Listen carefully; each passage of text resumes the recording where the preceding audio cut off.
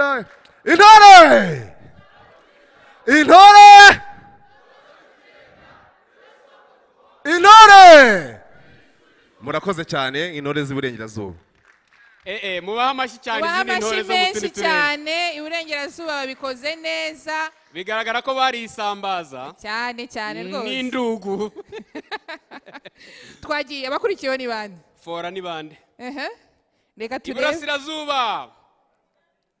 Mubanze muhaguruke turebe. Ab'iburasirazuba muri he? Hanyuma n'intore yo ku Mukondo igire hano. Niba ari wowe niba ari inde ubwo namwe muraje tubahe mikro.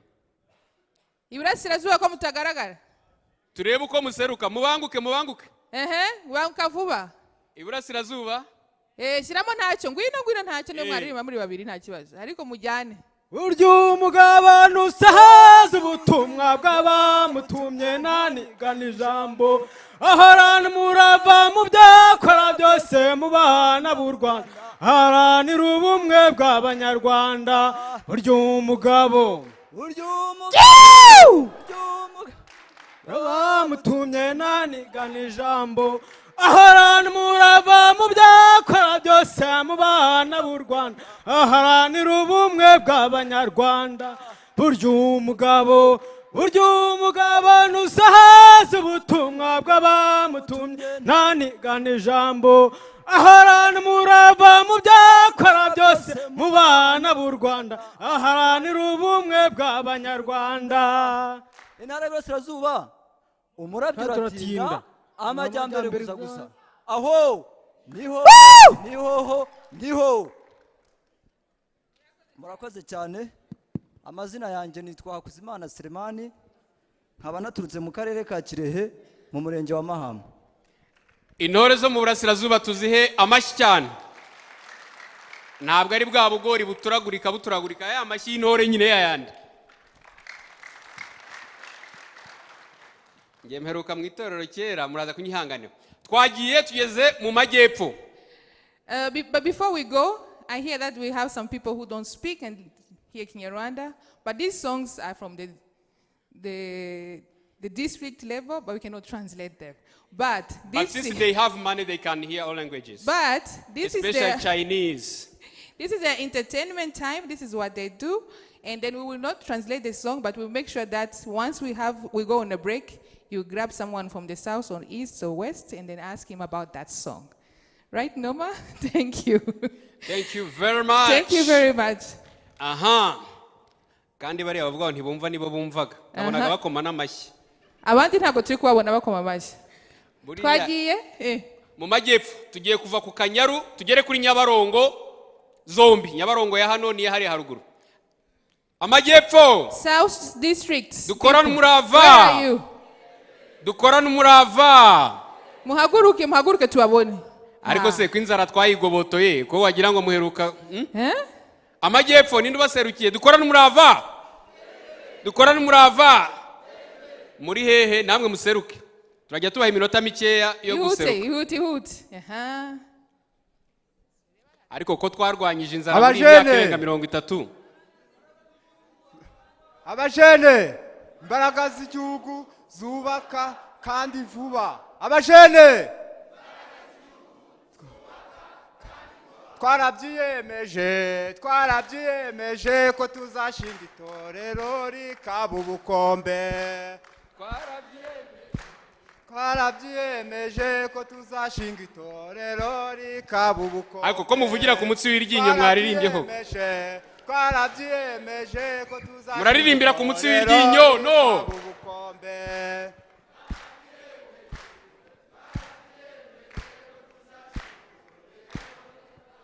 Abajene inkumburwa z'amajyepfo gukorera ku gihe neza kandi vuba. Inkumburwa z'amajyepfo neza kandi vuba. Murakoze. Amazina yanjye Nihategeka Imana Jean Pierre. Bazina urakoze. Ntabwo nari nzi ko ari umuntu muto nkawe witwa Jean Pierre. Nari nzi ko abantu muri za mbere ya serise T witi. Hanyuma nta stereotype ngira ariko burya umudiho uva hehe kandi kirima ni kiri hehe ndaza kumenya intara yeza kandi yeza cyane, si ukweza gusa ariko no guhinga bya bindi byose byuzuye. Yego. Harya hari ibitera imbaraga, ibyubaka umubiri n'ibirinda iki, ibirinda indwara. Ntabwo ari ukubihinga gusa ngo tubibone, ni ukugira ngo bize bidufasha nyine, harimo vibe, nibyo bita food systems. Uruntu by'urusobe bisobekeranye bivangavanze. Hanyuma abo nibikiye ntekereza ko bafite umudiho munini cyane. Uriya se? Amasambu ngo garashize. Agasambu garashize. Amasambu ngo garashize. Reka turebe. Aha. Amajaruguru muri he? Ko badahagurukanye yakuraje twari twiteguira. Tugira amahoro.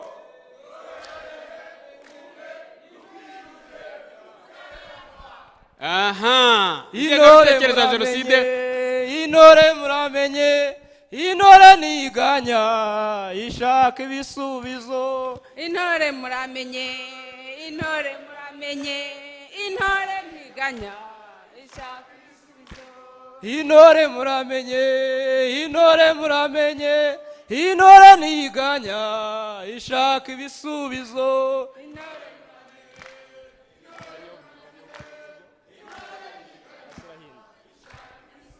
Amajyaruguru muri hehe? Turi hano muri sayano. Gakenke muri hehe? Turi hano. Rulindo muri hehe? Turi hano. Burera muri hehe? Amashi. Muri hehe se mwamfura mwe? Nambwiye ko mwagiye cyangwa se muzagaruka nibaze mukiriho bagenzi. Muri hehe? turi hano. Muri hehe? Turi hano. Muri hehe se mwapfura mwe?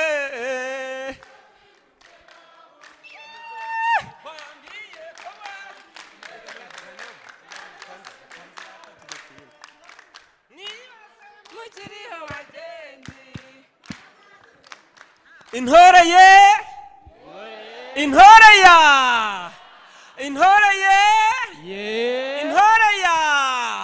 nimugire ubukire.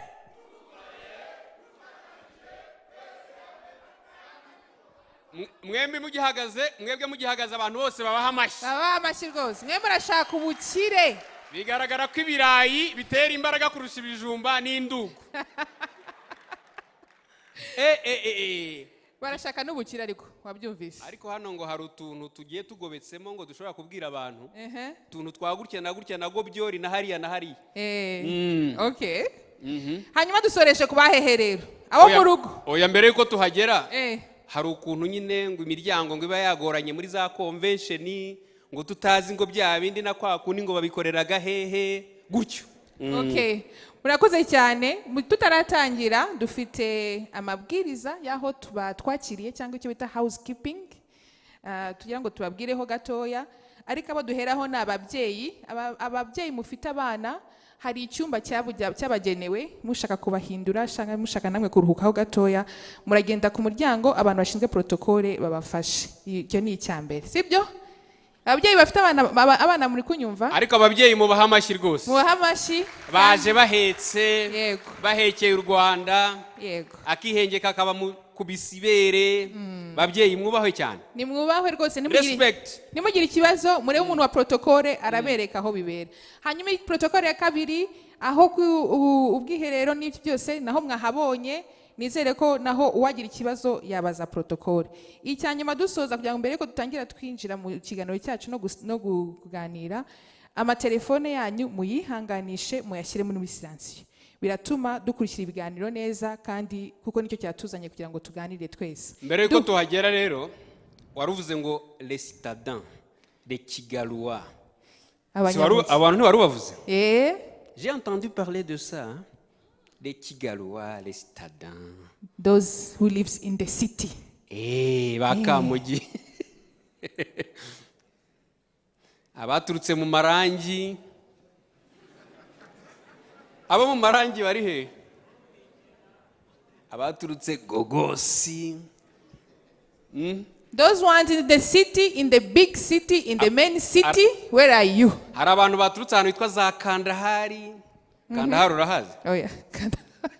Za Karabaye. Karabaye. Oh yeah, ntago aho ngaho ari mu mujyi wa Kigali. Ibyo ngibyo byararangiye. Byararangiye. Hanyuma nsomera rura ruzungu giye hari ukuntu barwize nasohotse. Uyu munsi rero we are here together in this forum. The forum's name is here. It's Youth Forward for Agrifood Systems Transformation, which is translated in Kajambo Gato in Youth Fast 2025 Forum. Youth Fast and Fest. Youth Fast and Fest. And then our theme today is Catalyzing Investments for Transformational Impact under PSTA 5. Kwari uruzungu cyane ko bibaye amahamba. PSTA 5. Ahangaha birumvikana. Abumvishe youth ni bande? Abumvishe youth ni bande? Abumvishe PSTA 5 ni bande? Abumvishe Agrifood Systems ni bande? Siko mutazamura cyane. Abumvishe Agrifood Systems ni bande? Agrifood Systems ni abanza babwira icyari cyo. Ni ibintu by'urusobe rw'urusobekerane bigamije guteza imbere ubuhinzi n'ubworozi n'ibiribwa. Ariko turabivuga duhereye muri nasari pepinieri guhera hasi kugeza ku meza. Aho bisanga ku meza biri ku isahani. Ubwo biba byaturutse aho bakabyinaza, bakabitera, bakabivomerera, bakabitera imiti, bakabibagara, bakabisarura, sibyo? Niko bimeze. Bamara kubisarura bakabihunika, bakabihindura, bakabikora processing. Hari n'ibyo basya cyangwa bakabyanika simbizi. Bikagenda ari ifu. Byarangiza bikajya ku isoko kuri bamwe. Abandi tugahita tubijyana mu rugo. Tukabiteka. Ubundi niko bimeze. Tukabidama. Catalyzing investment for transformational impact under PSTA 5. Muzi ko dufite PSTA 5 navuga ko ari igitabo kitujyana cyangwa kitubwira neza ibyo tugomba kuzakora mu myaka ingahe? Oya. Yo niyo 5 ariko yo izatugeza kugeza mu myaka iri imbere niba ari 5 ari 10. Oya ngo ni Bibiliya y'ubuhinzi mu Rwanda. Nifata nk'ari Bibiliya y'ubuhinzi. Ni ukuvuga ngo nigera migambi ry'igihe kirekire mu buhinzi tugeze ku cyiciro cya 5. Twubakiye ku kirero. Mujya mwumva ikintu bita NST2. Ni ibintu by'uruzungu ariko bivuga gahunda y'igihugu yo kwihutisha iki? Iterambere. Icyiciro cya kangahe? Buriya rero ubuhinzi bugomba kwiyongera bikarenga za 50 na kangahe kwijana. Nibyo bigomba kwihuta cyane. Muri iryo Bibiliya yacu rero hari aho babwira ko tugomba gufasha uburyo twazamura investment. Investment muzi byari byo gushora cyangwa kuzamura. Mu buryo turi kwihuta, iyo tunuvuga ngo turihuta, tugomba no gushyiramo uburyo bwo kugira ngo dufashe babandi bari kugenda kuri wa murongo kwihuta. Tubafashe kwihuta. Siko bimeze? Mu kwihuta bafasha mu buryo bw'amafaranga, mu kwihuta bafasha mu buryo bw'ibitekerezo, mu kwihuta bafasha mu buryo kugira ngo ubajyanishe no mu cyerekezo turi kugendamo kuko nk'aho byumvise ni icyerekezo cy'igihugu. Sibyo mu iterambere. Hanyuma intero y'NST2 ni umuturage hehe? Umuturage hehe? Ni nayo mpamvu muri insanganyamatsiko tuvuga ngo urubyiruko ku isonga mu guteza imbere ubuhinzi n'ubworozi ndetse n'urusobe rw'iki rw'ibiribwa. Mwabyumvise ukuntu dukenewe cyane twebwe nk'urubyiruko? Mwavuze ngo ni imbaraga z'igihugu zubaka kandi nuko bihagaze. Zubaka vuba kandi neza. Hari n'abagiye babivuga kuko niyo wubaka ugomba kubaka neza. Cyane cyane iyo turi kuvuga ngo nukugira ngo babafashe kwa mwatera imbere, ntago tera imbere ariko ubaka ibintu bidafite icyo bita sustainability. Nukuvuga ngo bigomba guhoraho bikazagira n'ibindi. Harya kire barakuzi bano bantu? Oya, nta nubwo tutarabibwira. Natwe turaza kubyina buri. Ari umukobwa wivuga. Ariko wagerageza ntayo. Yego. Mu gutangira rero muratwihanganira ndani twatangiye tunabibwira, nitwa Claire Muneza, abashinzwe communication cyangwa itangazamakuru mu kigo cyitwa FAO gishinzwe ibiribwa n'ubuhinzi. Nge nitwa Jean Pierre Kagabo, ntababeshye ntabwo nzi icyo nshinzwe. Ndacyagishaka. Ariko uyu umusitari muramuzi. Abatamuzi ni bande? Ni mumbwiza ukuri. Abatamuzi ni bande? si umusitari nabibwire. kera naravugaga ariko ubu ngubu nabaye nshyizemo ka pose. Hanyuma tutaba twaye umwanya munini Claire kugira ngo iki gikorwa uyu munsi gishoboke, nuko Ministeri y'Ubuhinzi n'Ubworozi mu Rwanda yatekereje cyane ku rubyiruko n'uruhare rufite mu kugira ngo duteze imbere ubuhinzi n'ubworozi, tutabirebye gutyo gusa ariko tukareba mu buryo bwuzuye buri kintu cyose tukacyitaho kugeza ibiribwa bigeze ku meza. Iravuga iti rero reka dutegure iri huriro rya mbere ry'urubyiruko ku rwego rw'igihugu, urubyiruko barenga 450 duhurire ahantu hatari ahabonetse hose. Please, ntabwo ari ahabonetse hose. Ni hehe? Convention Center, Kigali Convention Center, sibyo? Simwahageze? Nituri kumwe hano? Ahantu ntabwo hasanzwe. Ibyo rero mwagiye mubibona ko hari n'abandi bafatanyabikorwa batandukanye bagiye muri iki gikorwa. Mbere ko rero duhamagara witeguye kutubwira impamvu y'uyu munsi cyane cyane n'intego z'uyu munsi n'intego z'iki gikorwa, twari twavuze le Kigalua. Le Kigalua, ariko mbere turabahamagara ko baradufungurira badufungurira icyo bita ngo ni PSTA niko babyitaga kera. Reka twande dushimire Ministeri y'Ubuhinzi n'Ubworozi, muyihamashyi cyane kuko niyo yatuzanya ahangaha. Turakurikizaho ikindi kigo cyitwa Sustainability Growing African Food Systems. Nabo muhamashyi cyane. Abantu batwashe kuba badufasha kugera hano. Abo bose nabamenyemo. Mu byumve neza. Turakurikizaho Food and Agriculture Organizations of United Nations, FAO, nayo muhamashyi. Turakurikizaho ikigo cyitwa Global Alliance for Improved Nutrition, nabo badufashije cyane. Aha muhaca karongo. Turabashimira cyane. Ibiryo bishobora kuboneka ukarwara bwake kandi byarabonetse. Nutrition ni ikintu gikomeye cyane, bya bindi nyine bigomba dutera imbaraga, yubaka umubiri n'ibirinda indwara, aha niho ruzingiye. Kandi research zerekanye ko aho bitameze neza suko ibiryo biba bidahari buri gihe, niyo mpamvu aba nabo mukwiye kubaha amashyi. Mubaha amashyi cyane. Turasoreza kuri Mastercard Foundation, nabo mubaha amashyi cyane kuko nabantu badufashije kandi natwe babanyinazi bamenamo agatubutse bamenamo rwose. Bakunda n'urubyiruko cyane. Ubwo rero tujye gusoreza kuri babandi bawe kugira ngo dutangire. Kigalua, abanyakigali muri hehe?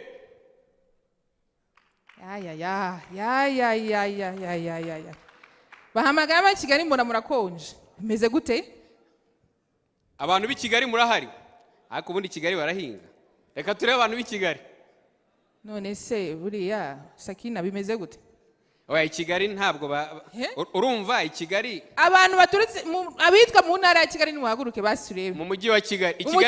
Uwumva harimo Kigali nahaguruke turebe. Kigali habaye mu miturire. Ko mwari mwanze guhaguruka se? Ninde utwanimaze? Nta Bruce Melody hano. Na King James dufite. Ubwo muratubwira uko tuza kubigenza. Aho se ubundi Kigali bahinga he? Muhinga mu nzu. Oya, ntago ari ubuhinzi gusa bufata imashini cyangwa oya, n'ubworozi baburimo. Bo, ninde turi burebe? Mujenegera hano tubwire. Mujenegera hano tubwire. Mwa twifatira ngo mubaga ku matara. None reba abandi bajene babikoze neza. Ntacyo nushaka kuririmba ya Bruce Melody nta kibazo. Siko bimezera? Reka twakire Minister of State. Mumuhamashyi cyane, Minister of State. The Minister of Agriculture. Honorable Teresfo, thank you so much for joining us. Actually, imbebiri ry'umuhini yototera isuka. Ubundi mwebwe mushatse mwana kicarira n'ubundi ari amabuye yose yashiraga. Ariko ndabondongera nze kuhamagara gato tujya gufata ka break. Sibyo? Nitujya muri pause ndabahamagara. Abanyakigali muze kundeba nanjye ndomyakigali. Kirere muri rwa ruzungu rwawe gatoya. Minister of State yahageze. Honorable Minister, thank you so much for joining us today. Tuhaye ikaze aho musanze urubyiruko rurenga 400. We are with 400 youth who are in the agri-food system in a way and who are happy to be with us in this forum, engaging with all of our guests and interacting with each other. So I think we may just start now. Thank you for grasping this first ever youth first Youth and first. first. Imbaraga z'urubyiruko rero harimo nyine bya energy vibes. Tugiye gukurikizaho iki? Abaye musi tuba twaragowe. But Honorable Minister, thank you so much. We would like to welcome DG Chantal, DG Planning in the Ministry of Agriculture and Animal Resources, to join us and welcome our guests and telling us what's the plan and then why are we here today. Twakiriye umuyobozi mukuru ushinzwe igenamigambi muri Ministeri y'Ubuhinzi n'Ubworozi, ariko ubwo tuzabihindura mu minsi iri imbere itegeko nibyemera tuyite na bya bindi by'urusobe byose. Karibu DG Chantal.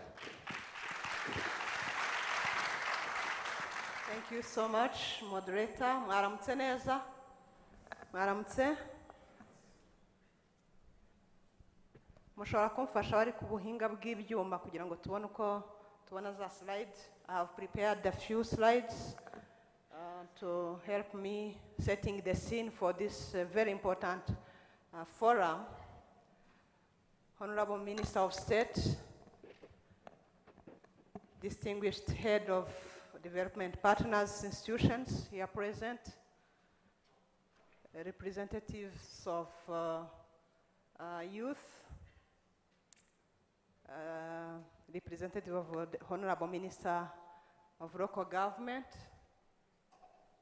DG in charge of community mobilization and youth volunteer coordination,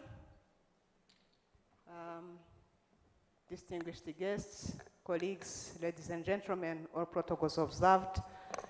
Good morning once again. I said it in Kinyarwanda,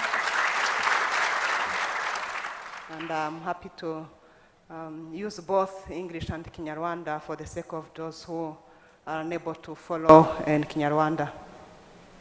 I'm really honored to be here, and equally honored to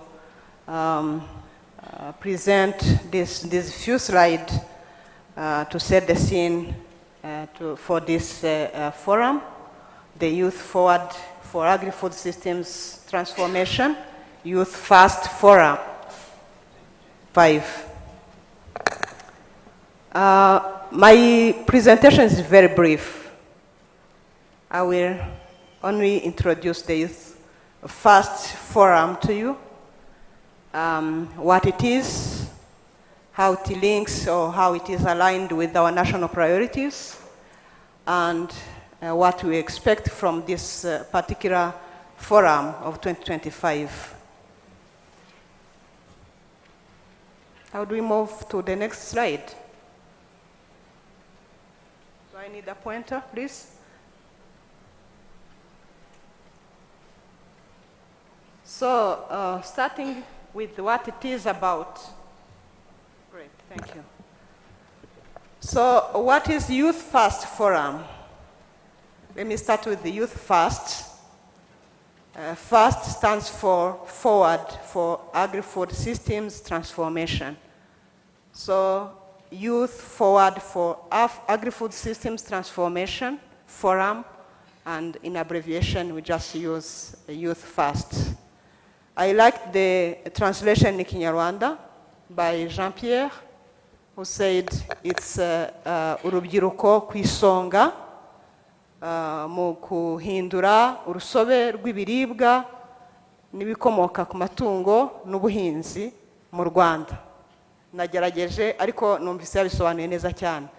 The Youth Forward, urubyiruko ku isonga.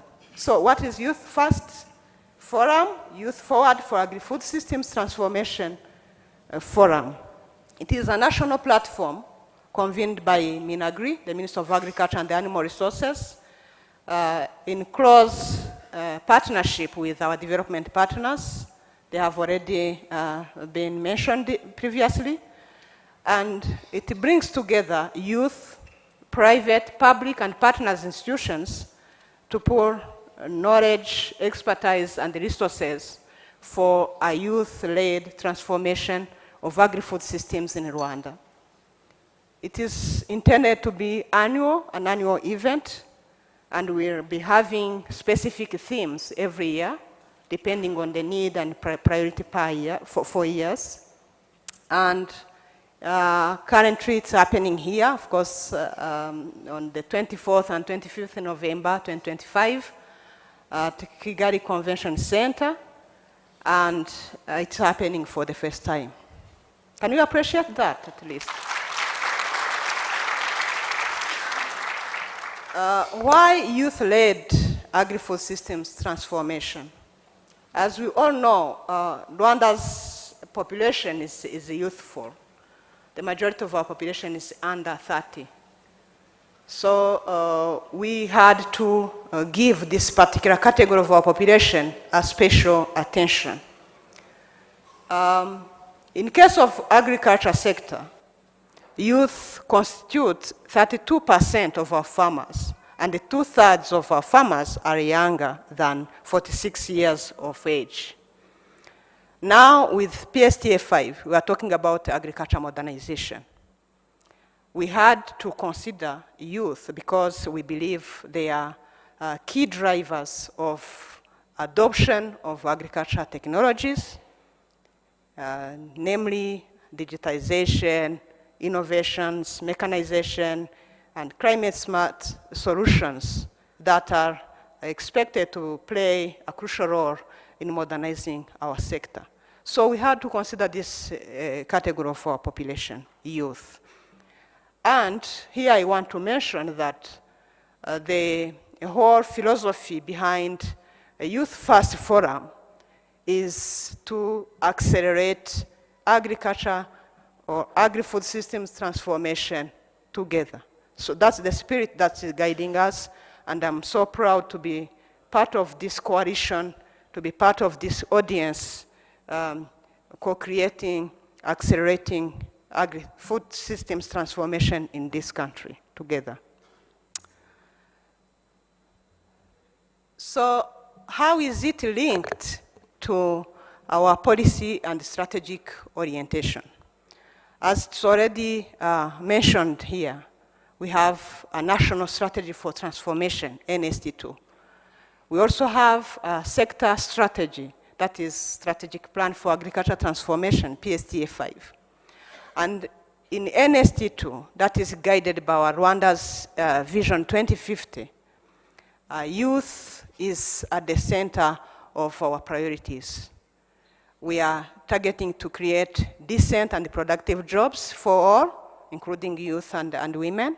Actually, the target is 1.25 million of jobs by 2029, with an average of 250,000 jobs to be created annually. That's under NST2. That is our government's 5 years program. And the reason focusing on youth being that youth unemployment is high compared to actually to the average, national average on unemployment. We have 20% of unemployment among the youth category, while the overall is 17.3%.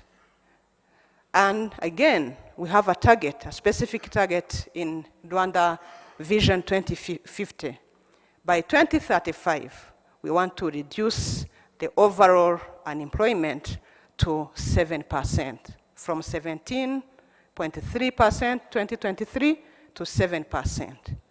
And our population being dominated by young people, it's crucial that we start thinking of how this particular category of people or group of population receives special attention to make sure we meet the target by 2035 if we consider Vision 2050. Under PSTA 5, we recognize youth as a key driver, as I have already mentioned, key driver of innovation and modernization in agri-food systems. We are planning to expand meaningful, well-paid opportunities for youth across diverse agri-food systems value chain. So we are guided by our national policy document, NST2, PSTA 5, but also contributing to Rwanda's Vision 2050. So what do we expect from this Youth First 2025 Forum, what to expect. We have 3 categories of component if you manage to go through the concept note justifying this forum. We have a component, component 1 on exhibition. We'll see youth-led innovation exhibitions. We'll present flagship projects that were developed, designed by the Minister of Agriculture and Animal Resources. We have sufficient time to discuss them, to present them tomorrow. But we also present to you the National Strategy for Youth Employment in Agri-Food Systems, the very first one in this country, and it will be launched tomorrow. We present it to you, and it will be at the same time be launched. That's category 1 of our component. Another item to expect from this forum is high-level sessions we're about to have. We have thematic panel. Actually, after this opening session, we have a thematic panel on agri-financing. And we have several dialogues, high-level dialogues, on digital agriculture, climate smart solutions, and value chain upgrading. We also expect that we have some sessions where we talk about clusters, value chain clusters establishment, but we also have chance to meet our mentors as youth. Actually, we have a number of them in the room. We have mentors to the youth this afternoon. So that's one of the major components we can expect from this forum.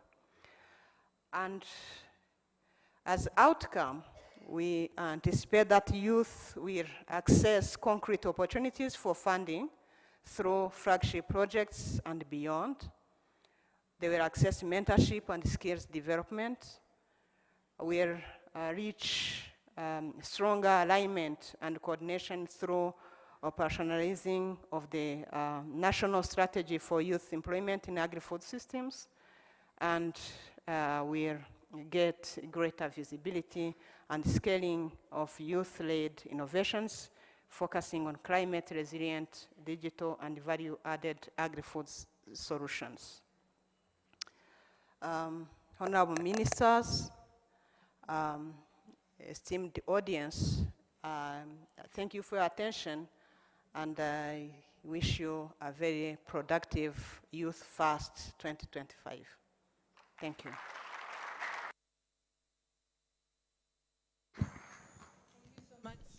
Thank you so much, Didi Chantal. Como tamo amashyi menshi. A round of applause for Didi Chantal for setting up this forum where we know why we are here and what we are going to do. Sibyo mwabyumvishe ariko Kagabo nababwire gatoya ababashe kuba batatu. Ruriya ruzungu ntirubakange tuzahinga mu Kinyarwanda. Sibyo ariko muri rusange yadusobanuriye impamvu y'iri huriro urubyiruko ku isonga mu guteza imbere ubuhinzi n'ubworozi n'urusobe nyine rw'ibiribwa.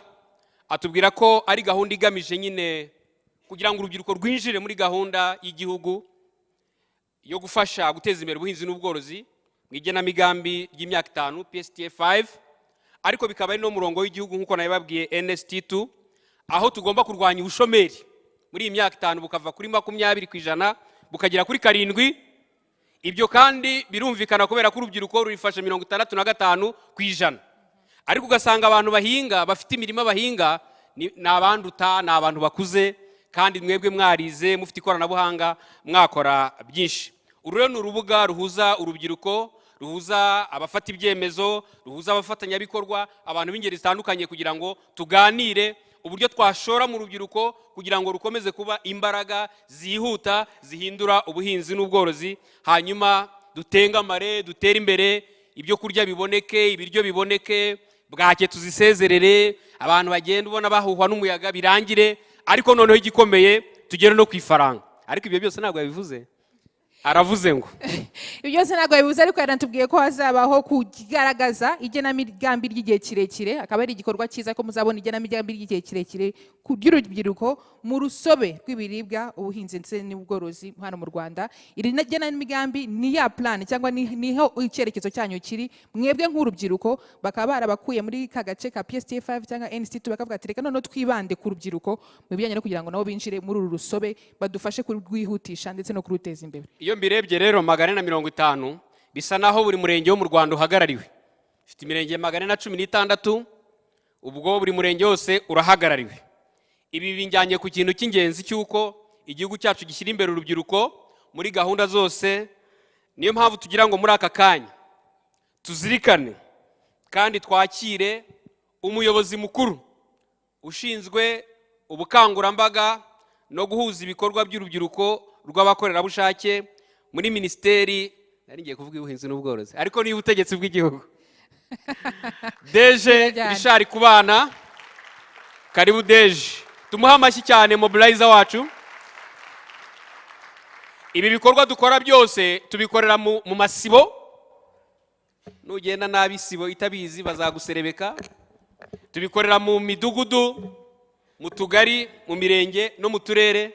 Deje rero twagira ngo twumve ukuntu tuzabihakorera, icyo muzadufasha, icyo mutwitezeho, natwe rega twabakorera bushake mu buhinzi n'ubworozi tukagera kuri byinshi. Murakoze. Murakoze cyane, akoze nyakwa minister banyakwa muhagarariye inzego zitandukanye n'ibigo muri hano mu byubahiro byanyu mwese. Rubyiruko nshuti zanjye mwiyemeje kumanuka ibishanga, ndabasuhuje mwaramutse.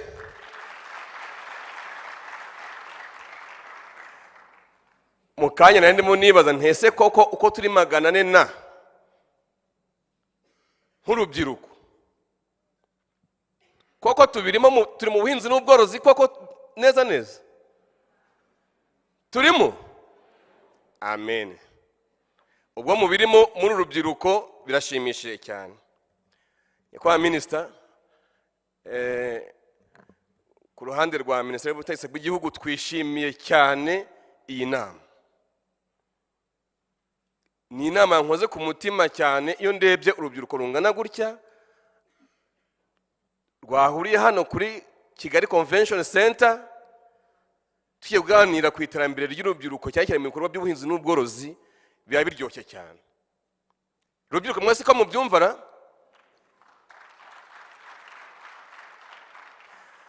maze rero uko mwaje muturutse hirya no hino nabonye abenshi munaturutse no mu ntara. Abo muri Kigali nabonye hagurutse abantu batarenze nk'abarindwi, si nk'abarindwira, abandi benshi baturutse mu ntara. Uturere twiyemeje gukorana namwe kugira ngo iterambere ryanyu cyane mu buhinzi n'ubworozi rizamuke.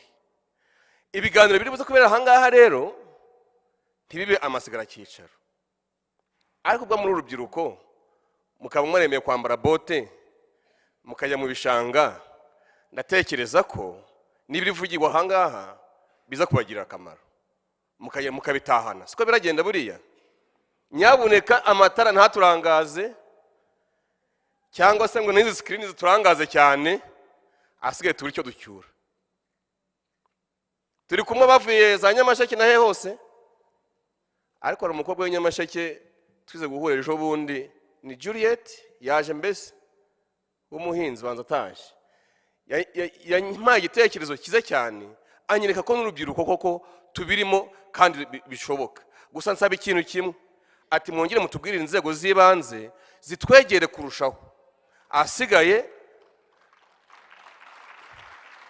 Asigaye amahirwe igihugu gitanga, urubyiruko natwe tubabambere mu kuyafata no kuyageraho. Ibyo ndabimwemereye kandi twakomeza tubishishikariza inzego z'ibanze kugira ngo abantu baba bari hose cyane cyane urubyiruko rwiyemeje gushyira imbaraga mu buhinzi n'ubworozi, ayo mahirwe ntabacike. Siko bimeze, tuzajyanamo n'inzego z'ibanze, ariko namwe mujye mukomanga kenshi, sibyo rubyiruko? Yego. Kubona rero urubyiruko rufatiye mbere mu bikorwa by'ubuhinzi n'ubworozi ni byiza. None n'igishimishije abenshi murimo kubijyamo mwaranize ku buryo gukoresha ikoranabuhanga bitazabagora. Kubyo hari ikintu bavuze ngira ni Deje Chantal arimo kuvuga ngo urubyiruko ngo ukaba ngo to accelerate ngo agriculture, mwebwe rubyiruko mukaba bambere mu gutuma bifuduka bigafata intera yihuse, mwese mubikoze neza kandi birashoboka. Hari ikintu wenda nashaka kubasaba, twebwe nk'inzego z'ibanze twakunda tubaba hafi, byo ni ngombwa, ni n'inshingano gukorana n'izindi nzego kugira ngo ubuhinzi n'ubworozi cyane cyane mwe mwabugiyemo bitera imbere kurushaho. Nyabuneka rubyiruko mwagiye mu buhinzi n'ubworozi mubikore neza n'umutima wose, ntabwo akantu kudomaho oya, niba ubigiyemo ubigiyemo, nibwo bizaguha umusaruro ufatika. Ubikore urwanye isuri, birumvikana niba uri mu buhinzi cyangwa se worore kinyamwuga niba uri mu bworozi. Ikindi ni ukureba kure ndetse tukareba no ku masoko mpuzamahanga, kuko birashoboka wagiye mu buhinzi ntacyo utageraho, ariko nanone hari amasoko menshi navuga akiri vierge, twebwe dufite amahirwe yo kuba twahingira ayo masoko, umusaruro wacu ukagera kure hashoboka. Ntibyagushimisha wowe rwiyemezamirimo wagiye mu buhinzi n'ubworozi, uramutse utembereye nko mu Buyapani ugasangayo produit yawe? Ntibyabashimisha?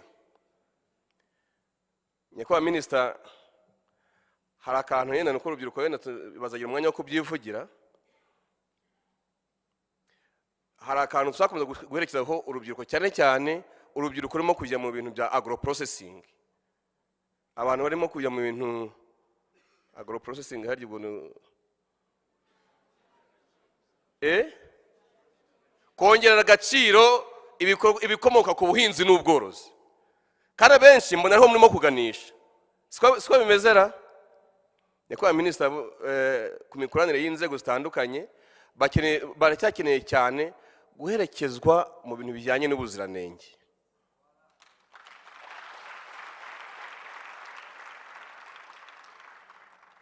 Turabafite benshi ahangaha, hari nabo nasuye, haba za Rubavu, haba Nyamasheke, haba za Kirehe, haba he, akinjiramo ariko ukabona aho ageze ntabwo arimo kugeraho neza uko byakagombye, kugira ngo ibyo yakoze bikeneye ubuziranenge koko abibone byihuse yaherekejwe.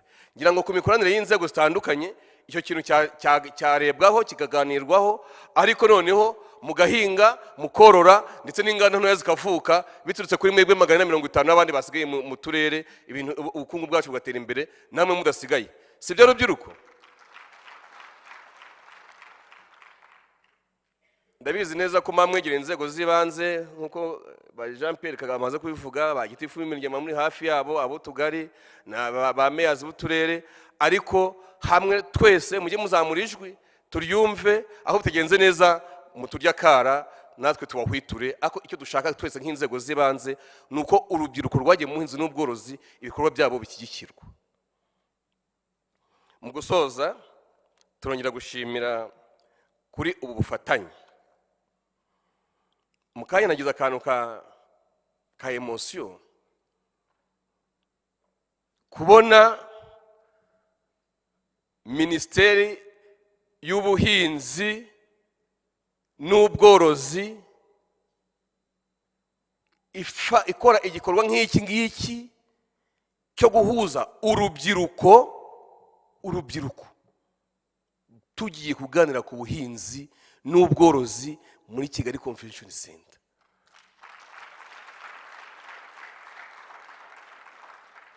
Koko guhuza, murabyumva mute mwebwe?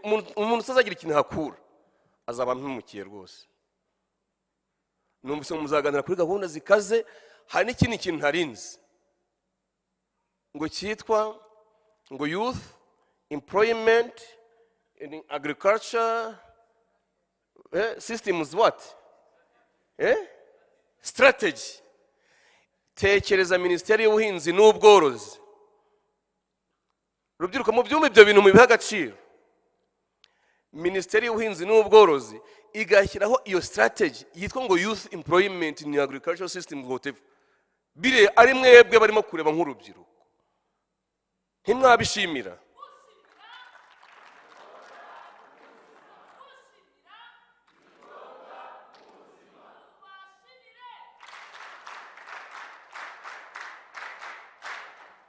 Yego, murakoze cyane. Rero ntabwo mvuga byinshi, ibyo dutegereje nibyo bizatugirira akamaro kurushaho.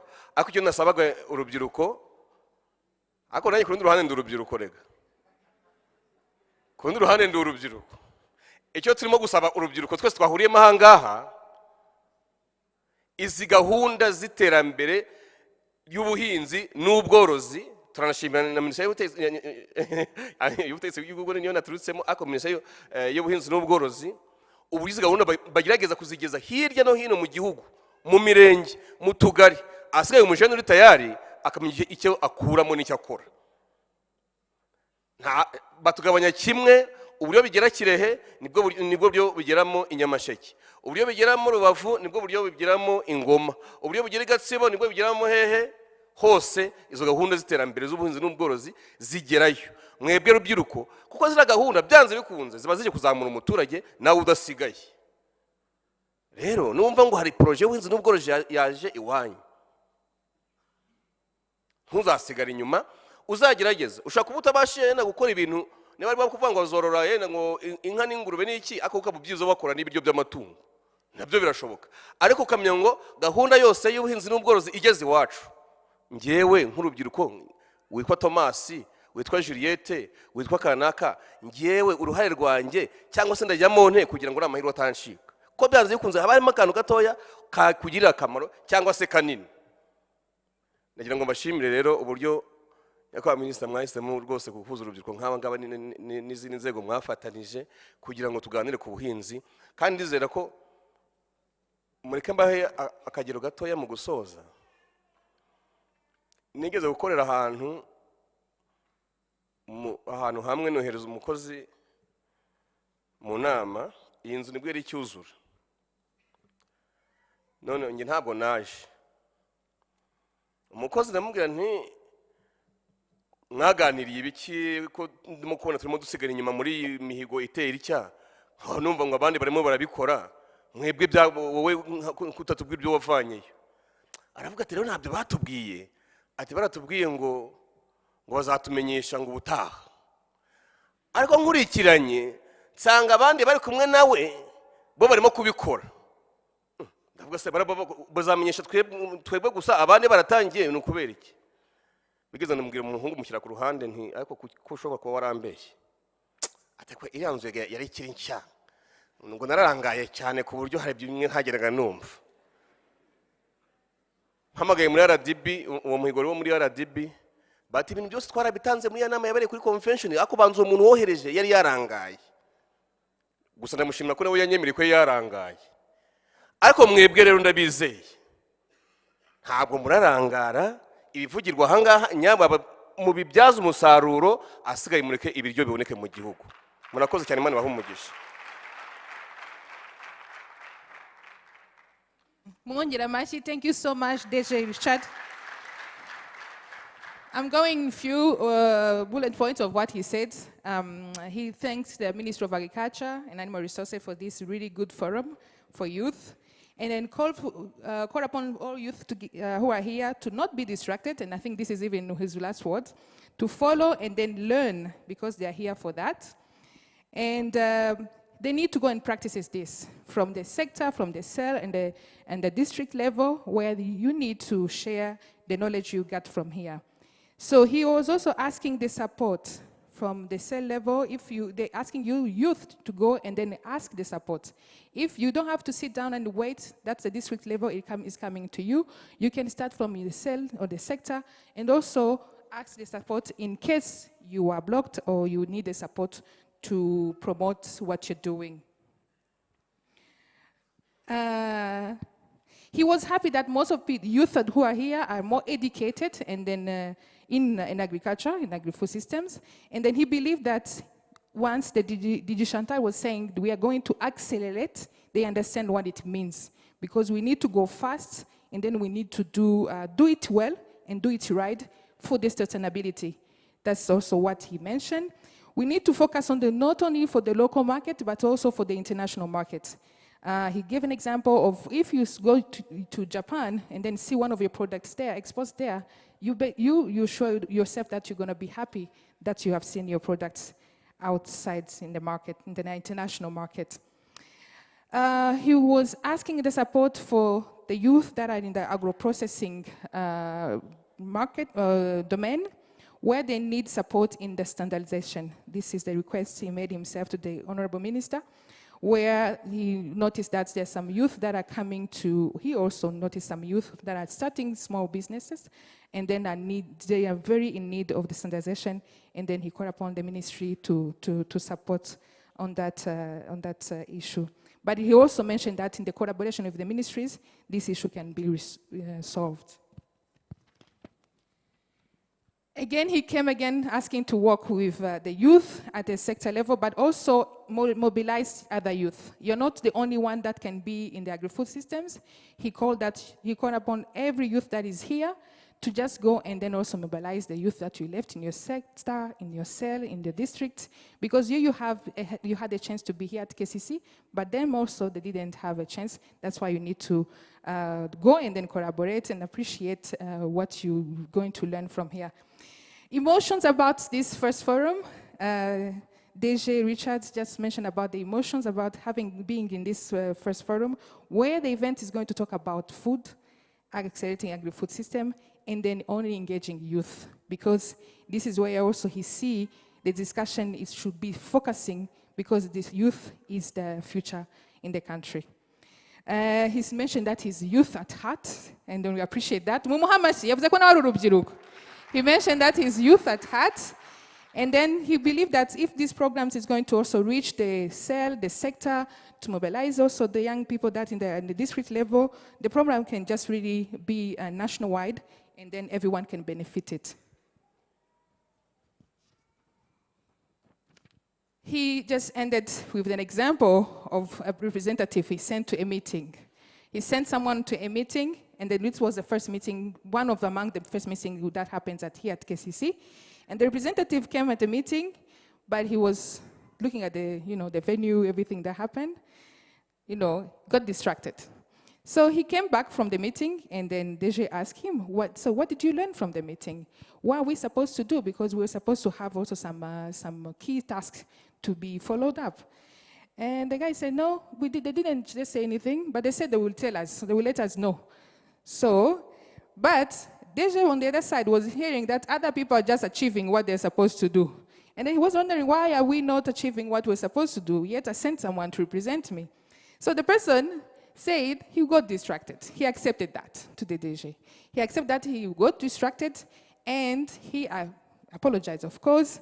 But the reason he wanted to mention is, youth, don't be distracted here at KCC. Don't look at the nice lights and then a nice presentation and then go home without something. Learn and then get to go back to your home and then back to your place and then share what you learned from here.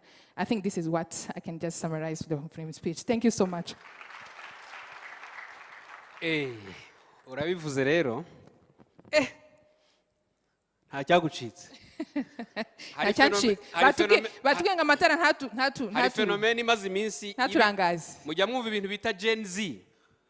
Mumaze iminsi mubyumva. Gen Z murayumva? Gen Z ni iki? Aha, umugeni uziri hano ni uwuhe? Wumva ari umugeni Z ninde? Gen Z muzi ibyo ari byo? Abantu bazi Gen Z ibyo ari byo? Abantu bazi Gen Z? Nta n'umwe. Uriya yabonetse. Oya banze kuregwa ibyaha. Banze kurega? Hano hakurya mu baturanyi hari aho byadutse. Barimo barabashakisha uruhindu niyo mpamvu. Niyo mpamvu bagize ubwoba. Icyo nabivugiraga rero, abantu babayeho mu gihe ntabwo muzi isi iriho itagira internet. Ubu ni nacyo gisobanuro cyabyo. Abantu batazi iyi si iriho itagira iki? Izo ni impinduka zigenda ziba ku isi. Ibyo rero zigomba no kugera mu byo dukora tuvugurura ubuhinzi bwacu. Uyu mwanya tugezemo rero, mbere yuko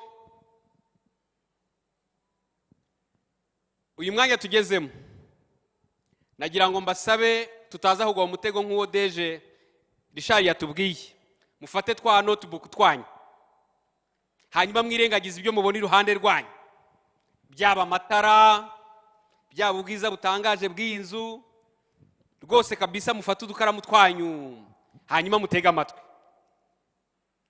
murebe, kuko buriya yabivuze abivuga aganira, ariko hari n'ikintu yaturindaga guhura nacyo. Muri aka kanya tugiye kwakira umunyamabanga wa leta muri Ministeri y'Ubuhinzi n'Ubworozi ushinzwe byose byombi, ubuhinzi n'ubworozi, Dr. Teresfor Ndabamenye, kugira ngo adutangirize iri huriro ry'urubyiruko ku isonga mu buhinzi. Mumuhe amashyi menshi cyane, mumuhe amashyi menshi cyane. Murakoze.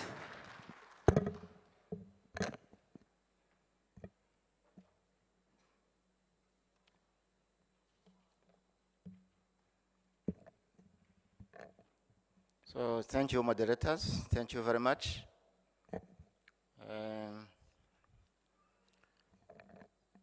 Nahoze nibaza niba nkurikije ibyo mbonye hano, niba ndi bujye muri speech cyangwa niba turi buganire.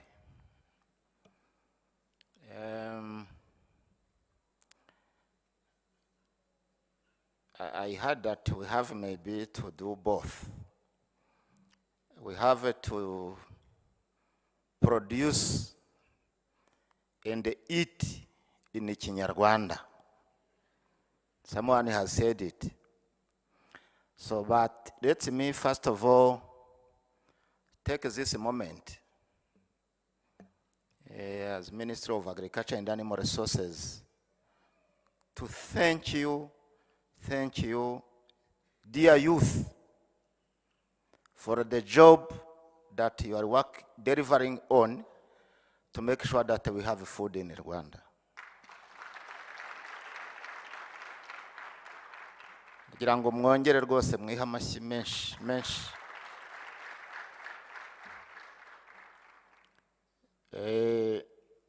It is a shared responsibility. The food is not only coming from the minister. The food is coming from all of us, including the youth. Thank you very much. Let me first of all recognize the presence of development partners who are here today. I've seen the FAO country representative,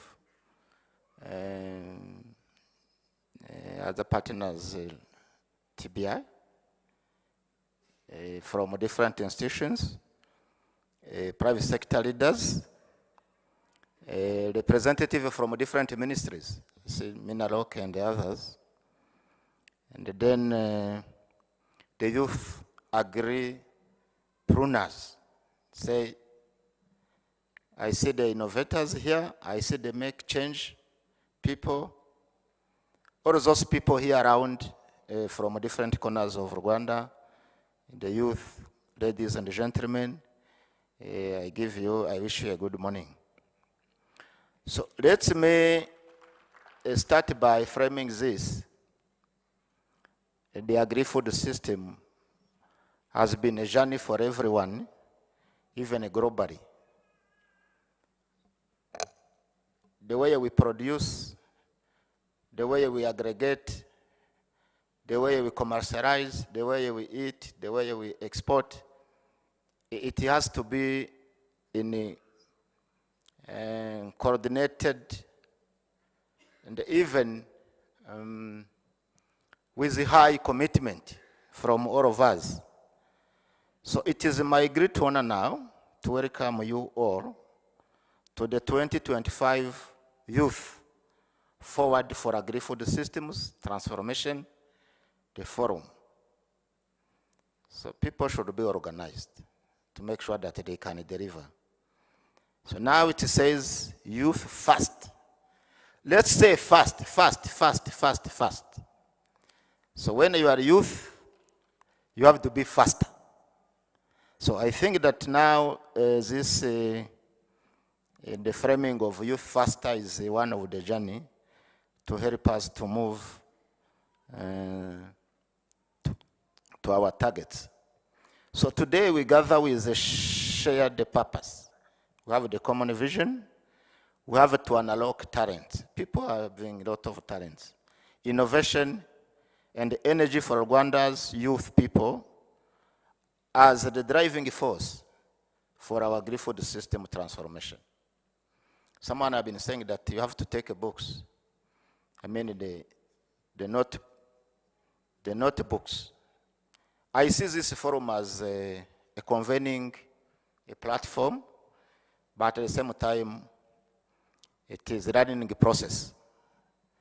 So I think by the end of this forum, DJ Chantal, please make sure that the youth understand well the meaning of food system.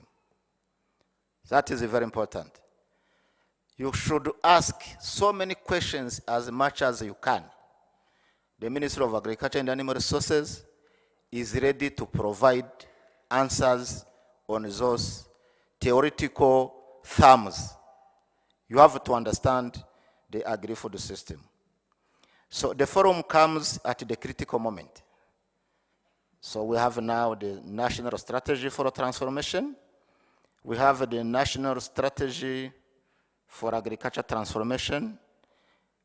All those, the ambition is clear. We have to build a climate resilient, technology-driven, competitive agri-food sector. This food system, now I'm talking on your behalf, they have to create jobs for youth. We have to expand our opportunities and even accelerate the journey for a knowledge-based economy. So let me inform you that in the new move of crop intensification program, we have launched a bigger program to increase the agricultural productivity, which is called a food basket site program. From that food basket site, you are all invited to produce better, to add value, and even to reach the regional and international markets to export your product. So let me remind you that youth are the center of achieving this ambition. It has been said across the country, youth people are leading the creativity. They know how to create, how to innovate. Now we are shifting to the era of digitalization. So the youth, they are deploying digital tools, developing climate smart innovations, and mostly going to the higher technologies, irrigation, mechanization, and even setting up some enterprises that are working on add value, the value addition. So your contribution is not only shaping the future of agriculture, it's just to redefining the agriculture sector per se, shifting from the single way of delivering to get food in a coordinated and avoiding the fragmentation of the segments.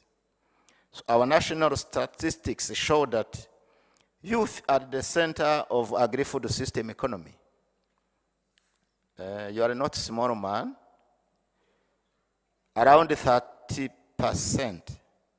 of all youth are engaged in the agriculture sector, making agriculture a single largest employer of youth. So you see, when we look at the whole population, the big chunk of the actors are coming from youth, even the labor force. So Chantal has been showing some statistics that are really the baseline to bring, to make a wake-up call that the youth is very important in agri-food systems. So dear partners, this year's forum focuses on catalyzing investment. I think always I say this when I have some opportunity to talk about food systems. Doing the right investment is very important. And then you make sure that you crowd the partners. So I'm happy that now the youth people are crowded here to discuss on how to catalyze those investments. So the theme of this forum challenges us to be bold and align our financing. Sometimes when we discuss with financial institutions, they may say the money is not a problem.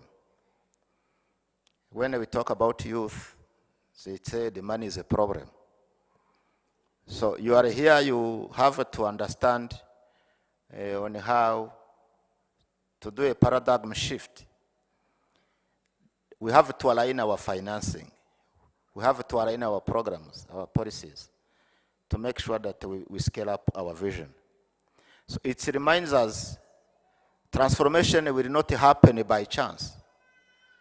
If someone is sitting at home and they believe that food will come, it will be coming like yesterday. It can't come itself. It will be driven by deliberate partnerships. I think among the youth, you have to set up the clear partnerships. You have to innovate financing models, skills, and the mentorship. And the most importantly, leading to the market. In any case, the youth, they need money in their pocket. But always I say, once we discuss food systems, please remember, you can't market what you don't have. I think you understand me. We have to make sure that we have a consistent supply into our food systems. And then we have to make sure that we are innovating key programs that are really market-oriented in our systems. To achieve this, you have to avoid the duplications, then we have to break silos. So that is the beauty of food systems. So to the youth joining us today, you are not beneficiaries, as people may say. You are not just beneficiaries of government programs. You are among the key actors, the designer of Rwanda's, the future of Rwanda's food systems. So your innovation, please, resilience, ambition, give us a confidence that agri-food system sector is on the right path toward modernization. Competitiveness is very important, and the sustainability. That is what DG Minaloko have been saying. We have to avoid on and off interventions, especially when we are working with the food systems. I wanted to call upon to everyone now to seize this opportunity which is offered by the agriculture sector. I heard from some conferences that the chance is not always there. When it is there, you seize it. I'm trying even to mentor you because I have been working for so many years in this agriculture sector. So I think that we need to make sure that you understand really what we have to achieve. So, distinguished participants and the youth, allow me to take this moment to express our deep appreciation to partners. Partners are doing well, who continue to work with energy, with us, to expand opportunities for Rwanda's youth. So we have different partners. You can even read it from the screen that they are doing well to help us to move faster. So we extend our sincere thanks to all partners under Agrifood Systems portfolio who are continuing to support our youth to be able to create a job and then maintaining the lives along the journey of agriculture transformation. So we also recognize and appreciate the contribution of government institutions. We can't work alone. Private sector, you are doing well. Civil society organization, universities. Most of the youth who are here are educated. So DJ said, mugomba kuja mu bishanga. It is one way to say. I think he is underlining the commitment to the agriculture sector delivery. So, as a Minagri, Ministry of Agriculture and Animal Resources, we reaffirm our commitment to advancing youth-centered initiatives. I think DJ Santari will tell you we have now a number of flagships for youth. I was interested in one which is named My Pig. My Pig, when you put in Kinyarwanda, it says, Ingurube yanjye. It is an acronym, but when you read it, it's like this faster. It's My Pig. You guys, there are a lot of pigs. Just compete and try to drive your future. So we are committed to you, and then expanding access of skills. Most importantly, the value addition, as it has been said, and mostly unlocking the finance. The money is the engine of life. If we can share that commitment as me, but we have to unlock the finance, as I said. Some people say the money is not a problem. The youth say the money is a problem. Let's discuss how to unlock the financing mechanism and scale up our flagships program to reach most of the communities. You are not here to work for yourself, you are here to work for the community. So once you understand it that way, it will be very important. So we commit to continue listening to you. We have to hear from your voice. Please tell us. Send us your wish list. Give us ideas. Because the way we drive the agriculture sector today will differ on the way we do it tomorrow. So you are the legacy of the agriculture sector. So we are here to continue listening to you, ensuring that the voice, ideas, aspiration of you continue to shape the future of our agriculture sector. So may today mark another step forward. I think we have, since we launched the PSTA 5, I think it was the last year, it's a 5-year program. We have to move faster because now we have like few remaining years to reach the target of NST2 and the PSTA 5. So don't waste much time in forums. Shift from the talk to the action. That is how we see the transformation of our agriculture sector. So this is a step toward a vibrant, inclusive. Don't go alone, just go together. No one left behind. So it has to be a program which is youth-driven to deliver the prosperity of all Rwandans, including ourselves. So with those remarks, I invite you again, if we are with technical teams, to ask so many questions as much as you can to make sure that you understand the shared vision of our agriculture transformation. And remember, you are the engine of that transformation. So I'm very happy now that I'm at this position when I was dreaming how to support youth, how to discuss. But remember, you are the modernized farmers. There is no distinction between youth and the farmers. Once you understand that you are a good farmer, to shift from the talk to the action, to modernize things with innovation and technologies, that is how you can serve the whole population. So with those remarks, I hereby declare the 2025 youth first. This came from you. 2025 Youth First Forum officially open. I thank you all, and I wish you a fruitful forum in the remaining days. Thank you very much.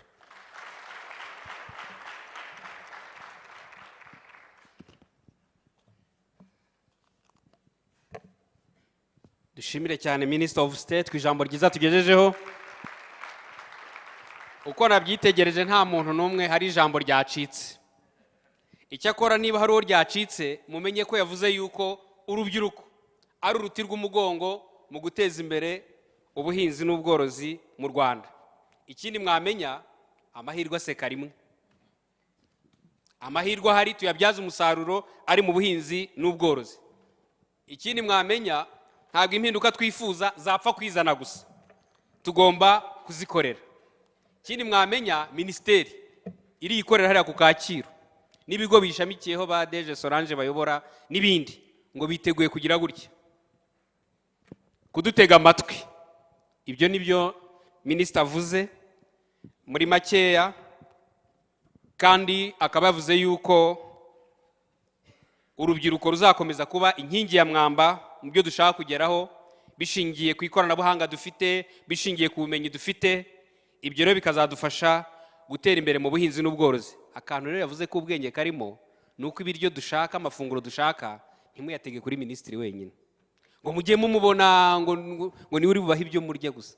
Oya, yavuze ngo urubyiruko ntago turi abagenerwa bikorwa, ahubwo turi iki? Turi mu mujisho. Kankoresha Ikinyarwanda kiri strong. Turi mu mujisho kugira ngo ibiribwa bigire gute.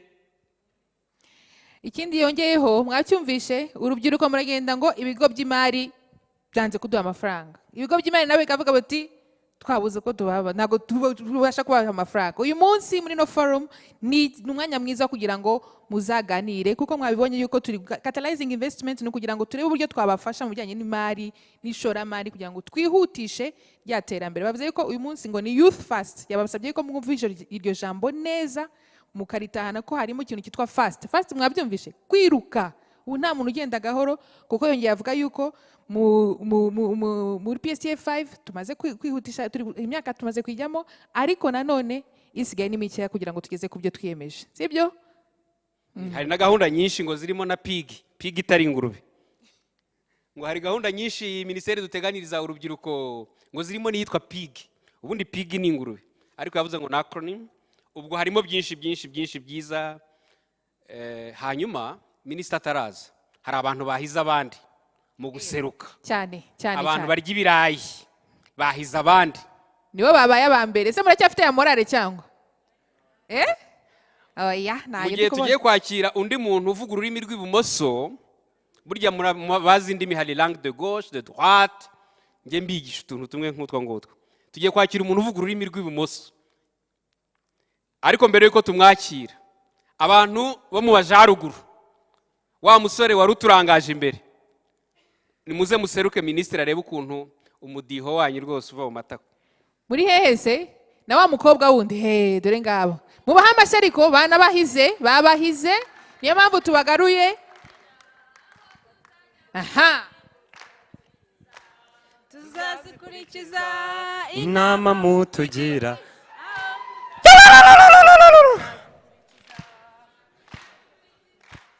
Tuzazikurikiza inama mutugira aho tuzajya hose. Ganyobwe we nanka, ganyobwe warungi aye, nko twawukereye he twaje. Ganyobwe warungi aye. None se ko ndi kubona ewe we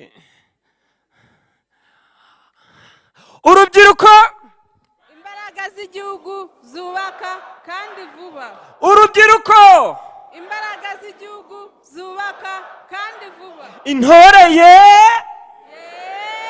intore ya intore ye intore ya intore ye intore ya ganyobwe ganyobwe we nanka ganyobwe warungihariye ganyobwe ganyobwe we nanka ganyobwe warungihariye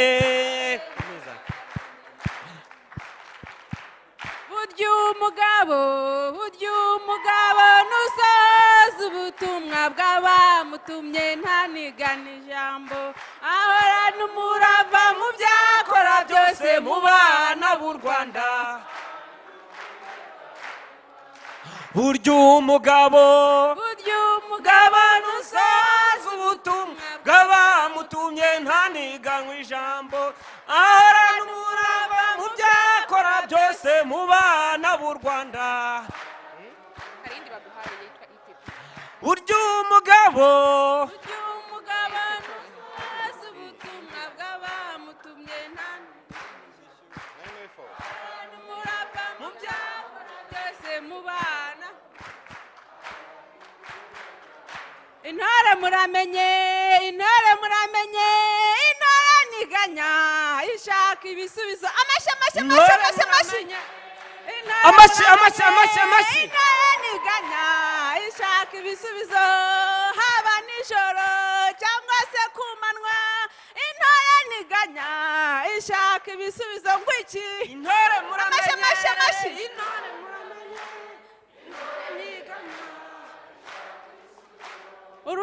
muramenye urubyiruko muramenye intore ntiganya ishaka ibisubizo ngwiki amashi inyuma amashi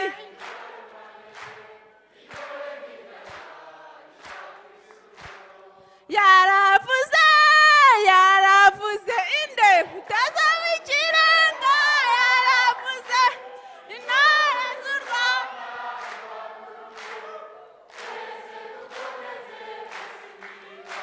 gahunda nziza yo gutoza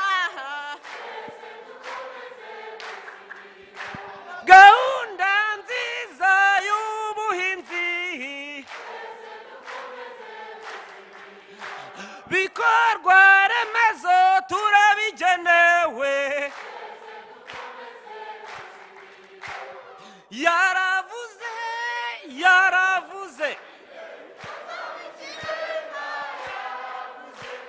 intore z'u Rwanda twese dukomeze kwizimigo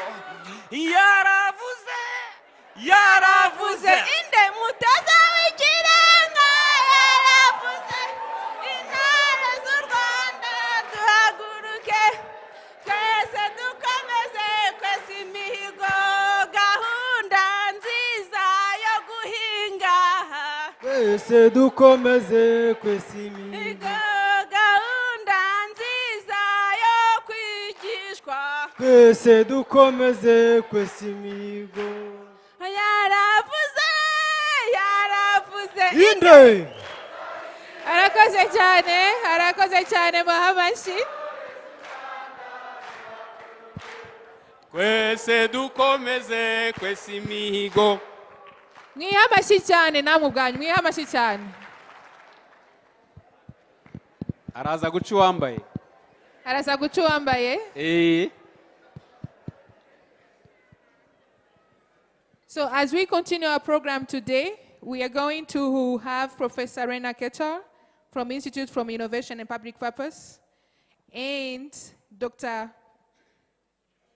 You present? Yes. Rena Ketar and Kate Rohr, yes. Presenting from the University College London, Institute for Innovation and Public Purpose.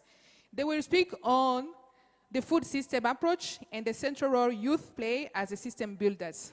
So, you are welcome.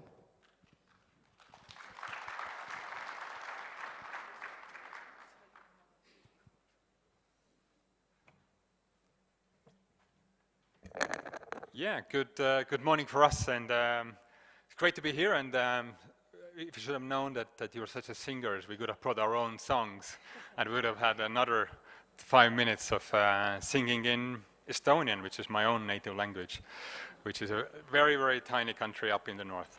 Anyway, so we are here on the invitation of the Minagri, but also FAO, our partners in talking about food system transformation.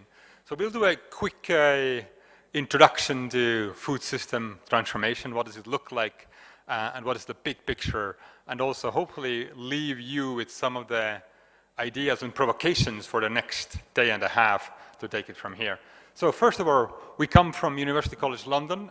We are an academic department, and we are very much focused on how can governments help along system transformation, not only in food, but also in industry, in sustainability, digital government, in all of those places. And we do teaching. I don't think we have had a student from Rwanda.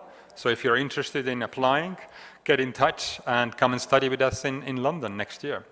We are very, very interested in having students from Rwanda. And one of the key ideas that we always talk about is that this innovation that is needed for system transformation is very much a political thing. So if you think about, Chantal talked about food system modernization in Rwanda. So the question is, what kind of modernization? Who defines what is the modernization? What is the role of you guys, the youth, in that modernization? How can you shape the new agri-food system in Rwanda? Is the system more about small farmers, young farmers, or is it about big farmers extracting value, exporting? All of those things are a political question. So it's not about you being producers and participants in food systems, but you're also shaping the food system. So, and looking at that 30% of farmers are young, you are really a major part of agri-food system. So you can really shape if you get together collectively to do that. Of course, we all know that food systems are very complex systems. So this is a map of a tea bag. So if you go, you just had tea or coffee, Rwandan produced wonderful coffee. We can ask, how is this coffee being produced? Is it sustainable? Can it be more sustainable? Can it be more equitable, have more small farmers participating in? So this requires all of those elements of the system to work towards that one goal of making food system more sustainable.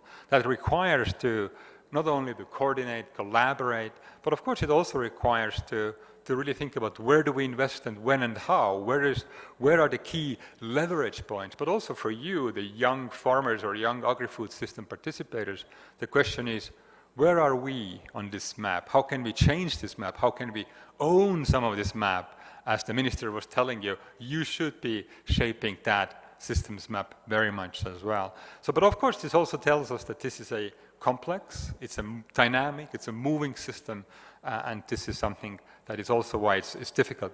Of course, there are examples of these massive systems change and transformation. For instance, this is from Brazil.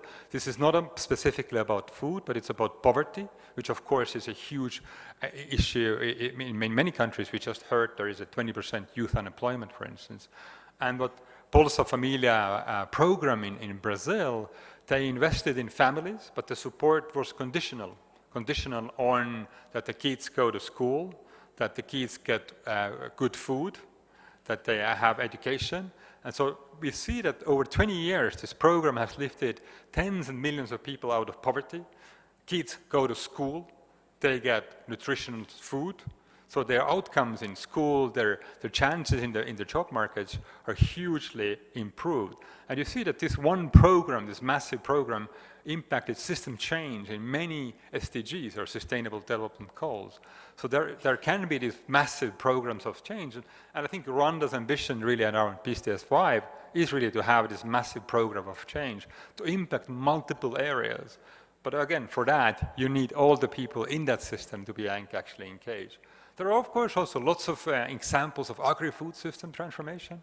If you look at on the right-hand side, you see Digital Agriculture Mission in India, which is very much about providing digital platforms for farmers, for producers, not only to see how their produce is doing, but also to how to sell it, and all of those things are connected to financing. So it's one of those systemic innovations, if you will.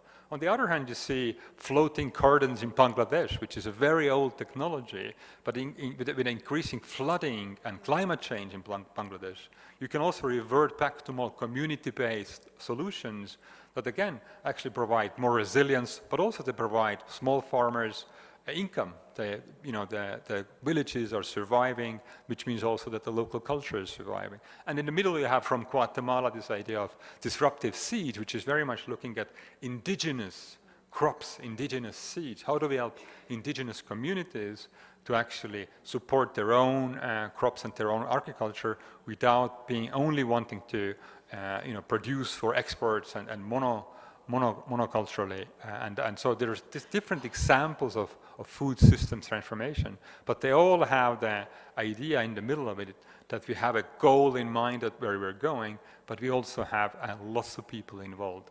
And here I give the floor to Kate.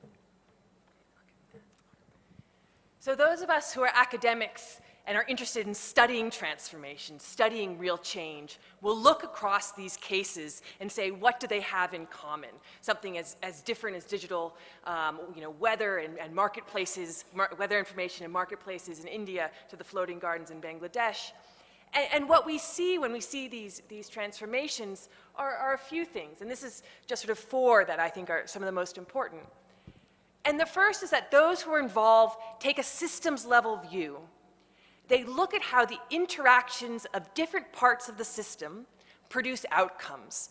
So not only do you have to have processing right, you need education right, you need transportation right, you need all these different pieces, all those parts of that map of the tea bag to come together. You need the upstream and the downstream. You need the software and the hardware. You need the technology and the politics, all to come together in this systems level view in order to make real change. You also need multiple stakeholders, and that's why this forum is so important, because it's bringing together people from all different parts of the system, the policymakers, the funders, the farmers, all coming together here, and ideally bringing different perspectives on what needs to be done, and also allowing for better coordination and championing these changes. The next thing is a portfolio approach. So again, when we look at systems transformation, we're never seeing one innovation, one silver bullet change. We're seeing lots of different changes that unlock other changes. We often talk about cases like electric vehicles. You can't just put electric vehicles on the road, right? You have to have charging stations. You have to have mechanics that understand how to repair and remove batteries. You need to teach drivers how to take care of these cars. Lots of different interventions, lots of different innovations need to happen to unlock a much bigger change. So part of what we're doing here and what we're supporting the excellent practitioners on is thinking about what are the complementary changes that need to come together to make those big shifts, like that increase in youth agricultural employment. That's the bigger goal that everyone is working towards. And I think the final thing we're really interested in, we've got innovation in our title, innovation in everything we do, is where do new ideas come from? And how do we feel comfortable doing experiments which may fail or may succeed? They may become the next new thing, but there needs to be a comfort with experimentation. There needs to be an ability to learn from successes and then amplify them. And part of, again, why people are so interested in working with young people, with this creative, innovative folks, is you guys might be trying something new that can be taken and scaled up. So you are the experimenters that may lead to the future innovations. And this is just a definition of innovation that I think really speaks to that point about it's not only changing parts of the system, particular practices, but the way they're connected in order to see a much bigger change.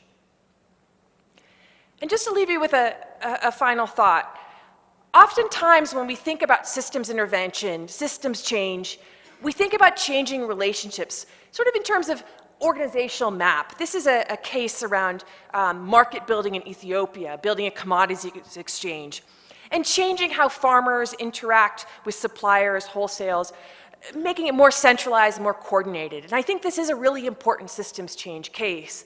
But I think it just looks at sort of this surface organizational level. And what we really need to be thinking about is not only across the surface, the architecture, but a little bit more deep, going more deep. So thinking about the policies, thinking about the practices, thinking about the funding, one of the core themes of why we're here today, but also going one level deeper, the relationships, the connections, another good thing to be working on today, about power dynamics. I'm a political scientist, this is what I love. And then going one level even deeper than that, how we think about things. What is the purpose of our agri-food system? What are we trying to achieve? What does good look like? All of those things are sort of mental models that are needed to shift in order to unlock these much bigger changes. So while we can think about things just on the surface, changing policies, we also need to be thinking about the politics, the relationships, and how we think about ourselves, about what we want, about agriculture in Rwanda more broadly. So we're going to end here. We're going fast, one of the themes of the day. And so what I want to end with is by asking you all to be thinking about what are the problems that you are solving or want to see solved? What are you encountering in your work, in your daily lives, in your businesses? Who are your partners? Are any of them here in this room? Who do you want to be partnering with in order to address and solve those problems? Going to that multi-stakeholderism that I mentioned before. If you have ideas, if you're doing something interesting, innovative in your locality, can they be scaled? Can they be grown? What would it take to do that? Thinking about that. And finally, what capabilities, what skills, what knowledge, what abilities do you need in order to do this? And so I think these are all reflections, things for you to be thinking about over the next few days, and particularly thinking about who you can meet in the next day or so that can help you unlock some of these questions and move towards that big picture transformation that we're all so interested in. So thank you all so much for your time. Thank you for your invitation, for having us here. It's really appreciated.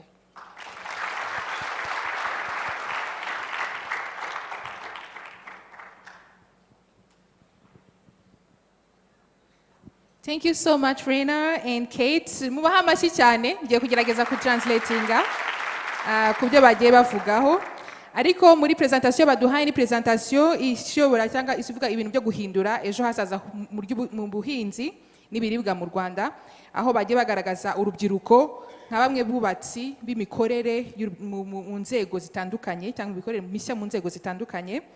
Batangiye basobanura impamvu bari hano aho basobanuye ko impamvu nyamukuru bari hano ari kugira ngo bagende bafasha ibigo bitandukanye ndetse n'ibihugu bitandukanye mu gusobanura mu bimwe mu bikorwa no mu gusesengura kugira ngo bashobore gukemura ibibazo by'imibereho y'abaturage. Ibyo ni byo mwumvishe muri university baturutsemo bakora, ndetse bakora n'ibikorwa byo gushyigikira ubukungu bushingiye ku guhanga udushya burambye kandi burimo gusaranganya inyungu ku bantu bose. Aho mwumvishe ko banavuze yuko bafite amafakulite agenda atanga amasomo ku buryo butandukanye, banabwira yuko ababishoboye cyangwa abishaka mwaza kubareba kugira ngo muze kubaganiriza abifuza kujya kwiga muri iriya shuri bavuze. Mwabyumvise?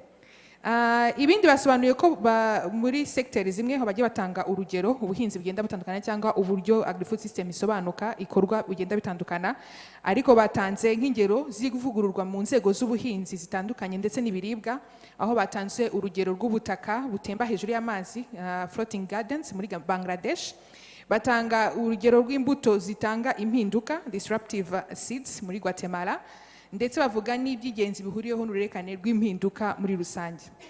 Babavuze yuko mu gutekereza cyane ugomba gutekereza ku rwego rw'imikorere y'inzego, ariko ukamenya ko ibice bitandukanye byose bigira uruhare ku musaruro wa nyuma. Aho wumva yuko iyo uvuze ngo agri-food system ntabwo ari wowe wenyine nk'uko twagiye tubivuga na Jean Pierre, ni wa wundi guturuka hasi bakibitera cyangwa ujye kugura urubuto kugeza hejuru binyura mu nzego cyangwa mu uruhare mu nzego zitandukanye. bavuze ko ubufatanye bwa benshi ari bwiza cyangwa busabwa muri Agrifood system, gutekereza mu buryo butandukanye, kumva impande zitandukanye ndetse no kumugera ku mikoranire isobanutse. Nicyo kintu cyangombwa cyane iyo ushatse kumva neza uburyo ushobora kuzamuka mu bijyanye no muri uru rusobe turi kuganiraho ari rwo rwa Agrifood systems. Bavuga yuko kugerageza bababwira inama cyangwa babagira inama nkamwe nk'urubyiruko kugerageza kwiga mu byo mubona byabashije gucamo. Ni ukuvuga ngo mugenda mwigira ku byo mubona bimaze kugaragara ko biri gukora neza, akaba ari byo mugenda mwigiraho. Impinduka muri systeme, berekanye systeme ya triangle aho bayisobanuye, ariko bavuga ko ari urukurikirane rw'udushya aho buri kimwe kigira ingaruka ku kindi, haba mu bice bigize iyo systeme ndetse n'uburyo bihuzwamo. Ibi ni ibintu biri navuga ko biri technique cyane, ariko bigaragaza nanone bwa bufatanye bavuga yuko inzego zose muri Agrifood system zigomba zirakenerana. Bashoje babaza ibibazo abicayemo hano. Mwabibonye bakwaje ikibazo cya mbere aho kubwira ngo ni iki kibazo ushaka gukemura muri business yawe cyangwa mu buryo gutangira cyangwa muri Agrifood system uramutse ibonye. Ni bande bafatanyabikorwa ubona iyo utangiye gutekereza, ugize ibitekerezo byawe biri kuzamuka neza, umva neza uri kushyira ku murongo, ese ubona abafatanyabikorwa? Abongera kubaza ikibazo ngo ni igisubizo cyawe ese gishobora gupimwa ndetse ku buryo cyabasha kuzamurwa, gishobora kuba ryazamuka, ibyo bita scaled up. Ese igitekerezo cyawe cyangwa igisubizo wabonye wazanye ku isoko, ese gishobora kuba cyazamurwa kikanashorwamo imari? Ibyo ni ibibazo bagiye bababaza.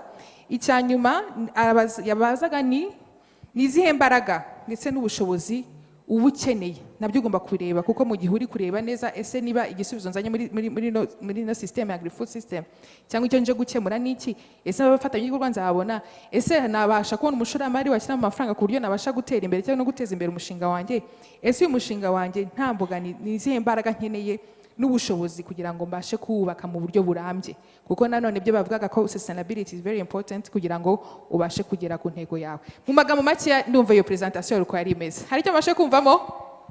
Yego, murakoze cyane, mwongere muha amashyi rero. Muri aya masaha asatira kuringanira n'ameza, nagira ngo nongere shimire Claire, afata note neza cyane, kandi namwe mbashimire ko mutega amatwi. Umwanya tugiye kugeramo rero turajya tunyarutsa tubangutsa kugira ngo nanone tutaza kurambirana kandi imbere yanyu. Nagira ngo mbabwire ko tunejejwe, twakomeje kuvuga urubyiruko, imbaraga z'urubyiruko, ibyo tubitezeho, ukagira ngo hari nta n'ibyo bakora. Murabikora, birakoreka kandi muzakomeza kubikora. Muri akanya rero hari bamwe tugiye kumva ubuhamya bwabo, ibyo bakora, urugendo rwabo, ariko wenda baduha n'icyizere cy'uko uru rugendo turimo tuzarushobora. Niyo mpamvu rero ngira ngo twakire Mico Mariette, araza kutwibwira n'ibyo akora, nyuma yo tuze kwakira Nsanzimana Janvier batuganirire muri makeya. Turaza kubaha iminota mikeya barayizi, ntabwo ngiye kwivugira ahangaha, banyarutse kugira ngo badusangize gatoya ku rugendo rwabo bateruye, batubwire n'imigambi bafite. Minagira mwibuke ko yatubwiye ngo mutubwire ibyifuzo byanyu, ibyo musaba, ariko simpamya ko ari umwanya wo gusaba, ahubwo ni umwanya wo kwerekana ibyo dushoboye. Karibu Mariette.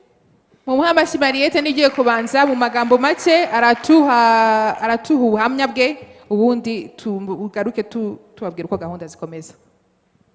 Na Janvier bari hafi.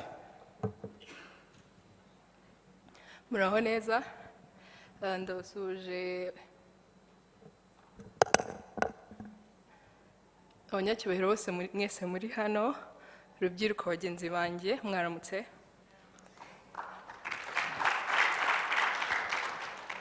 Nitwa Bisenge Mico Mariette, ndi umuhinzi, ndi umunyarwandakazi w'imyaka 24. Ngiye kubabwira urugendo rwanjye rw'ubuhinzi ukuntu rwagenze.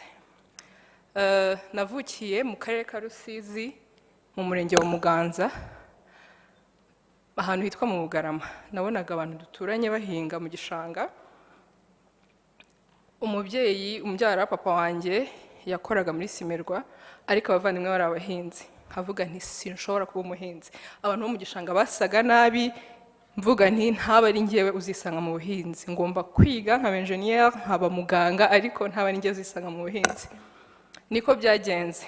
Ndibuka ngeze mu wa 3 secondaire, naravuze ni sinshobora gutora ikintu kirimo biology UR batazibeshya bakananjyana ibusogo ndakora uko nshoboye mbigendere kure natoye math physique na chimie kugira ngo batazanibeshya bagahumiriza nkisanga mu bihinzi ubwo iyo iwacu wabonaga amanota make barakubwiraga bati ushaka kujya guhinga umuceri nkibona nagiye guhinga nsa nabi nambaye bote ntabwo ati ntaba ari njyewe uzajya guhinga niko kuko byagenze narangije kwiga secondaire bampa kwiga engineering energy engineering muri kiste ngeze mu wa kabiri iriya bourse y'ibihumbi 40 batanga ari amafaranga ni make muzadukorera ubuvugizi muzakorera abiga ubuvugizi bazabongerere nkabona ntahagije nabwira iwacu nkampaye andi mafaranga ngo twebwe ngo twiga ngo baduhaga buruse y'ibihumbi 10 ngo tugatunga famiye ngo tukanasevinga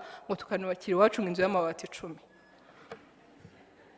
nkavuga nti rero ntago bizakunda mbona ntibabyumva menya ko ngomba kwishakamo ibisubizo ngashaka uko mbigenza natangiye gucuruza imyenda icyo gihe mbona biragoranye icyo gihe hari mugenzi wanjye twasenganaga tunaturanye twigeze no gukorana nibwo twatangiye twari dufite igitekerezo cya technology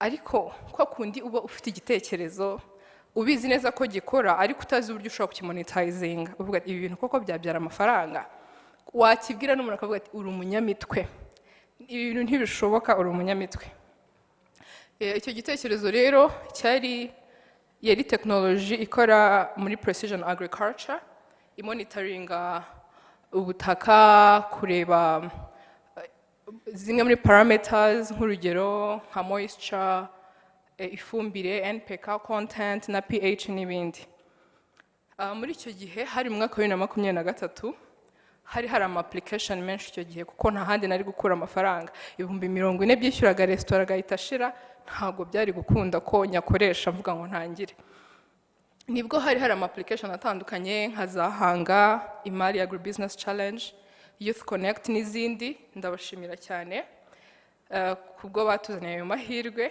twaplayinga hamwe mu Imari Agribusiness Challenge mu mwaka wa 2023 nuko tuza muri semifinals turagenda ariko mu by'ukuri nari ntaramenya ibyo ndimo ariko icyo gihe nari nkiri gushakira ahantu hatandukanye vuga nti nta wamenya bishobora gukunda hano cyangwa hariya ariko nari ndi convinced ko ubuhinzi bukeneye iyo technology kurusha ahandi hantu hose nuko tugerayo wabwira umuntu ibintu ukora ukumva ntabyumva abantu bose twari twahuriyeyo bari abantu b'abanyamwuga wabasobanurira ibyo ukora ukumva ntibabyumva nta minsi yashize turi muri camp habaye ibiza sebeya iruzura iryo rushanwa ryari ryateguwe na Imbuto Foundation badusaba gutaha baratubwira bati twebwe politike y'abanyarwanda ni umuturage ku isonga ntabwo twakomeza ibi tugiye kubanza twite ku biri kubera hariya tuzabagarukaho nyuma twaratashye nibwo noneho nagiye muri research ya nyayo nkiruka hano na hariya njye kureba noneho ibintu ngiye gukora birashoboka twagarutse muri camp ndi umuntu mushyashya wabaye mu entrepreneur wabaye umuhinzi ibintu byose bakajya bavuga bati uwigiye hehe ubu buhinzi bwose uzi nibwo nabikozeho turatsinda muri iryo rushanwa turatangira nuko turakomeza hagiye habamo challenges nyinshi nk'urugero ukishyura umuntu ntagukorere ibyo yagusezeranije ugahinga isoko rikagutenguha ntago nari nzi ibyo ari byo hari igihe twahinze inyanya ziri kugura ibihumbi 2 ku isoko tweza ziri kugura 600 ndazihekenya ndabigenza nte kuko nari mfite expectations vuga nti ndabakiranya abantu bose ariko birantenguha twagiye duhura na challenge nyinshi ndashaka kuvuga kuri challenge nahuye nazo n'uburyo nazo overcomings niho hantu nashakaga kwibanda cyane challenge ya mbere ni isoko ubuhinzi burya ntabwo butangirira ku guhinga gutoranya imbuto uhinga buhera ku isoko uza uhinga ukabanza ukamenya isoko ryanjye ni bande hanyuma ugahinga ubizi neza ko abantu bazakugurira cyangwa se uhinze muri season nziza iyo ni challenge ya mbere nahuye nayo challenge ya kabiri yari igishoro ngiye no kubabwira uko nabigenje urumva muri agribusiness challenge baduhaye miliyoni 10 ntabwo yari amafaranga make ariko ntiyari na menshi nanone ku muntu ugiye gutangira ku kintu atanazi neza ko bizakunda ariko numvaga ari menshi nkumva ngiye kugura imodoka ngiye no guhita ngura ikibanza ngiye no guhita ntangira ngiye ntembera ngiye mu bihugu byo hanze mbona arashize ashira nta n'ikintu cyahatari ahubwo tukiri kugerageza bitarakunda ari gusa icyiza nayakoresheje icyo bari bayampereye bitangira gukunda ubwo iyo challenge kunayo overcominze nyuma yaho bitangiye kugorana challenge ya kabiri nshaka kuvuga hari abantu hano bafite abantu bakorana co-founders teams hari abantu bafite abantu bakorana hano mwarezamo ibiganza nkabareba please abantu bafite abantu bakorana burya gukorana ntibiba byoroshye mwa bantu mwe co-founding ni urugendo rutoroshye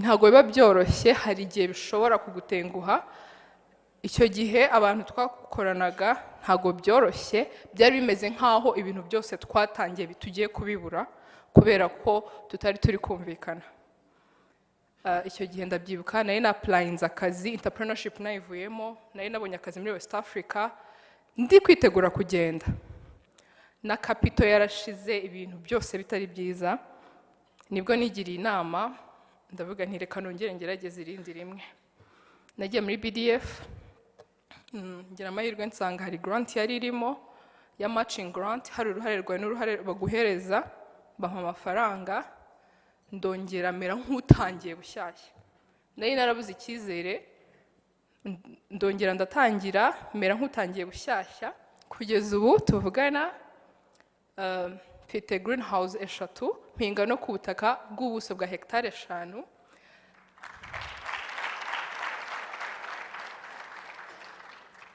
isoko ryacu ni international market export market ndetse dukora na contract farming gusa nkurikije ukuntu natengushywe nkajya mpinga bikera mbona byabaye make n'ibindi bibazo umuntu ahura nabyo nahisemo gukora contractual farming kurusha kumera nk'uri gukina urusimbi ngo ugiye guhinga ngo ntuzi uko bizagenda urwo rugendo ntabwo rwari rworoshye ariko nizereraga mu buhinzi nari mfite icyizere kivuga gutya naravugaga nti umuntu nakuze nshaka kuba muganga umuntu akenera muganga nka rimwe mu mwaka cyangwa kabiri mu mwaka nk'ubu mperuka kwa muganga mu kwa gatatu ariko njya 3 ku munsi bivuze ngo murankeneye inshuro 3 ku munsi ngomba kuba umuhinzi ngomba gushyiramo imbaraga hari uburyo bwo kubikora neza kinyamwuga nubwo bwose ntari kubikora neza ariko there is a better way hari ibyo ntaramenya ariko birashoboka ko nabikora neza ndongera gushimira cyane Rwanda Youth in Agriculture ndi umumambre wayo bagiye banyexposinga ku mahirwe atandukanye y'abafatanyabikorwa batandukanye n'izindi networks ndabashimira cyane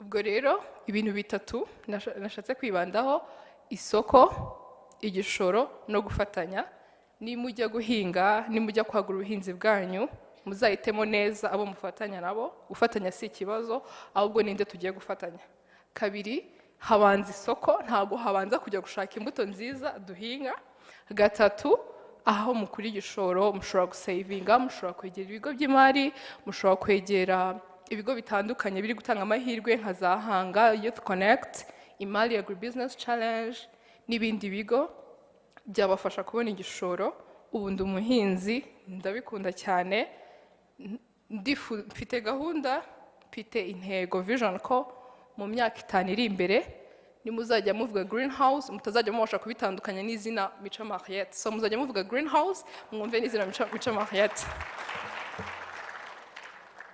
murakoze cyane muze duhinge twihaze mu biribwa kandi dusagurire n'amasoko merci beaucoup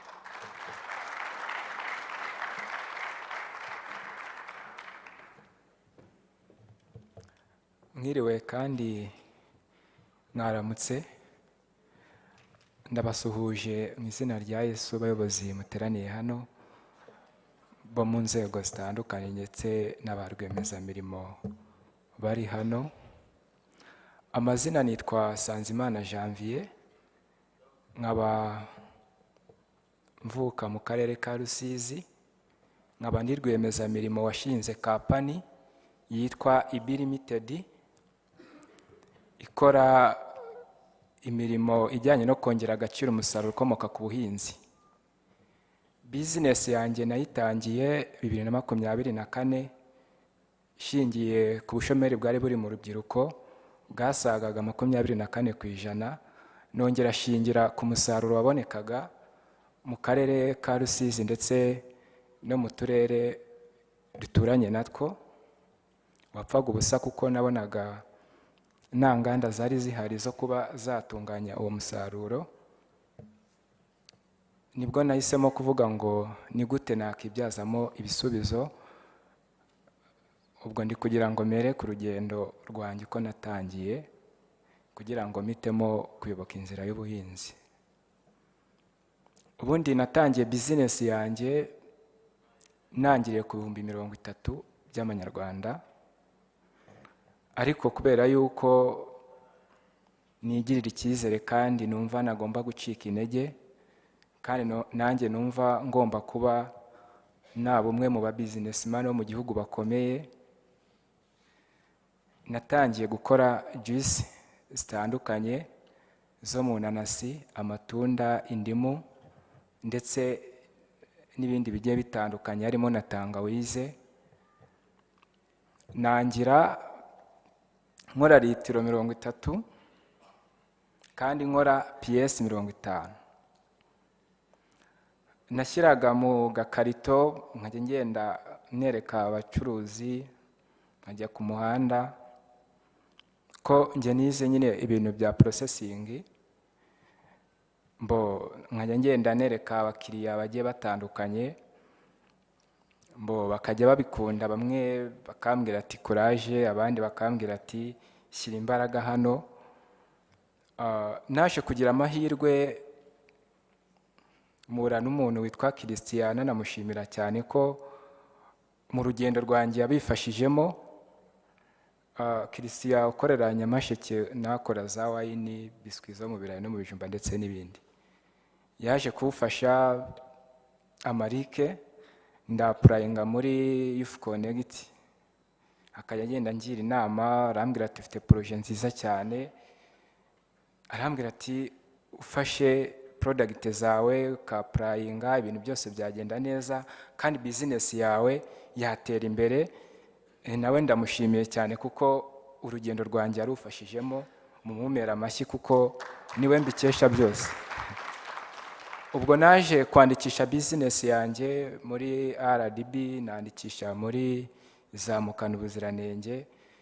Nagiye mura n'imbogamizi zigiye zitandukanye, ariko kubera yuko leta ari umubyeyi ndetse n'inzego zigiye zitandukanye bagiye bafasha kuri buri kimwe, bakangira inama. Natangiye nkora ndi umwe, ariko ubu no munsi turi gukora turi abakozi bari hejuru ya 16.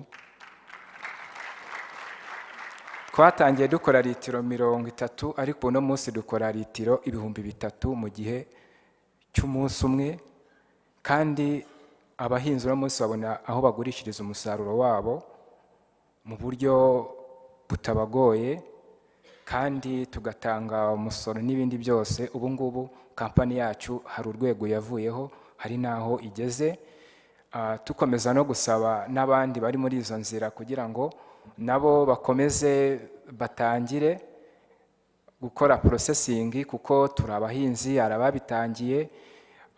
Tunasaba ko n'ubundi nk'uko mudufasha mu nama ndetse no mu nkunga n'ibindi byose, hari ikibazo tugenda tugira nk'abarwiyemezamirimo, ntabwo dukunda kuba dufite wenda nk'ingwate, ugasanga ariko hari nk'umuntu utinya kujya muri processing cyangwa se kuba yajya muri bank bitewe n'uko wenda avuga ngo sindi buze kubona ubushobozi. Ariko ubu no munsi noneho twabasaba ko mwazajya muduhuza n'ibigo by'imari nk'abantu tudafite ingwate. Ndabizi ko BDF irahari, ariko hari igihe tujyaho ugasanga nyine n'ubundi hari abo bikigora. kugira ngo wenda n'abandi bizabashe kuba byabafasha. Nagiye muri Youth Connect ndapurayinga, naje gutsinda muri Agribusiness 2024-2025. Business yanjye yaje gutera imbere, iza kuba iya mbere, bampaye igihembo cya 25.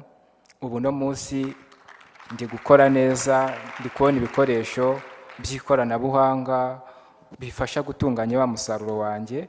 Reka ndekeraho, ni byinshi navuga, ariko biroroshye n'abandi bagiye muri processing, ubuhinzi bwacu bukomeze gutera imbere, kuko igihugu gifite ubuhinzi buteye imbere n'inganda kiba kikwije kuri buri kimwe. Murakoze cyane. Murakoze cyane Janvier, ko mutama amashyize kandi mwumvishe ari mugenzi wanyu. I'm just going to do a quick translation for the people who are not sorry about that. Mariette is 24 and is from this Rusizi district. And from the background of what she said, she refused completely to go into agriculture because of her parents and because of doing the old agriculture, because she was seeing very people dirty, and then she's like, I'm not going to be that. And once she wanted to go to university, she chooses to just do mathematics because she wanted to really go far away from the agriculture. But now, where she is now, she sees that it was an error to do so, because where she is now, she's very huge in agriculture and then getting benefit of what she did. Mariette, Mariette mentioned about completing the university, challenges of less money from the university, but she got a chance to, she started selling clothes. She was doing, trying to do business here and there. But her and her friends had an idea and starting something in the technology in agriculture, and this is where she started to go and pitch in Hangar and Youth Connect her idea in the Agrifood and Agribusiness Challenge in 2023. She was among the semi-finals, where she also got the grant to start, but she happened to have some challenges. She received 10 million, and from the 10 million, she thought that she can do a lot, but she couldn't even do what she was supposed to do. She was hoping to establish the business from the 10 million, but this was not the case. And among the challenges she mentioned about the market. She was telling all the youth here to just really focus on once you start a business, you need to know who are your buyers or who are you going to serve in the market. And investment, capital investment, you have 10 million, but you need to know, oh, if I get this grant, if I get this money, what am I going to do with this money? And then you plan it, and you plan it well. Because hers, I think she had a challenge of getting to know what is the priority. And the third challenge I think she had was a co-funding collaboration situation. So it happens to be a collaboration that didn't work well. And then this happened to make her business closing, but she didn't close that. And then she get to BDM, she got another funds, and then this is where she is as a successful businesswoman, and she's grateful to that. That was Mariette in a summary. And I'm going quickly to Janvier. Janvier is also from this Rusizi district. Janvier started his business in 2024. One of the motivation of starting his business was seeing the 24% of youth unemployment and then post-harvest losses in his district. And he was wondering what can I do to just solve this issue. She started this business with 30,000 Rwandan francs, and with the confidence she wanted to be a successful businessman. She tried different type of juices. This is what he's doing as a business. And daily, he started doing 30 liters per day with selling 50 pieces. He started doing the street marketing. This is where he started selling his products. And people started, they like his product, and they wanted him to bring more on the market. But he met someone whose name is Christian, who is also in wine and juice business from Rusizi, who advised him to just go also participate in the challenges where he can get the grants and funds. And from there, he got the support, he registered his business, and he started his business where now he's having 30 liters per day. Where before he was having 30 liters per day, now he's producing 3,000 liters per day. So from 30 to 3,000, it's a big achievement. And his last request was to support youth in agri-foods, in agri-processing, because sometimes they need to have some support from the financial institutions, because all is not red, as sometimes they say. They happen to face many challenges. Thank you so much. I think this is the small translation I can do for these two young people.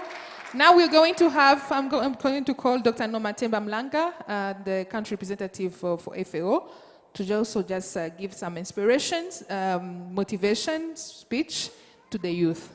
Thank you.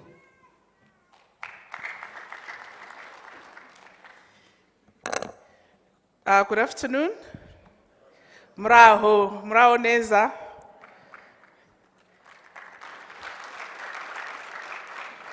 Oh, you want me to say mwiriwe? Amazina nditwa Noma. And that's the end of my Kenya Rwanda, unfortunately. I haven't really learned much from there. So allow me to stand on the protocol that has been established, recognizing the senior government officials in our midst, and also representatives from development partners, our dear distinguished guests, partners, young leaders, innovators, change makers, and all the vibrant young people gathered here today. I said young, vibrant, young people gathered here today. I really like the energy in the room. So for me, it is a great honor on behalf of the Food and Agriculture Organization of the United Nations, FAO, to be part of this phenomenal event, the Youth Fast, where we are gathered not just to discuss the agri-food systems in Rwanda, but to explore what you can achieve today.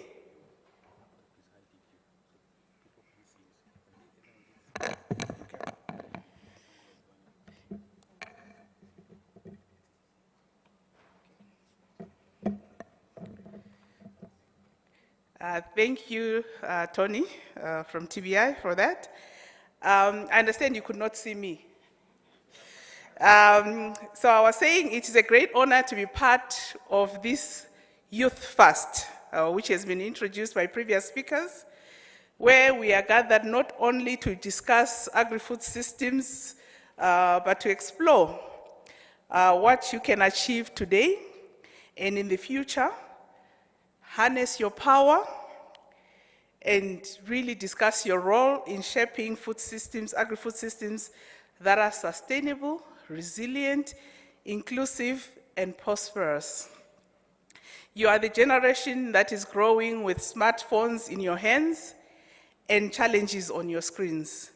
You don't just want jobs, you want impact. And you don't just want to earn a living, you want to change the world. And I'm here on behalf of all the partners to say, as was mentioned by the Honorable Minister, that we are here to walk this journey with you. And you may ask yourself why you matter. I don't need to reiterate what other speakers have said. I think by now you've really, really understood why we gathered you here and why you matter for transforming our food systems. So agriculture is one of the most important sectors, as was alluded to by earlier speakers, and it is your stage here to innovate and contribute and drive the change that we all inspire to see. And to start us off, I would like to draw your attention to a very short video which shows the global picture. This year, FAO did a comprehensive study to show and map the youth participation in agri-food systems. And I want you to see this very short video so that you can place yourself and see where you belong. Please, can you play the short video? Today's youth aren't just the future. They're the change our agri-food systems need. 1.3 billion young people currently live across the globe. Nearly 85% of them reside in low and lower middle income countries, and more than 40% work in agri-food systems. With the right support, youth can bring the vision, energy, and entrepreneurial spirit to find new and innovative ways to produce, package, and transport the food we all need. But too often, they face barriers, Today's youth aren't just the future. They're the change our agri-food systems need. 1.3 billion young people currently live across the globe. Nearly 85% of them reside in low and lower middle income countries, and more than 40% work in agri-food systems. With the right support, youth can bring the vision, energy, and entrepreneurial spirit to find new and innovative ways to produce, package, and transport the food we all need. But too often, they face barriers, limited access to education and skills, land, finance, networks, and decent work opportunities. At the same time, climate change threatens livelihoods for over 395 million rural youth. In many regions, young people are compelled to migrate from rural to urban areas or abroad. But there's hope. If we ensure that they are adequately nourished, educated, and equipped with resources and a voice in decisions, young people can become powerful drivers of change.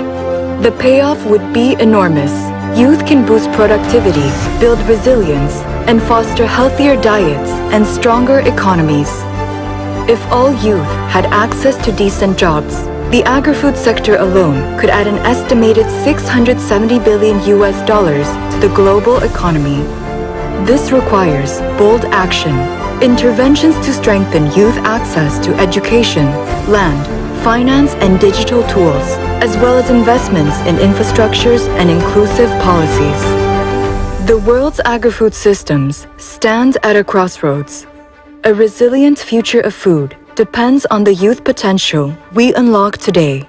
Because when young people thrive, agri-food systems do too. Let's empower the next generation. Let's move food forward.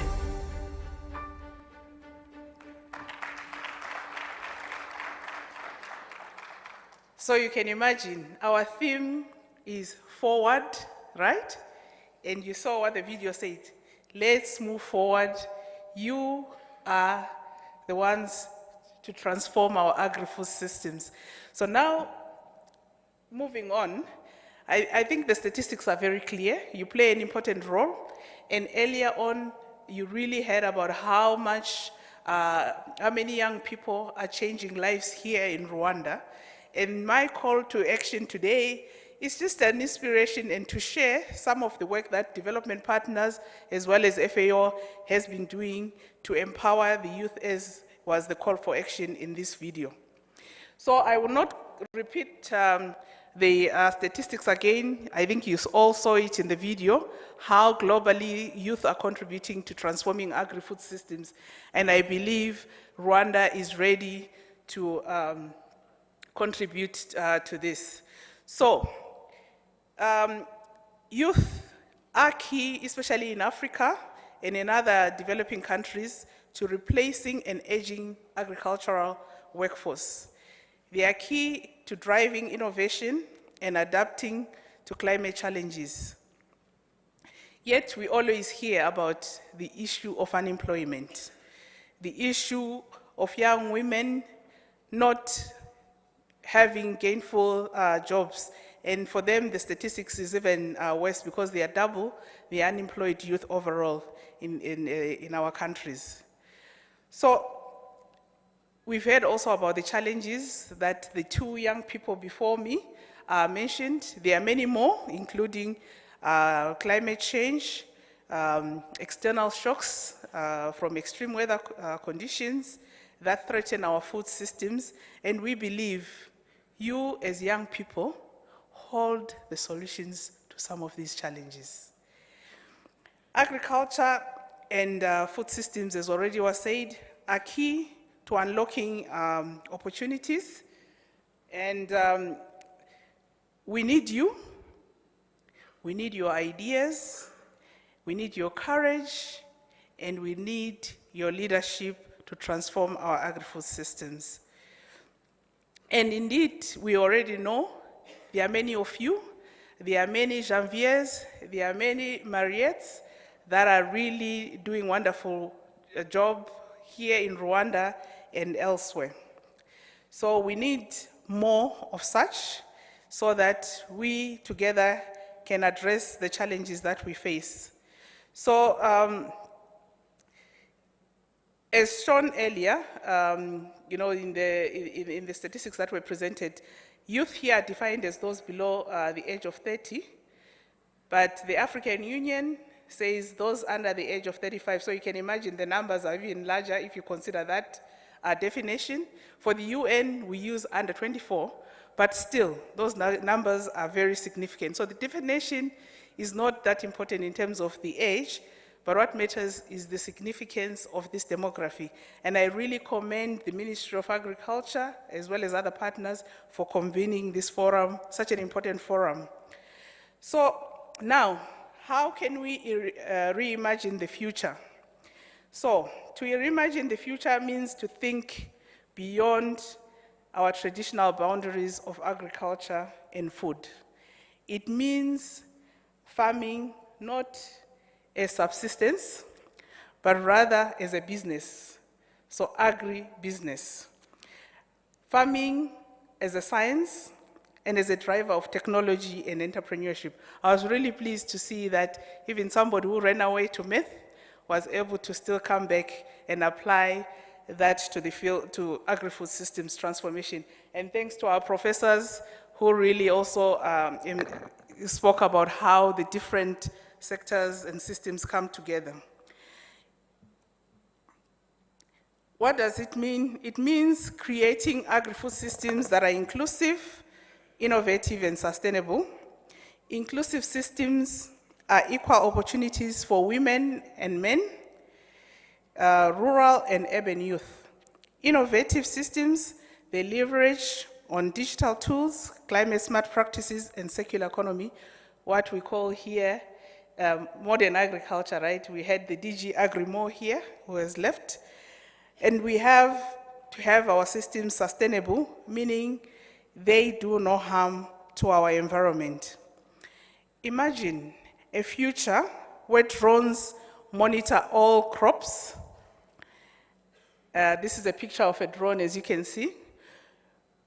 So the drones monitor all crops, where apps connect farmers to markets and solve the problem that Mariette faced, where renewable energy powers irrigation systems, where sensors monitor soil nutrients and moisture, I think she also mentioned that, and where waste becomes wealth through bioenergy and composting. Most importantly, this is already happening. I think we just need to scale such innovations. It's happening here in Rwanda, it's happening across the globe, and we just need to be bold to take the steps where we can scale it and make it happen everywhere, including, they say last mile in my notes, but I'll say the first mile, where our farmers reside. We can say this is where technology meets agriculture, where digital platforms, value addition, the agro-processing that has been spoken about, and smart supply chains can turn challenges into thriving businesses. This is where your creativity as young people can make the biggest impact. I know there are many barriers which I think have already been mentioned, some of which have been discussed in many fora, such as, similar to this, but we are here not to talk about problems, but to really focus on the solutions, and I believe the solutions are in this room. And I know, together with, in your creativity, you can make the biggest impact. Research shows, and I think we have professors here that can allude to that empowering youth can boost not only our economic growth, but can really address some of the challenges that we faced in our economies.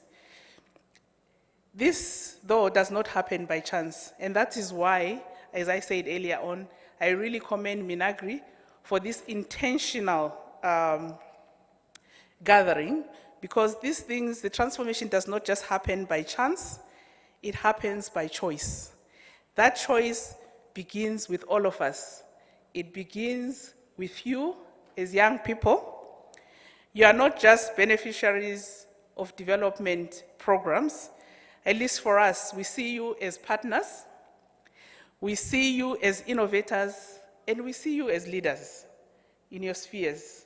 Because most of you are leading in your communities, you're leading in the different areas where you are present. As entrepreneurs, you can turn agriculture into a profitable venture.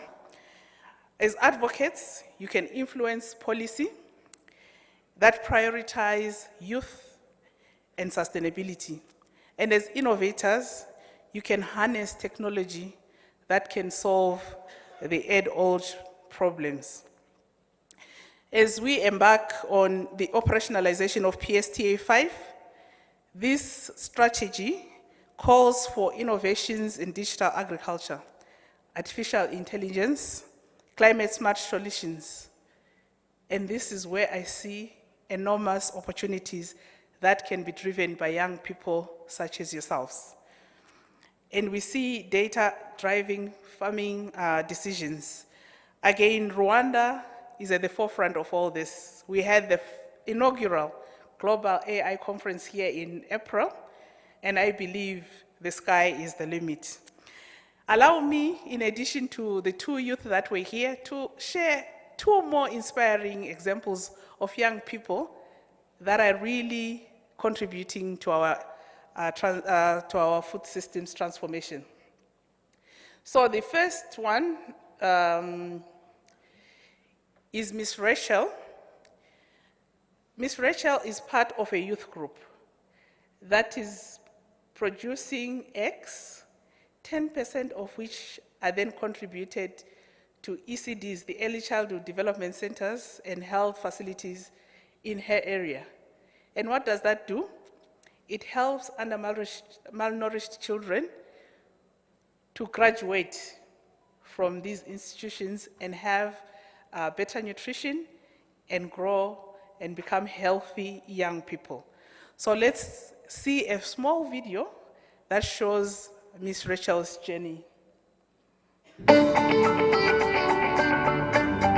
Mbere twakoraga ubworozi bwa gakondo, twororaga inkoko nkeya zitatangaga umusaruro, ntago twari tuzi uburyo tuzitaho, ntago twamenyaga inkoko ngo yigunze ifite ikihe kibazo. Ntitwari tuzi ngo igabura rite, ntago ibiryo zabonaga byari bihagije, kwitabwaho kw'imiti ntitwari tuzi uburyo bikorwa, bituma zigenda zidatanga umusaruro.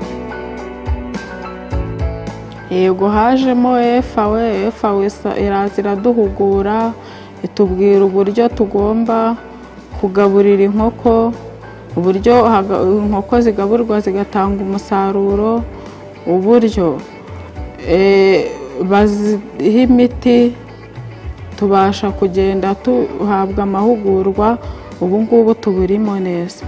Baje kutwubakira ikiraro cyiza cya kijyambere rwose, cy'iterambere cyiza kigezweho, baduha inkoko nziza zazitera, tubasha kubona umusaruro kuko bari baraduhaye n'amahugurwa y'uburyo tugomba kugabura.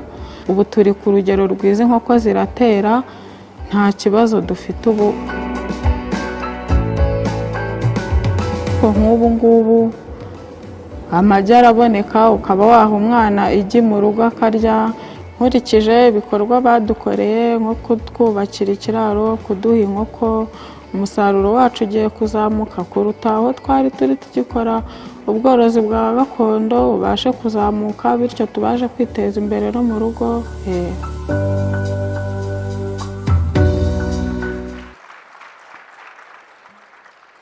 Thank you very much. And I would like to showcase a second also inspirational story. And this is about what was also mentioned earlier on, the power of networking, the power of taking advantage of the different programs that are available. And this is the story of Mr. Felice Karangwa. Most of you know him, right? I understand he's very popular. Do you know Mr. Felice? Okay. So Felice, a few months ago, was part of a program called Hasten, which really was about mentorship, which we've been mentioning here, mentorship program and incubation program.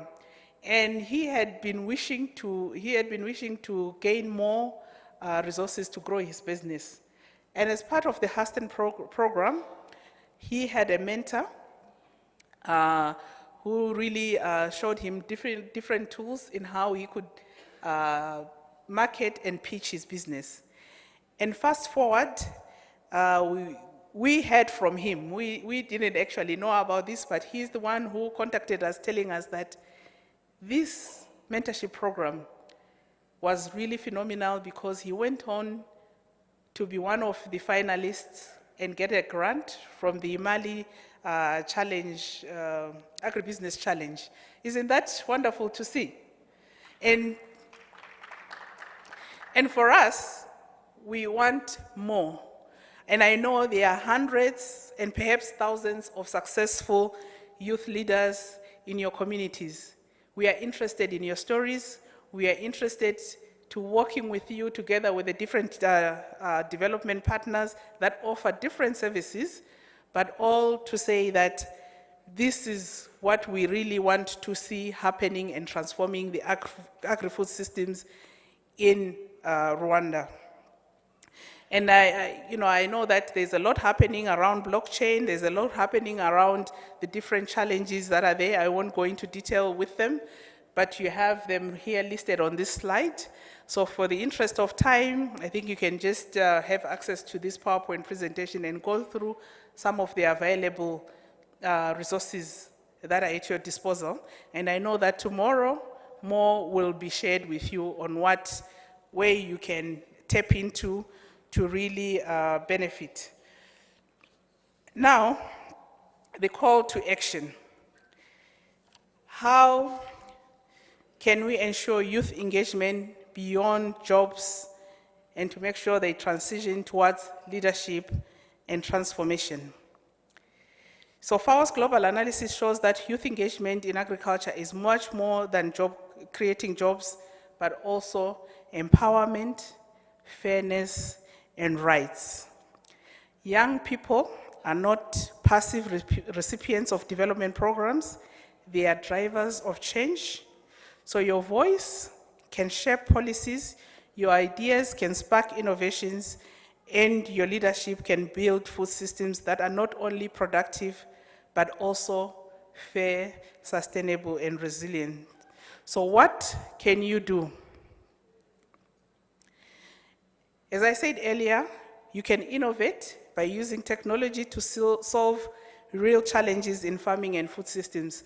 It doesn't matter whether you've studied math, engineering, please use those to solve challenges in your communities. You can collaborate by working with your peers, cooperatives, and private sector partners to scale up your solutions. You can advocate by making your voice heard in shaping policies that define your future. And you can lead by becoming the generation that transforms agriculture into a sector of choice, not of last resort. Why agriculture is the right fit for you? Sorry. I'm almost done. Why agriculture is the right fit for you? It's because today, agriculture is technology-driven. Tools like drones, AI, artificial intelligence, blockchain, and mobile apps are at our fingertips and are revolutionizing how we farm, how we trade, and how we manage our resources. I think most of you use Momo here. With Momo, business is done, right? You don't need to go and queue at some bank or anything else. You just transact instantly. It is impactful. So being part of the agri-food systems, you can have an impact in your communities.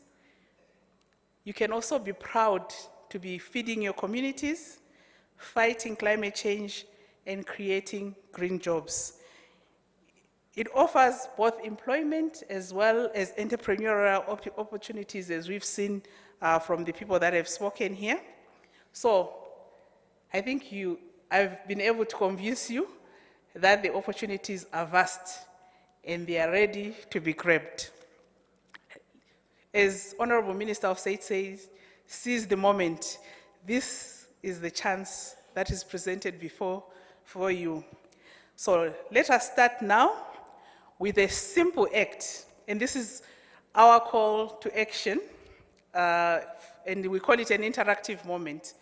We believe we need to show others that are not in this room how cool or how productive or how smart agri-food systems are.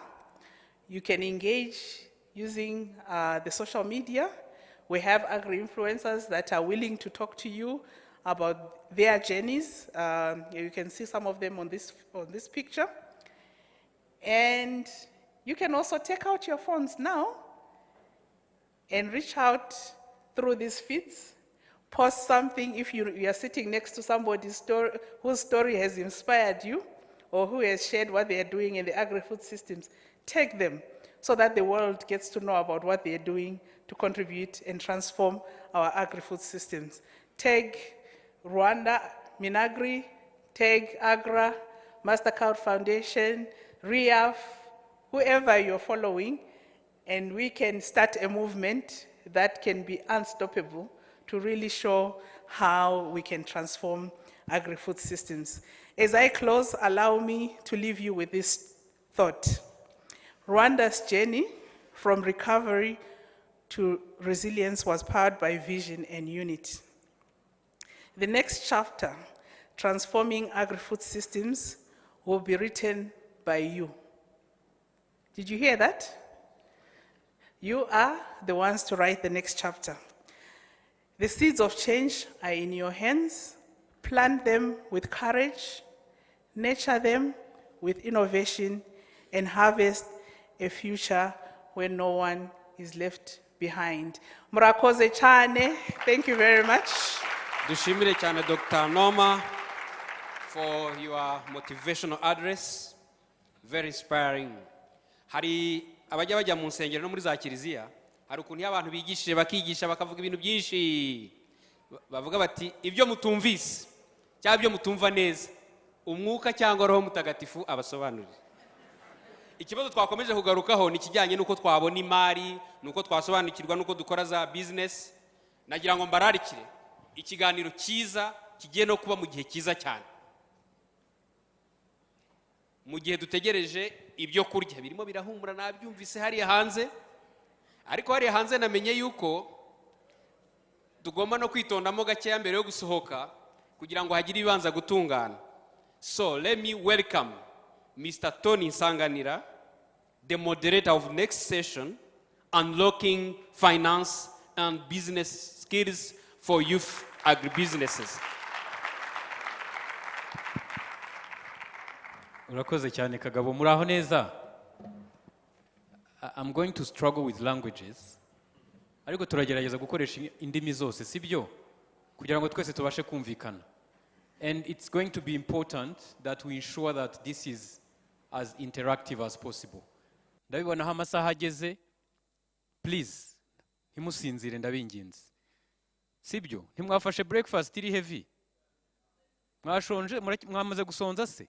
So muduhe isaha rero. Ubundi twari dufite isaha n'igice, ariko bitewe naho amasaha ageze ndabona tuza kugerageza kubyihutisha, ariko ntitutanihuta bihagije. Ikingeze nuko tugira icyo tuvana muri ibi biganiro sibyo.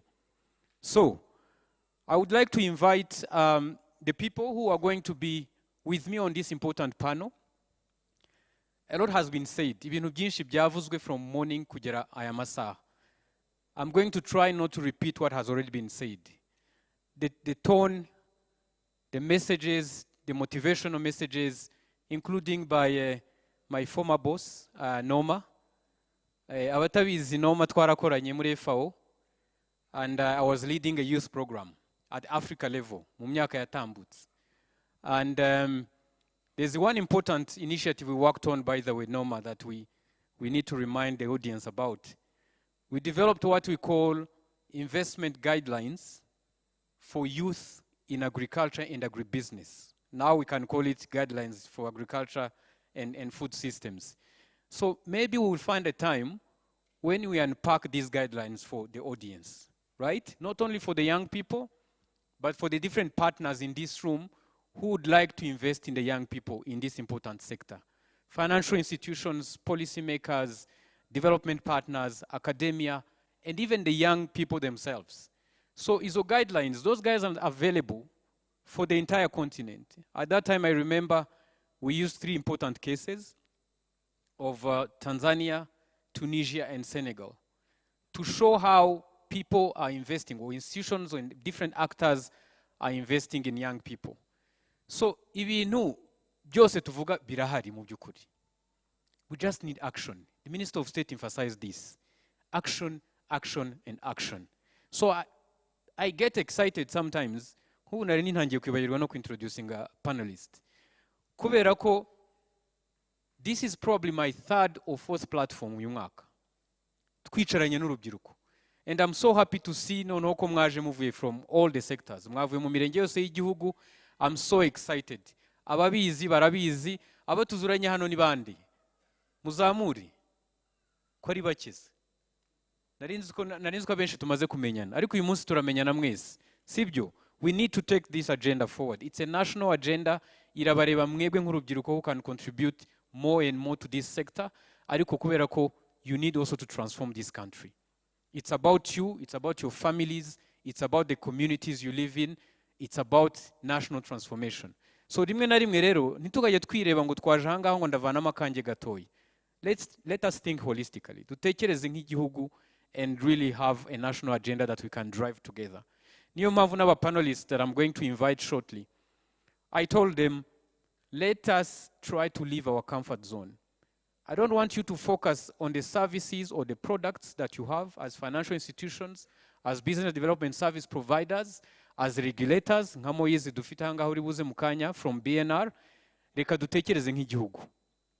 Beyond what you are offering today, although you are going to touch maybe briefly on that, what can we do beyond that to transform the agriculture sector, the agri-food system sector, to transform young people, to unlock capital, to stimulate large-scale job creation, because that's what we are talking about, but also to accelerate youth participation. I think we never emphasize this. It's about also you young people being more active.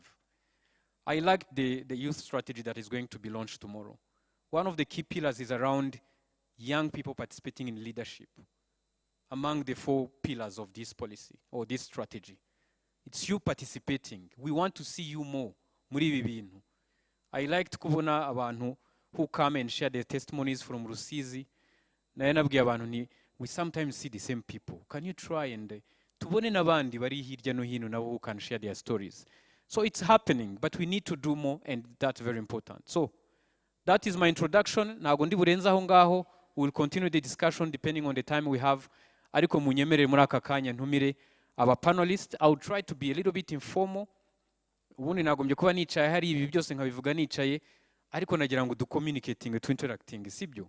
Kugira ngo mutanasinzira niba ngombwa ndakomeza nzenguruke n'ahandi hirya. Ariko munyemerere mpamagare Moise bigira Imana yegere hino ahagarariye BNR, mumumpera amashyi cyane. Ashinzwe financial inclusion, ibirebana na regulations. Abajene muri ahangaha muze kubimubaza, sinzi niba munabizi. Regulations ziri muri iyi sector cyangwa se ziri muri financial sector zifasha urubyiruko, niba mutabizi murabimubaza, ariko mbere ari bubanze agire icyo bibabwiraho. Moise, welcome. Nagira ngo usabe Vivian Kayitesi. Vivian Kayitesi akuriye ikigo cyitwa ESP, Entrepreneurial Solution Partners, bari muri Business Development Service Provision. Muramuzi Vivian? Ntago mwari muzi? Vivian aze kubibwira neza, ababwire niba na service batanga atari zi Kigali gusa bazitanga no mu gihugu hose, mu mirenge yose y'igihugu. Nagira ngo nsabe na Gertrude Majyambere nawe yigire hino from I&M Bank. I&M Bank nta utayizi, sibyo? I&M Bank mu gihugu hose irahari, ubwo nawe araza kubibwira mu mwanya muto, hanyuma tuze kuganira natubwire what else can we do beyond what they are already doing? Ariko arabanza babwire n'icyo bakora uyu munsi. Nagira ngo mpamagare Roger nawe ari muri Access to Finance Rwanda. Abazi Access to Finance Rwanda ni bande hano? Mumbabarire muzamura abantu mwese muzi Access to Finance Rwanda. Roger arabizi impamvu mbikoze. Muzamure cyane, abayizi mumbabarire muzamure. Abasigaye ntago muyizi, nubwa mbere mwumvise Access to Finance Rwanda. Roger, ufite akazi. It's important. Mugomba kumenya Access to Finance Rwanda ikikora kugira ngo tubashe kugeza services za Access to Finance Rwanda mu gihugu hose. Hasigaye nde? Claude aranyica. Naye nibagiwe Claude nawe wo muri BRD. Nibagiwe BRD sinzi uko byagenda hangaha kuko nawe tumutegereje ibintu byinshi. Claude karibu nawe tuguhaye ikaze. Claude Riboni yashinzwe business development. Ubwo business development muri BRD murumva icyo bisobanuye, ubwo nawe turaza kumva icyo aza kutubwira. So sinzi niba MC, sinzi niba can I use this? Aho kugira ngo twese twicare, can we use we can also use the podium kugira ngo tuze kubasha kumvikana neza no kurebana neza. So kubera umwanya dufite, nagira ngo mbasabe duhereye kuri Moise muri Bener atubwire mu magambo make, arabanza twibwire mu magambo makeya, hanyuma kubera ko twari twateganyije ko tubishyira mu bice bitatu, turagerageza kubyoroshya kugira ngo tubone n'umwanya wo kuganira namwe. Turamusaba atubwire mu magambo make icyo akora muri banki nkuru y'igihugu, hanyuma serivisi zitandukanye batanga, wenda nabishaka ahita akomerezaho noneho atubwire n'ibyo yumva mu gihe kiri imbere bishobora kuzakorwa kugira ngo twongere imbaraga mu mategeko, muri politike zitandukanye zatuma urubyiruko rubasha kurushaho kujya mu bikorwa bya Agrifood systems. So Moise, umwanya ni wawe. Murakoze. Tony, mwiriwe?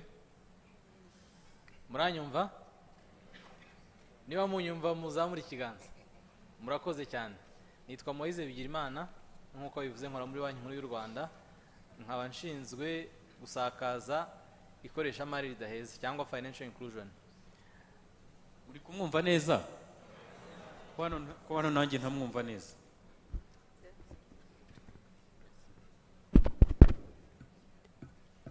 Noneho muranyumva? Yego? Niba mutanyumva ubwo nakoresha iyo mikoro yawe kugira ngo twe gutinda.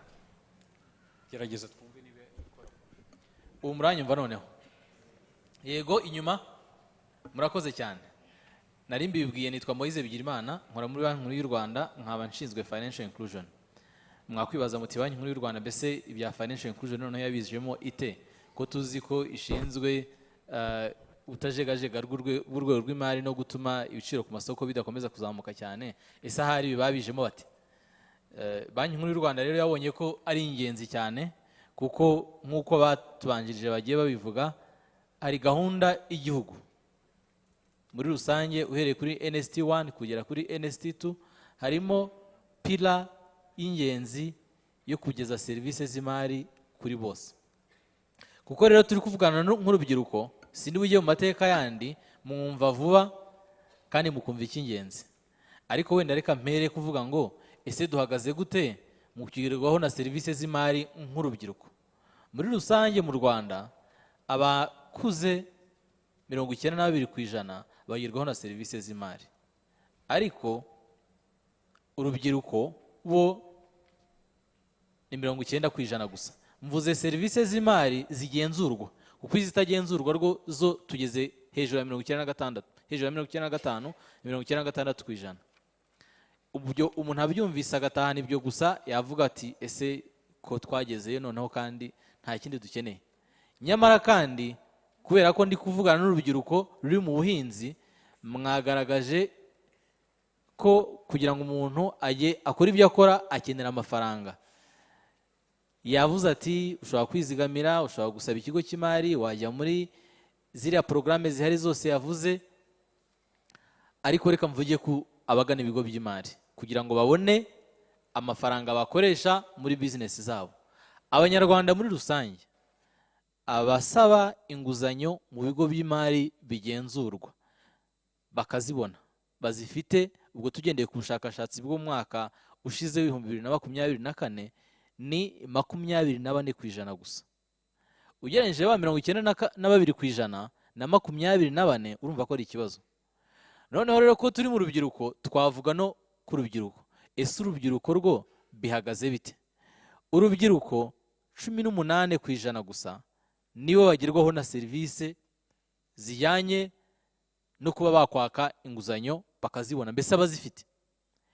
Ubwo ni ubushakashatsi bwa Finscope, mushobora kubona haba ku rubuga rwa Banki Nkuru y'u Rwanda cyangwa se ku rubuga rwa Access to Finance Rwanda cyangwa se kuri National Institute of Statistics. Ibyo byose ubyumvise wenda bishobora kutaguha ishusho neza, ukavuga ngo uri kubara umubare w'abantu gusa. Ese umubare w'amafaranga aho bihagaze gute?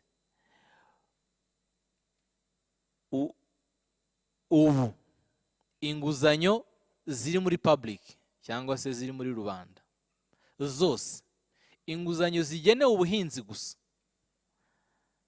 cyangwa se zafashwe n'abahinzi ni 2.7% gusa ugereranije n'inguzanyo zose zatanzwe ziri hanze. Murumva ibyo bintu ari byiza?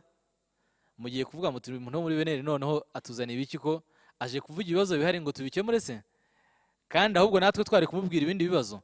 Icyo mvugiye ibi no kugira ngo twerekane uko duhagaze, noneho tugane ku kiri gukorwa n'icyakorwa kugira ngo ikiho kigihari tukizibe. Banki Nkuru y'u Rwanda rero ifatanije n'abandi bafatanyabikorwa hari gahunda nyinshi ifite, ariko ndahera ku z'urubyiruko kuko nirwo turi kumwe aha ngaha, kandi izo gahunda ndifuza ko muzigeza no ku bandi. Yavuze ati hari ibyo dusanzwe dukora muri rusange, Tony umpagarike niwumva ndengeje igihe, kuko nshobora kuvuga ibintu byinshi cyane kumvugana n'urubyiruko nari mbakeneye. Mu byo dushinzwe muri financial inclusion harimo n'ubukangurambaga, ariko ubukangurambaga bwacu bwibanda ku kuntu umuntu yamenya icyo akwiye gukora kugira ngo serivisi z'imari azikoreshe neza, yiteze imbere. Ibyo dukora byose intego ni imwe dufite, niyo kugira ngo ubuzima bw'abaturarwanda bube bwiza mu bijyanye no kugerwaho na serivisi z'imari. Turigisha rero, ariko ntitwigisha twenyine, dufatanya n'abandi. Abo turi hamwe twese aha ngaha ni abafatanyabikorwa bacu ku buryo buhoraho. Ariko nubwo twigisha ntituragera henshi, ariko nk'urubyiruko reka mbabwire ngo nimusure urubuga rwa Banki Nkuru y'u Rwanda, nibura ahangaha none hani mu rusuri mujyeho kuri beneri, mukureho inyigisho z'ingenzi ku mikoreshereze ya serivisi z'imari. Muri izo nyigisho z'ingenzi murasangamo ubutumwa bwinshi bw'uko mwagana ibigo by'imari, by'uko mwarenganurwa igihe mwarenganijwe n'ibigo by'imari, kuko nabyo bibaho, bya serivisi z'imari zitandukanye zihari, uko mwagereranya ibiciro bitangwa n'ibi bigo by'imari n'andi makuru menshi atandukanye. Mpereye kuri icyo ngicyo gusa. Amategeko dufite n'amabwiriza dufite yose yita ku kurengera abaguzi ba serivisi z'imari. Hari itegeko ryo kurengera ubuguzi ba serivisi z'imari rirahari, hari amabwiriza arishyira mu bikorwa, ariko hari n'amabwiriza afasha abantu guhanga udushya dusubiza ibibazo bihari. Yambajije ikibazo arambwira ati ukomeze uvuge n'ibindi, ariko kugira ngo ntiharire umwanya ndashaka kuvuga ikintu kimwe gusa. Tugendeye ku mibare nababwiye ntangira, murumva ko hari icyo kinini kigihari tugomba kuziba. Mwakwibaza mutese none Banki Nkuru y'u Rwanda murakora iki ko mutaguriza? Banki Nkuru y'u Rwanda ntabwo ari ikigo kiguriza, ariko Banki Nkuru y'u Rwanda igenzura, iha uburenganzira ikanagenzura ibigo bitanga serivisi z'imari. Muri urwo rwego rero twicyo dukora ni ugushyiraho amategeko n'amabwiriza yorohereza ibi bigo kugera ku byiciro bitandukanye bitagerwaho n'izi serivisi z'imari, ndetse tugashyiraho ingamba dufatanyije n'ibindi bigo bya leta n'abafatanyabikorwa batandukanye, ingamba z'igihugu icya mbere zo guteza imbere ikoreshamari ridaheza ndetse no kwigisha ibijyanye nazo. Muri izo ngamba zombi babwiye rero, urubyiruko ni kimwe mu byiciro Banki Nkuru y'u Rwanda yitaho, ndetse hari porogaramu zitandukanye ziri specific kuri urwo rubyiruko. Ndaza gukomeza mvuga ku byo duteganya gukora tutarakora, ariko mbere y'uko wenda nkusubiza umwanya Tony unyihanganire, navuze ku byo guteza imbere guhanga udushya. Hari amabwiriza dufite afasha urubyiruko mu kuba bahanga udushya. Niba hari abatekereza guhanga udushya mu bijyanye na serivisi z'imari, rwose turi kumwe, kandi si twe gusa na capital market, kuko dufite ibigo bigenzura iby'imari mu Rwanda bibiri: Banki Nkuru y'u Rwanda, ibyo by'amabanki, microfinance, sako, mobile money cyangwa e-money issuers, n'ibindi, ariko na capital market ireba ibya investment in general, iby'imigabane na shares. So ubwo rero ubwo buryo bwose burahari, hari byinshi bihari ntaza kubasha gukurikiranya neza kubera igihe gito dufite, ariko uko tugenda tuganira turaza kugenda tubigeraho. Murakoze. Thank you so much, Moise. Niba twabyumvise twamuha amashyi. Let me just try to, I think there are a few key things that he highlighted for those who don't understand Kinyarwanda, and I would really like to kindly ask those who are next to those who don't understand to try and translate where we are not able to. But he mostly talked about financial inclusion, where we are. I think more than 90% of inclusion, that's a very good percentage. But when it comes to access to financial services, we are still facing a challenge. I think we are at around 24%. And when it comes to the young people, it's even less than that. I think a little more than 15%. I think 17% that he mentioned. So there's a lot of work to be done to make sure that there is more access to financial services. And as part of what they do as the regulators, Central Bank of Rwanda, they do put in place policies, regulations, and guidelines that protect financial sector players, but also consumers of financial services. And while at the same time, one critical aspect he ended his intervention mentioning is the different guidelines they are putting in place to promote innovation in the financial sector. So there are certainly details that he is not able to share in this short time, but those who want to hear a little bit more about that, you can find him. But if we give him the floor, maybe later he can elaborate a little bit on that, so that you have a better sense of what the services BNR is offering. Now, let's go to Vivian Kaitesi. And Vivian, I happen also to have known Vivian for many, many years. We worked together in RDB many years ago. She was the head of investments. Now she's in business development service provision. So you can, for her, easily link BDS and investment. So she has expertise and experience in that space. But Vivian, I would like you to, briefly touch on what ESP is trying to do in the ecosystem here, but try to go a little bit beyond that. I'm sure over the last months, you've been trying to understand more and more this BDS ecosystem. So what is available, what is missing, what are those crazy ideas we could put to the tables here so that we can, try to implement them. So share with us your perspective from ESP as an organization, but also from an ecosystem player in general, so that we get a sense of where we are at the moment. So over to you. Thank you.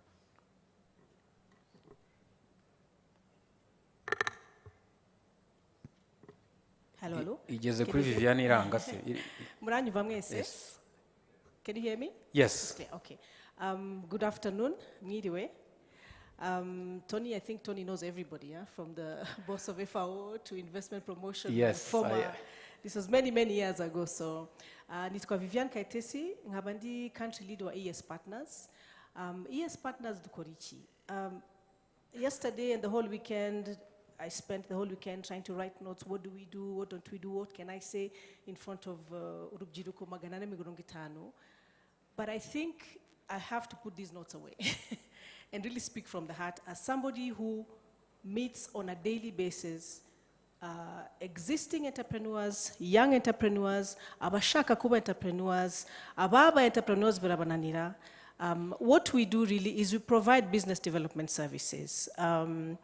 We believe that Africa's prosperity can only happen through its entrepreneurs, through its youth.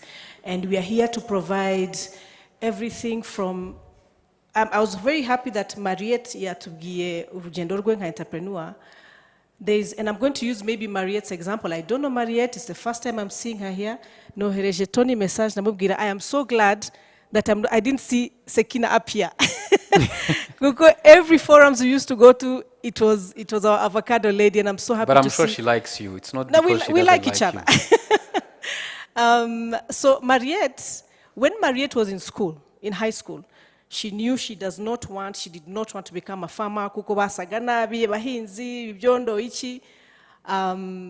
You see now what we do, we have a program called Futurepreneur Program within a MasterCard Foundation Business Development Service program that allows for us to provide BDS services. BDS services no kuvugichi, to train entrepreneurs on, or even future entrepreneurs on can I be a farmer? Yes, I'm studying in engineering.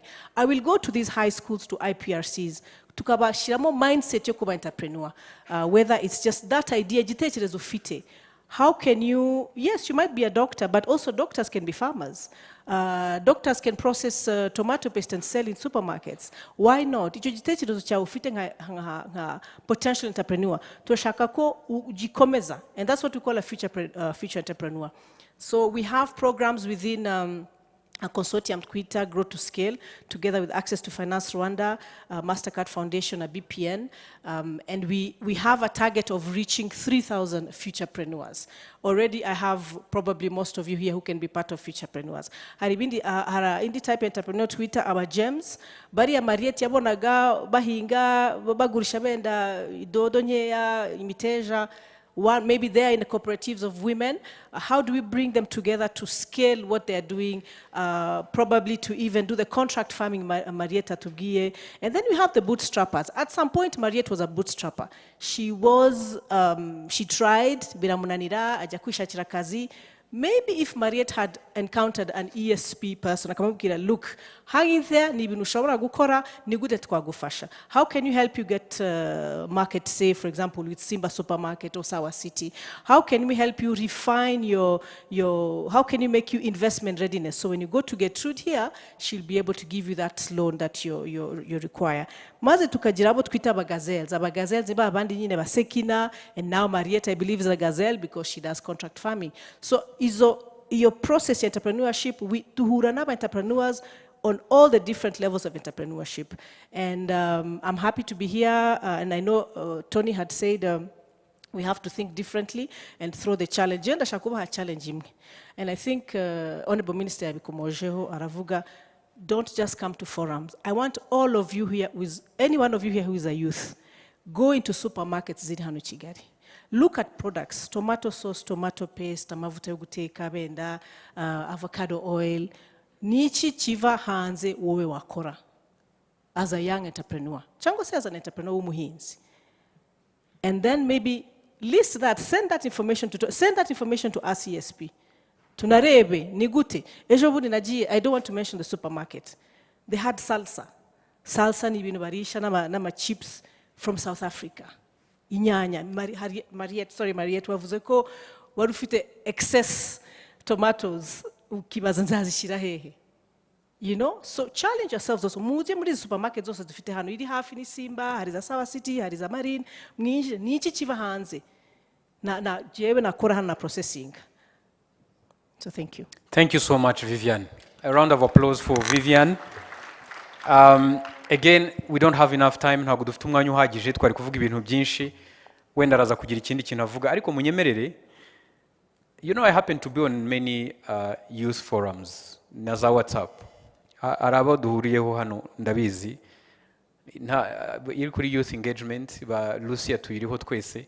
So this morning I was reading messages. Nasomaga message. Aruwanditse ngo muraho neza.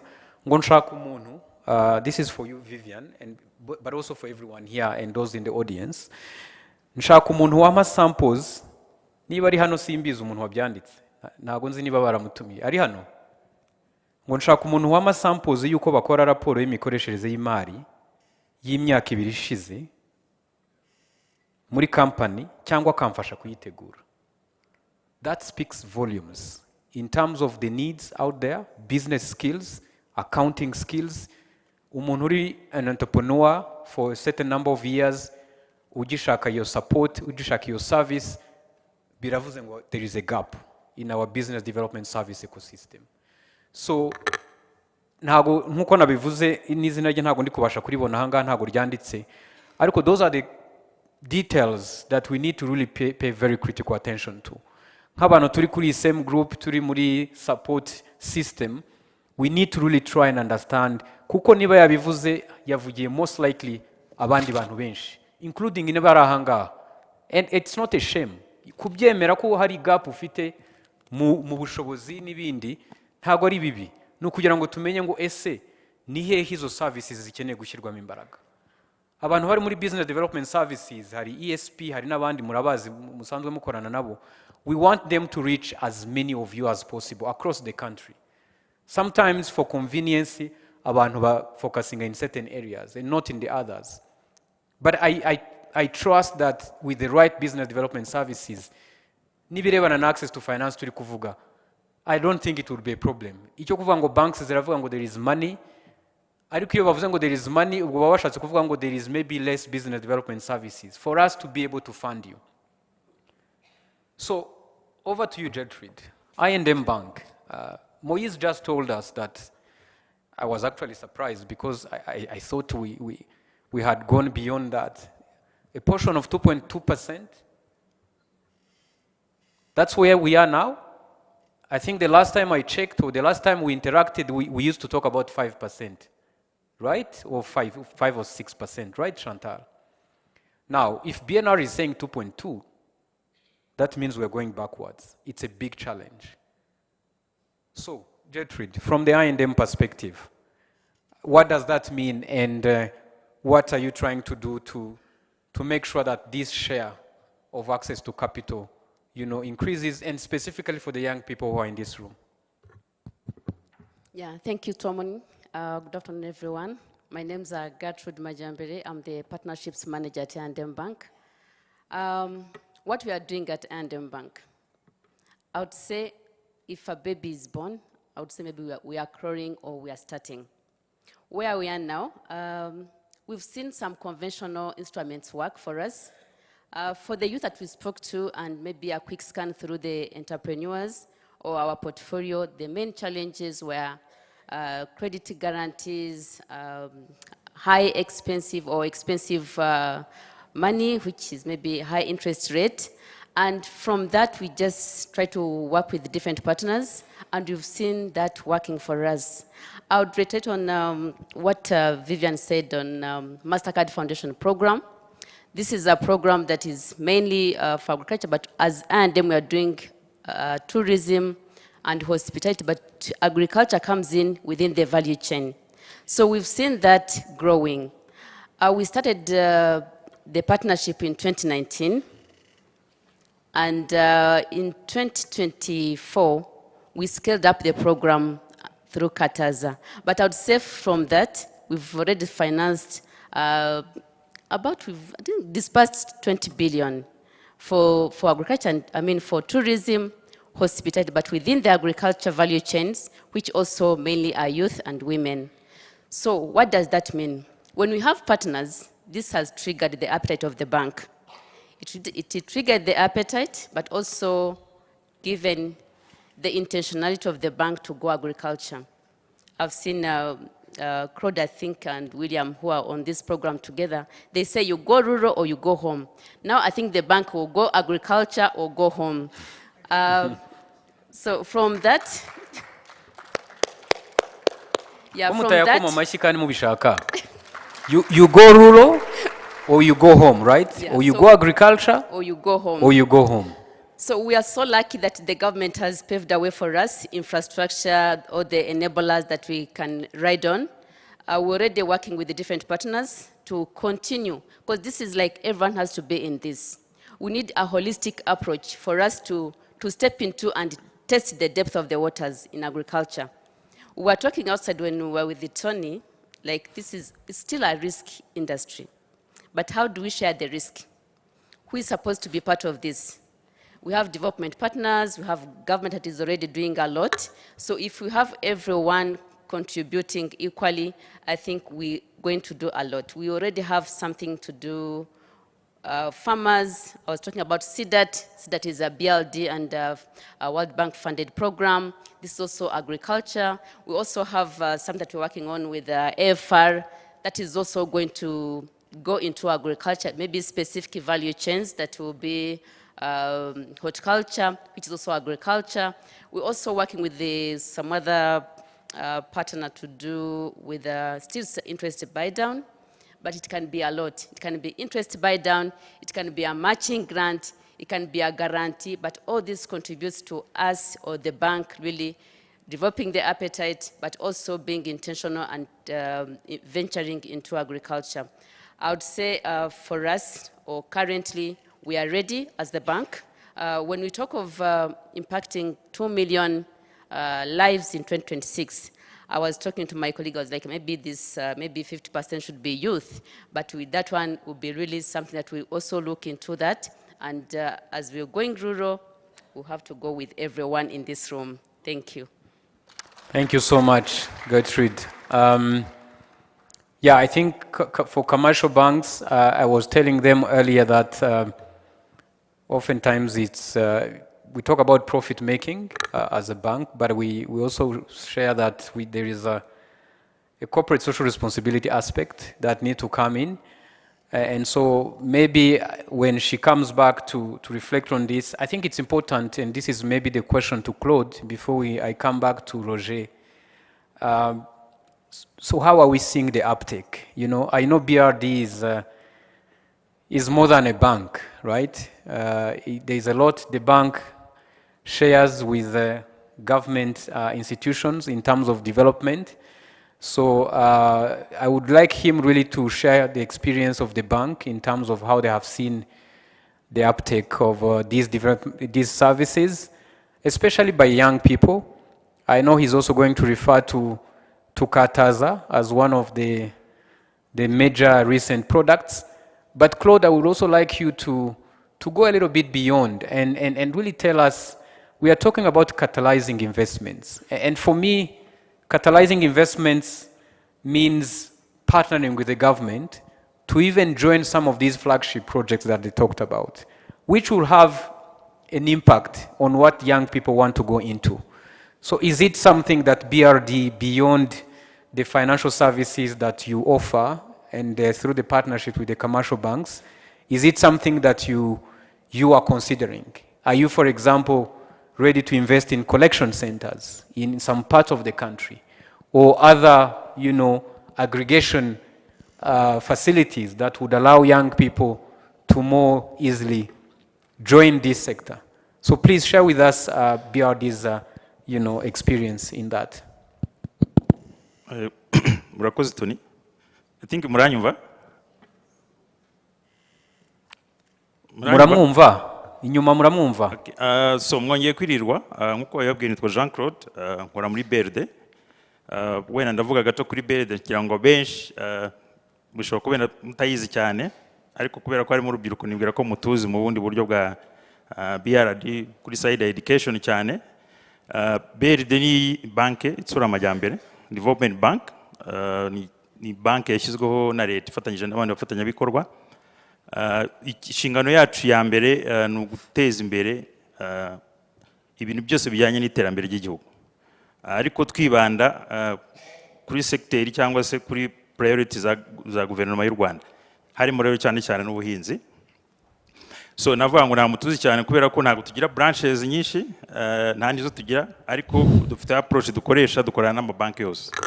So banki zose mukorana nazo cyangwa se nizo muzakorana nazo mu gihe kiri imbere, dufitanye imikoranire ku buryo amafaranga menshi dukoresha tuyacisha muri ibigo by'imari kugira ngo abashe kugera ku bantu benshi cyarimo. so nashaka guhera rero ku kintu cyavuzwe kare cyangwa kimaze iminsi kivugwa, izi forumu zibaye kenshi, aho dukunze kuvuga ngo banks dufite amafaranga menshi, niko niyo kuri ntabwo tubeshya arahari, ariko n'urubyiruko narwo cyangwa se n'abandi bose cyane cyane mu buhinzi bakavuga ngo twabuze amafaranga, nako niko kuri, kuko yirebye imibare nk'uko Moise yiduhaye biragaragara.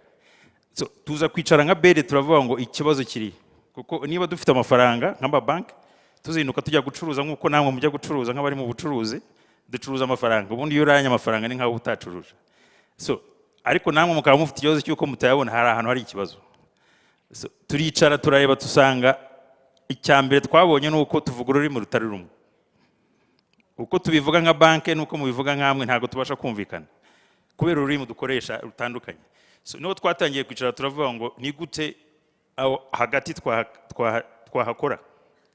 So ururimi muvuga nk'urubyiruko ruri mu buhinzi rugahora n'ururimi banki ivuga. Harimo ibibazo byinshi, ngira ngo urugero rumwe ni nk'uwabajije ikibazo ati ninde wamfasha kwandika raporo, ngira ngo icyo yashaka kuvuga ni ukuvuga ni raporo ashaka kujyana muri banki byanze bikunze, kugira ngo banki ibashe kumva ibyo akora imugirire icyizere yamuha amafaranga. So tubona ko harimo iki kibazo, ariko tufata umwanya tujya kuri tele, dusura ahantu henshi hatandukanye, dusura urubyiruko rutandukanye kugira ngo twumve ikibazo kirihe, nubwo twamaze kukibona mu buryo mu ishusho rinini, ariko dushaka kujya no muri details turebe ikibazo kirahagana. Nibwo twatekereje kuvuga ngo nubwo dutanga amafaranga akajya ku bigo by'imari, ariko ntabwo urubyiruko ruyabona kubera impamvu zitandukanye. Hari kutabasha gusobanurira umuntu wo muri banki ngo yumve ibyo ukora, umwereke n'iyo mibare, hari uburyo abishakamo wenda atari ko wabikoragamo, hari ikibazo cy'ingwate ngira ngo kize no kuvugwaho, hari ibibazo byinshi bitandukanye. Hari iki uko banki kubwira ngo banze ukore turebe nzazemo nyuma, ariko sura kora gudafite igishoro. So harimo ibyo bibazo byose. So, mu gutekereza rero dushiraho dutangira, ubwo ndashaka kwitangana kuri program turimo gukora, dutangira kureba inzira zose twakoresha kugira ngo rwa rubyiruko rubona amafaranga. So muri ibyo bitekerezo twari turimo tugira n'amahirwe duhura n'umufatanyabikorwa witwa Mastercard Foundation, so dukomezanya urwo rugendo. Ariko icyo turimo gukora ni ukuvuga ngo urubyiruko ni gute twabafasha bakabasha gusobanura ibyo bakora, banki ikabyumva. Icyo nicyo cyiciro cya mbere twakoze. Cya mbere kwari kuvuga ngo dushaka abantu mu rubyiruko muri mwebwe babana n'urwo rubyiruko aho ngaho bari hatandukanye mu turere no mu masekiteri atandukanye, tubahugure trainings babashe kuba bafasha abantu kwandika cyangwa se gusabira abantu inguzanyo. Ariko icyo nicyo gihagije. Turavuga hakenewe n'ubundi buryo, kuko urubyiruko niruhaguruka ndetse ari abantu 500 bakajya muri banki wenda sako baturanye, no kubakorera processingira loan zabo bizafata igihe, kuko twari tumaze kubona ko n'ubundi abantu bari mu buhinzi akenshi ikibazo cya mbere bagira nuko basaba inguzanyo bakayihabwa igihe cy'ihinga kirimo kirangira cyangwa se cyaranarangira, ugasanga kenshi nabyo bibateza ibihombo. Dutangira kubaka ikoranabuhanga rishobora gukoreshwa umuhinzi asaba amafaranga muri banki, aho kugira ngo ajye muri banki n'impapuro abisabire ku ikoranabuhanga. Iryo koranabuhanga muri banki babibone, ariko iryo koranabuhanga rinarimo ibyo twita loan processing, ni uburyo bwo kwiga loan, ku buryo amakuru yose urubyiruko rutanze muri banki system bikora analysis ikagaragaza ko uyu muntu ashobora kubona amafaranga, ashobora no kubasha kwishyura. Bivuze ngo urubyiruko rushobora gusaba amafaranga uyu munsi, ubundi twateganya ko mu masaha 48 agomba kuba yabonye igisubizo kuri banki. Uko baba bangana kose nta kibazo, kuko system ifite ubushobozi bwo kuba yakwakira abantu benshi batandukanye. Ibyo rero turi muri pilot, twatangire kuri pilot dukorana n'ibigo by'imari bikeya bijyanye na sako na microfinance zimwe.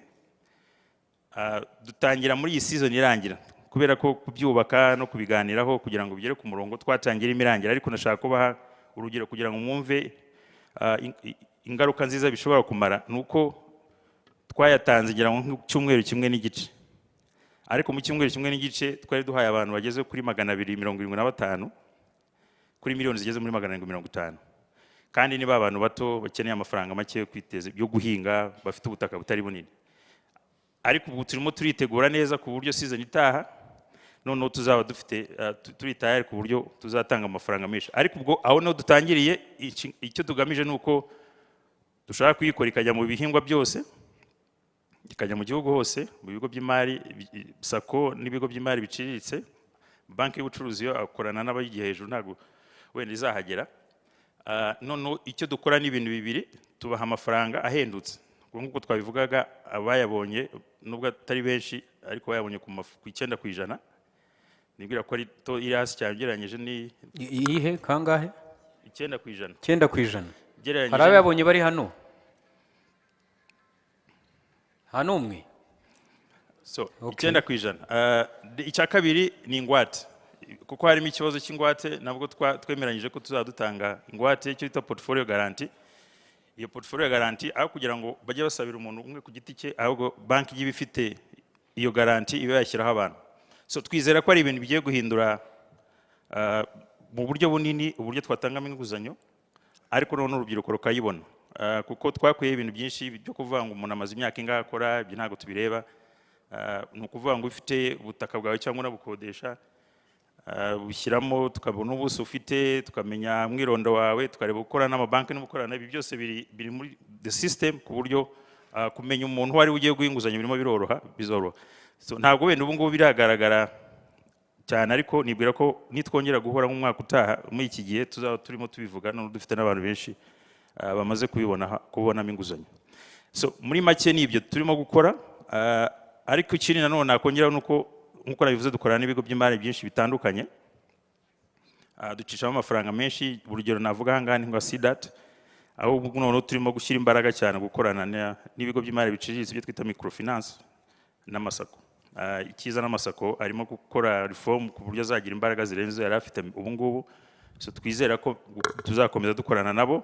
Ikindi turimo gukora kugira ngo tubashe no kubikurikirana izi programu zihariye, nuko tugiye no gushyira abakozi muri sako ku rwego rwa district. Akaba ari umukozi ukorera muri sako, umeze nk'umukozi wa sako ariko urimo kureberera izo nyungu turimo tureba z'iyo mishinga yihariye, ari y'ubuhinzi, ari niyo yindi itandukanye. So nkibwira ko rero biza guhindura ikintu kinini. Ikindi kirimo cyiza nuko kubera iyo system dukoresha bizadufasha no kujya tugira amakuru yo kumenya uko umuntu yakoze muri iyi season, ubutayagaruka banki ikaba ifite ya makuru yose, itagomba kongera kumubwira ngo ajye gushaka umuntu umukorera raporo financier nk'uko babivuze kare. So wenda naba mpiniye aho ngaho turazakomeza tuganira. Thank you Claude. Claude arakoze cyane.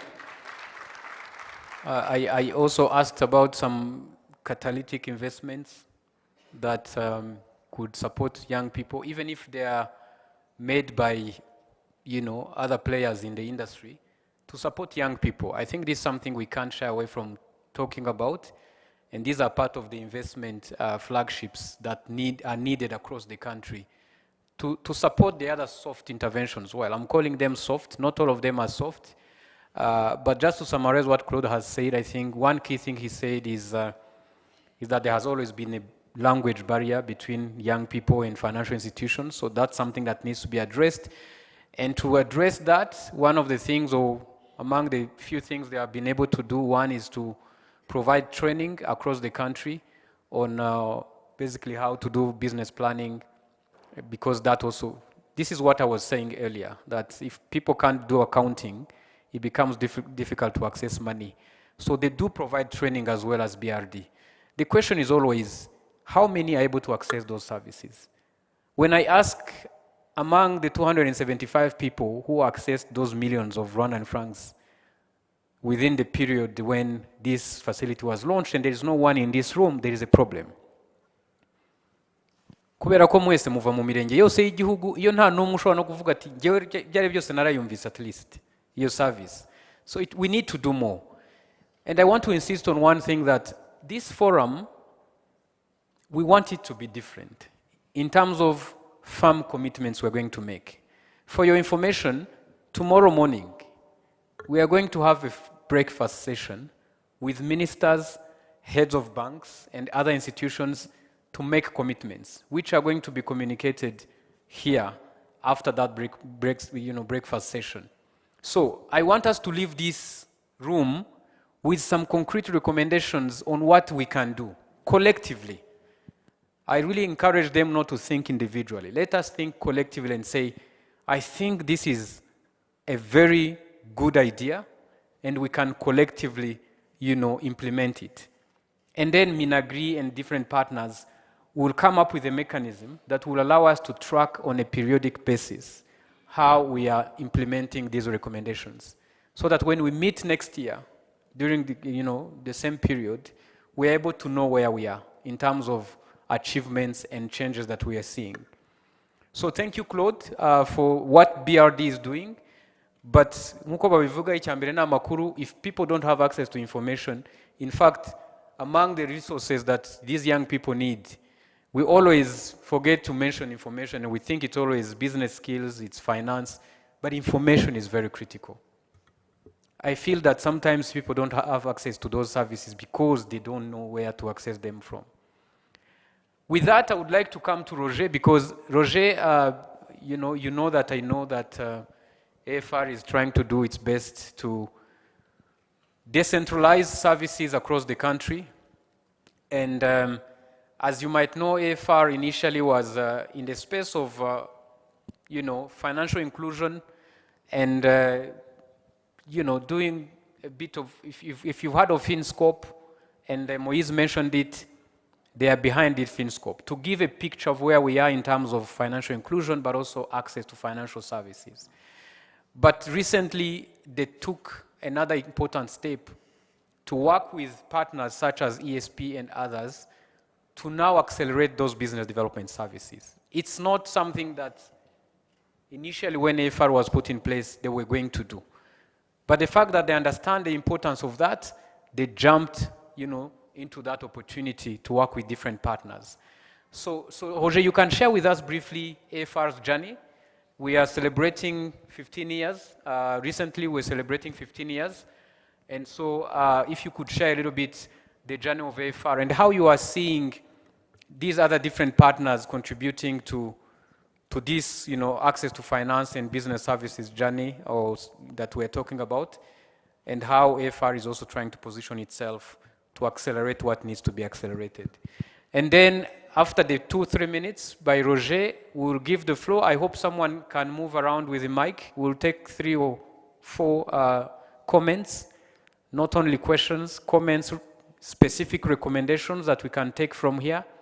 And then we'll aim, to closing in the next, hopefully 20 minutes. And I hope we bear with us, because this is a very important session from which we want to get very concrete commitments that we are going to communicate tomorrow. Roger, over to you. Thank you, Tony. Murakoze, ndavuga mu Kinyarwanda. Maybe Tony will translate it in English.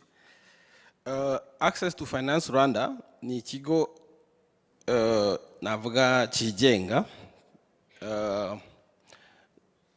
giharanira guteza imbere cyane cyane navuga ngo amagroup y'abantu usanga atari considered cyane mu iterambere, harimo urubyiruko n'abadamu n'impunzi.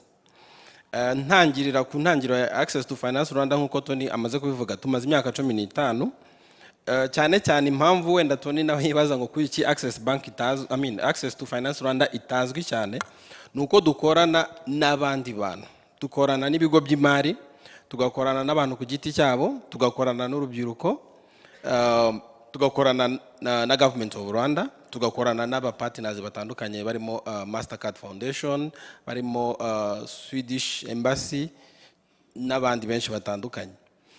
Mu bikorwa noneho bya Access to Finance Rwanda ngira ngo byo nibyo bimuzi cyane kuruta wenda kuba mutazi Access to Finance Rwanda kuko ntabwo ari banke.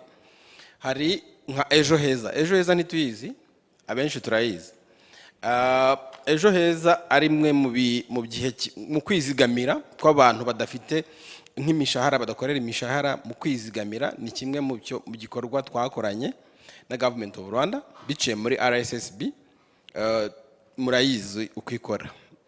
Ikindi gihari muzi iyo bita NICE, National Insurance Agriculture Scheme. Simuyizi, murayizi? Ubwishingizi mu bintu byo mu buhinzi, harimo amatungo, n'ibihingwa bimwe na bimwe nk'imiceri, umuceri, imyumbati, ngira ngo murayizi. Yego. Hari n'ibindi byinshi bitandukanye, harimo za digital payment systems dukorana cyane n'ubu ngubu cyane. Ntimuzi e-cash murayizi? E-cash twakoranye n'abantu batandukanye, harimo na Beneri n'abandi bafatanyabikorwa batandukanye, kugira ngo byorohereze abantu koherezanya amafaranga bitagoranye kandi byihutishe iterambere ry'igihugu. Ikindi navuga kiyongera kuri ibyo, hariho igihe abantu bashaka gukorana na BDF. Hari umuntu wavuze wakoranye na BDF Marriott kugira ngo biteze imbere, ariko yari nka garanti ireba cyane ku bantu, ku muntu kurundi, umuntu n'uwundi. Twakoranye n'amabanki atandukanye, twicarana nabo tubabaza ikibazo gihari ku isoko, ko tugendana dukorera ibintu byinshi bikorwa muri Access to Finance Rwanda bijyana n'ubushakashatsi buba bwakozwe, nk'ibyo bagiye bavuga za Finiscope na za Finmap. Kuri urwo rwego havuyemo igitekerezo cyo gukora portfolio guarantees. Ujya muri banke batagusaba ingwate, kuko cyari gihari nk'ikibazo no kuvuga ngo ingwate, amafaranga ahenze ku isoko ry'amabanke, n'ubushobozi cyangwa n'ubumenyi, nk'ibyo Claude yavugaga, kuntu abantu bajya muri banke ariko banke n'umuntu ushaka amafaranga ntibavuga ururimi rumwe. Kuri urwo rwego Access to Finance Rwanda yakoranye n'abandi bafatanyabikorwa n'amabanke, havamo icyo bita portfolio guarantee. Ushobora kujya muri banke ugafata umwenda bakakwishingira kuri 70%, sibyo? 70% ushaka miliyoni 20, banki igafata 70%, ayandi nka 30% akaba ari wowe wayatanga nk'ingwate, cyangwa se banakora analize y'umushinga bagasanga umushinga wonyine ushobora kuba ingwate. Kugera ubu ngubu ikibazo cy'ingwate numvaga ko cyabaye cyarakemutse, ariko bijyanye n'urubyiruko nk'uko n'ubundi Tony yavugaga, urubyiruko ruhora ruhinduka, ntabwo ari rwa rundi. Ibibazo by'urubyiruko biba bisaba ngo ubyige, navuga umunsi ku munsi cyangwa umwaka ku mwaka. Niyo mpamvu ushobora gusanga hari abafashijwe wenda batari hano, ariko wenda nk'abasakina barabizi, n'abandi bamwe na bamwe, hari nabo twagiye duhurira mu bihe bitandukanye. Ikindi kiri aho ngaho ugiye kutari cy'ingwate nk'amafaranga ahenze, nababwira ngo nk'ibyo Gertrude igeze kuvuga, hari umushinga uhari ubu ngubu, kugira ngo mutazanabyumva n'ahandi, witwa Kwihaza, ujyanye n'ibintu by'ubuhinzi. Twakoranye n'amabanke ku buryo bazajya babaha imyenda ku mafaranga ari munsi y'10%, sibyo? Abantu bari mu bintu by'ubuhinzi bw'inyanya, mu bitunguru, muri avoka na mukoma amashyi mutabishaka. Haracyari byinshi cyane, mu nyanya, mu bitunguru, muri avoka n'amatunda. Amatunda ntimuyazi, amaji, abantu bari mu maji bakora amaji, abantu bafata avoka bakazikoramo amavuta yo kwisiga cyangwa n'amavuta yo kurya, bakazajya babahera umwenda ku mafaranga ngahe ari munsi y'10, kandi ingwate nta ngwate babasaba zihambaye, nta ngwate n'ubundi, nta nubwo zagombye kuba ari ingwate. Gertrude ari hano aranyomoza. Ikindi kiri aho ngaho ni ukuvuga ngo nko ku bushobozi nka buriya Tony yavugaga, twarebye mu bushakashatsi bwabaye, tubona yuko abantu bakeneye kumenya wa mugani ururimi banke zivuga. Dufite programme yitwa Tera Imbere Facility, Tera Imbere MSME Facility, iri mu Rwanda hose, iri i Rusizi, Kayonza, Huye, Musanze na Rubavu. Aho hose mushobora kuhasanga Access to Finance Rwanda, bakabafasha mu bijyanye no kuzamura ubumenyi mu gutegura imishinga yanyu mujyana mu mabanki, sibyo? Biraba basaba ngo financial statement, babasaba ngo cash flow statement, ibyo byose hari abantu bahari muri Access to Finance Rwanda kugira ngo bafashe urubyiruko gukora imishinga itangwamo imyenda n'amabanki, sibyo? Ikiyongera kuri ibyo ngibyo, uretse noneho no guca mu mabanki, hari n'ibindi bihari nk'ama grants. Grants murazizi? Grants zimwe bagiye bavuga zazamuye ba Marriott n'abandi bagitangira gukora. Hari ama grant dutanga mu bwoko nka bubiri navuga. Ubwa mbere, nk'igihe ufite umushinga wo kuba wagura nk'imashini ishobora kuba yakuzamurira agaciro k'ibyo ukora. Nk'abantu bakora ibintu tuvuge twanahera no ku matunda, nk'abantu bakora amaji y'amatunda. Ushaka kugura imashini, Access to Finance Rwanda baraguha grant ya 50% cy'igiciro cy'iyo mashini, iyindi 50 ice muri banki, kandi banki nayo nabasobanuriye babahereze loan ziri munsi y'10%, sibyo? Nibirangiza ya 50% nta nyungu tugusaba, nta nyungu bagusaba. Icyo bagusaba ni ukuyagarura ku gihe kugira ngo byubake records zawe, n'ushaka kuzaguha umwenda azavuga ati kanaka yakoresheje umwenda neza, sibyo? None ikirenze icyo nta nyungu tugusaba kuri ya 50%, ahubwo ya 50% iragufasha kugura ya mashini. Urwango mu buryo busanzwe ya mashini igura miliyoni 20, 10 ziraba ari nta nyungu iriho, ariko uzazisubiza ni amafaranga asubizwa kugira ngo nabandi bazayingukiremo, ni revolving kind of, and then ni returnable grant kind of, because nta cost iriho nimwe attached. Noneho ya miliyoni 10 arizo uzishira ku nyungu ya banki kandi nayo iri subsidized, sibyo? Noneho n'ikindi kirenze icyo ngicyo turaguherekeza mu mishinga yawe nk'ibiriya byo bavuze. Hariho growth to scale program ihari dufatanyamo na Mastercard Foundation, turaguherekeza ku rwego rwose waba uriho, mu guhera mu gitekerezo cy'umushinga nk'uko mugenzi wanjye yabivuze, mu kuzamukaho igitekerezo kigenda kizamuka. Icyo tugendereye nta nyungu ntidukorera inyungu, ntiduharanira inyungu. Icyo twifuza nuko abanyarwanda dutera imbere twese, duharanira impact mu gucreate akazi kugira ngo nabandi bazabona akazi, byongera ubushobozi ku bandi mu buryo butandukanye. Narekera aho ngaho, ibyo navuga byo ni byinshi cyane cyane, wenda ndaza kugera umwanya wo gusubiza ibibazo muza kuba mufite. Murakoze. Thank you so much Roger. Amashyi menshi kuri Roger. Mushyire microphone hafi tutangire twumve ibitekerezo. But to summarize, I think those who did not follow Roger's intervention, I think the key was the different schemes they have participated in. Ejo Heza is one of the insurance schemes in the country. There is the agriculture insurance scheme that also supported e-cash and other digital payment systems that they have been part of. As a non-profit that works very closely with financial institutions. But what I like the most is the way they are getting their services to be accessed by many across the country. So they have opened recently 5 offices across the country in major cities. So if you haven't visited AFR, office in those cities that he mentioned, you can see him and learn more about them, and then to try to access those services. And then the last one is the grant plus loan scheme at 9% interest rate, and this returning or revolving fund that they also use to give you 50% is something that you can leverage. And I want to particularly speak to Christian, who is here. I think Janvier mentioned Christian.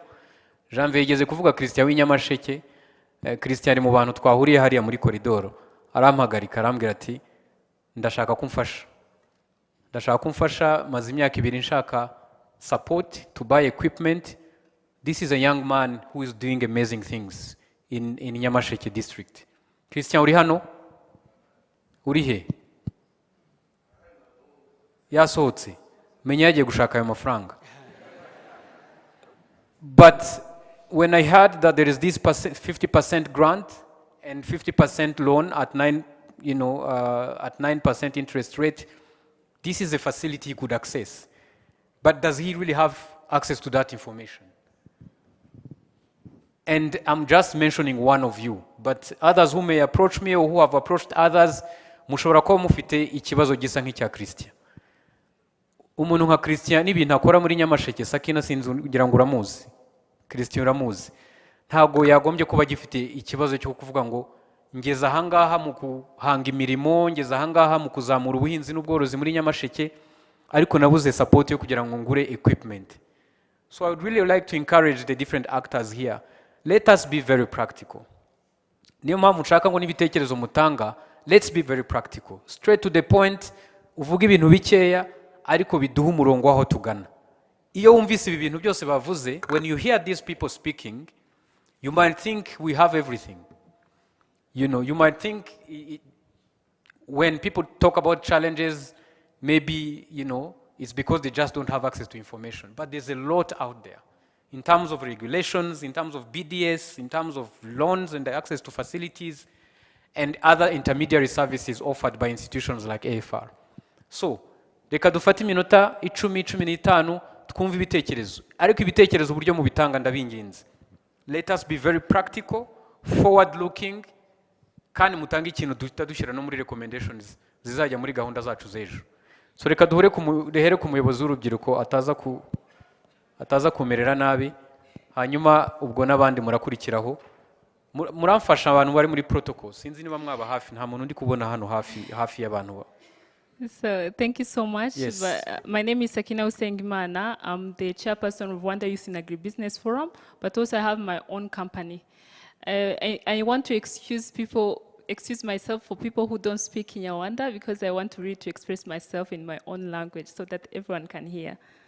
Murakoze cyane. Ikibazo cya mbere cyangwa se nubwo ari ikibazo n'igitekerezo, mwakoze cyane kuduhereza iyi pano. Kandi abantu bariho bari kuvuga ukuntu nyine tuvuga ururimi tutumvikanaho. Niyo mpamvu mpisemo kuvuga Ikinyarwanda kugira ngo yenda mugerageze kutwumvaho gatoya. Kuko hari igihe rimwe na rimwe ibyo muza kuvugira kuri pano n'ibyo twebwe tugenda kuri field tukabona biba bitandukanye. Kandi ibyo ntabwo twabihakana. Iyo ntabwo twabihakana kuko yenda usanga hari igihe biguma kuri headquarter nibigere hahandi yenda natwe tuba turi muri quartier zacu kugira ngo tubashe kubona amafaranga. Ikintu cya mbere nshaka yenda gusaba Banki Nationale y'u Rwanda nuko yadufasha dukoranye na RIAF n'izindi nzego yaba muri PSF, tukareba uburyo duhuriza hamwe urubyiruko tukaruhereza amahugurwa ku bintu bijyanye n'amakontrakt n'uburyo bakorana n'amabanki. Nk'ibintu bijyanye na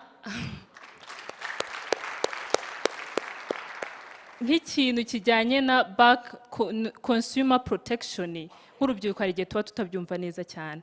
Wajya kuri banki ukamera nk'umuntu umeze nk'umusabirizi, kandi mu by'ukuri twakwiriye kugenda turi nk'abapartners, tugiye nk'abakiriya bakatwubaha. Ikindi kintu kijya kibaho kigorana na ariya makontra batanga, ugasanga baguhaye kontra ni page 50, 20 cyangwa 10 cyangwa se 5 yewe. Niyo zaba zirimo ariko zikaba ziri nko mu rurimi yenda utumva. Bamwe muri twakumva Icyongereza, ariko se niba nshaka no kujya mu byuve mu Kinyarwanda, hari n'umuntu afashe umwanya ngo abinsobanurire. Kuko twe dushaka amafaranga, umuntu ahita sinya atabanje kureba. Noneho wagira ibyago rero sizo ikakutenguha, ukaba witeguye imvura ntuyibone, hagira ikibazo numenye uburyo se ndabwira nde n'ibiki, watangira na ka gakoretero wari uri kuvuga bakaza bakagateza, nyine ukamera nkaho ari polisi uri gukwirukanga inyuma, uretse ko polisi yacu nayo ari nziza iradufasha ikatuyobora itubwira ati nujya gutambuka uri umugenzi wikoresha telefone, baduhereza amahugurwa atandukanye. So rero ikintu ngiye nsaba nuko baduhereza amahugurwa ku bintu bijyanye na banki, kandi na banki nazo tukazisaba kutwubaha, kudufasha nk'abakiriya, nibumve ko niba mfashe loni ari uko ngomba guteza utwanjye. Impamvu ibyo bintu mbivuze ni uko urubyiruko rumwe na rumwe tujya tuvugana bavuga ati nta nubwo ngiye nafashe loni bamere nabi, buri munsi niyo ndengeje umunsi umwe benda kunyica.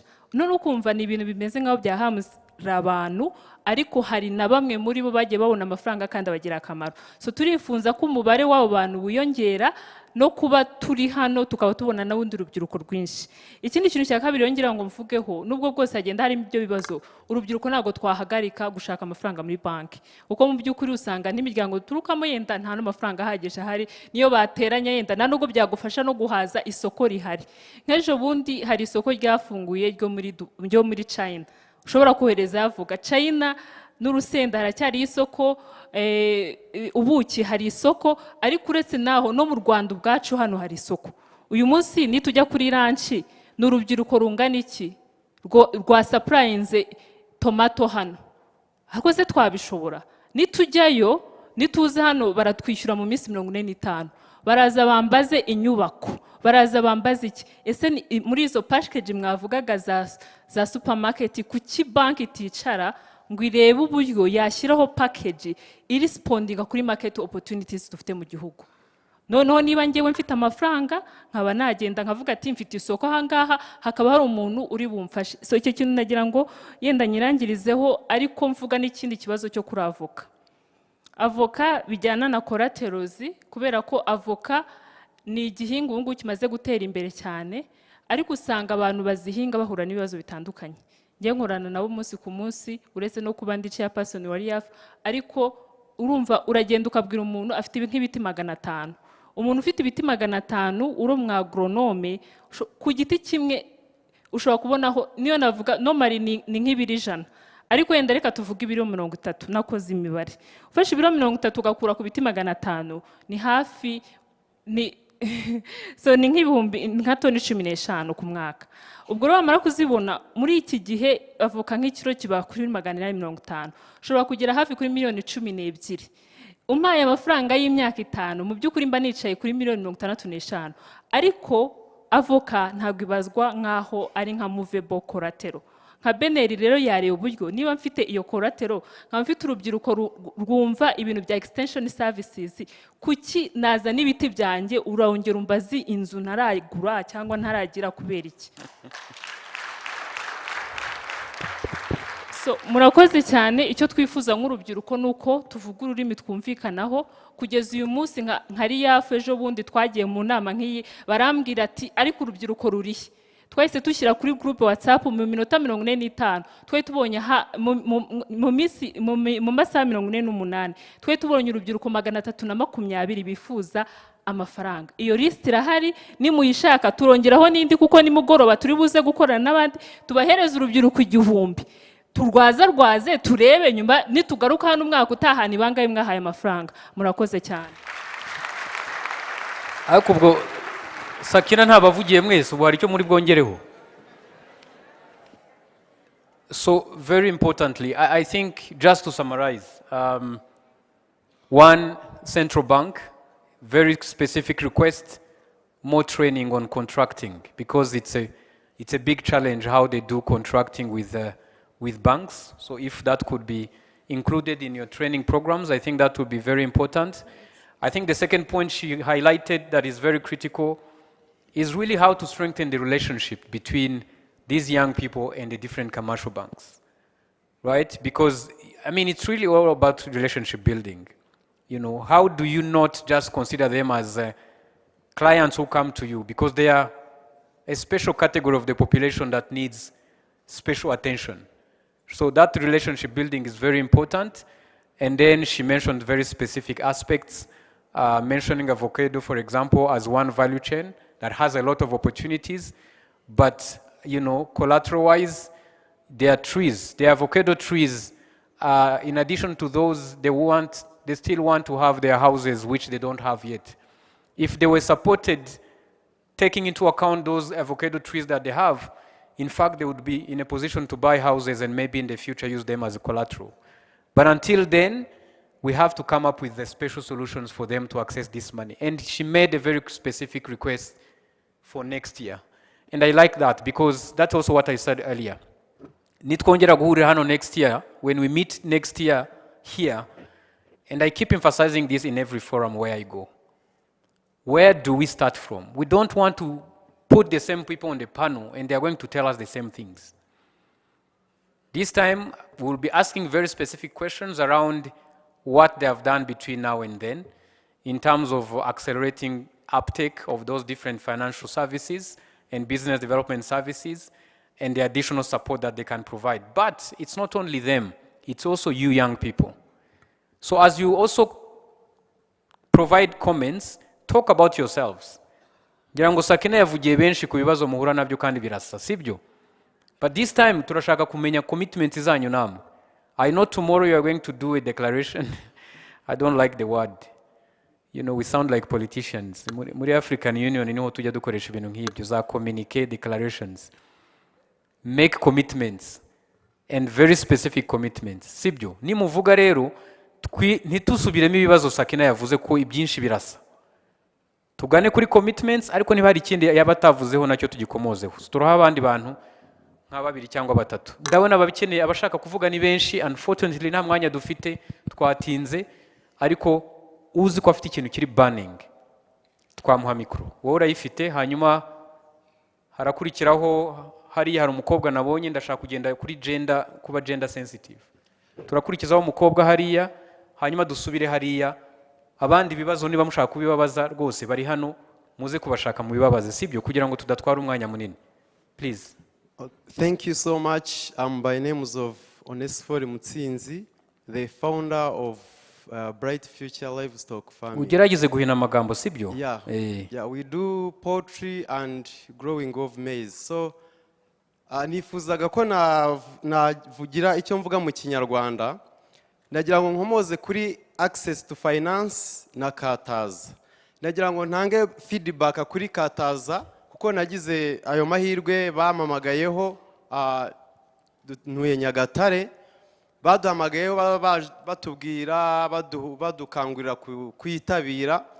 Ubwo nafashe ya mbere njya kuri banki, nagiye kuri sako turaganira, ariko naje gusanga bitandukanye n'ibyo numvishe. Mbere na mbere batubwiye ko tugomba kuba dufite ingwate. Icya kabiri bo bari specific ku bigori gusa, nta kindi gihingwa, nta korora inkoko cyangwa ikindi.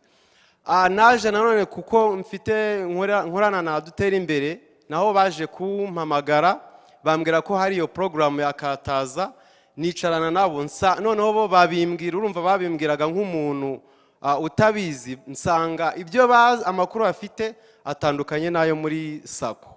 Ubo noneho ugomba kuba ufite bambwiye 2 hectares zigomba kuba zinyanitseho ari izanjye. Icyo ni cya mbere. Cya kabiri nkaba mpinga ariko nabwo mfite contract isinywe na ubutaka mpingaho bufite contract isinyiye kwa noteri.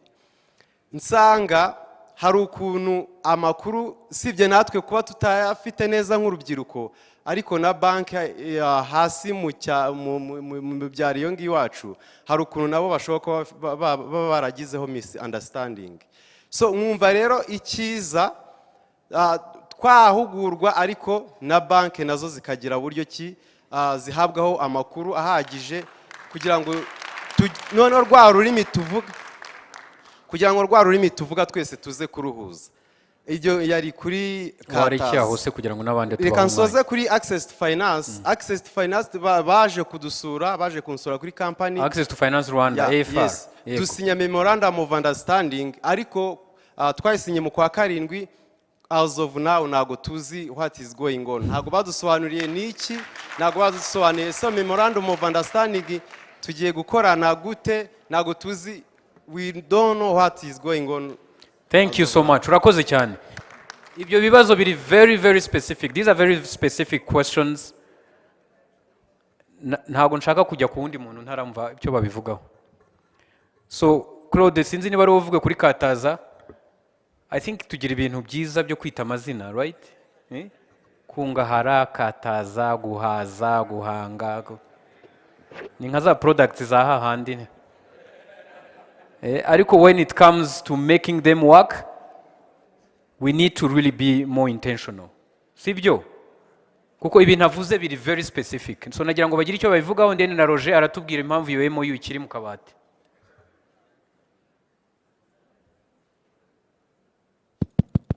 So Mutsinzi arakoze. Ndashaka kubivuga mu buryo bubiri. One, ndemeranya nawe, information iracyari ikibazo.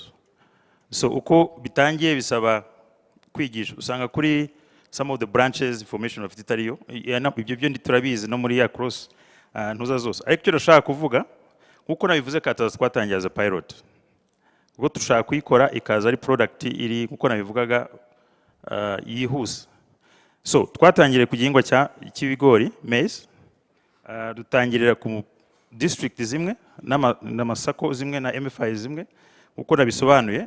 Ariko ikintu nshaka kuinsistingaho nuko nta collateral dusaba iyo utayifite, kuko ikigega kigutangira kugeza kuri 80%. And we have had a discussion zirambuye na sako na MFIs dukorana nazo uyu munsi. Sibyo bintu twarabyemeranyije. Hashobora kubaho kutabyumva neza, byo ntabwo byaba ari gitangaza, ariko ndashaka kugira kubisaba.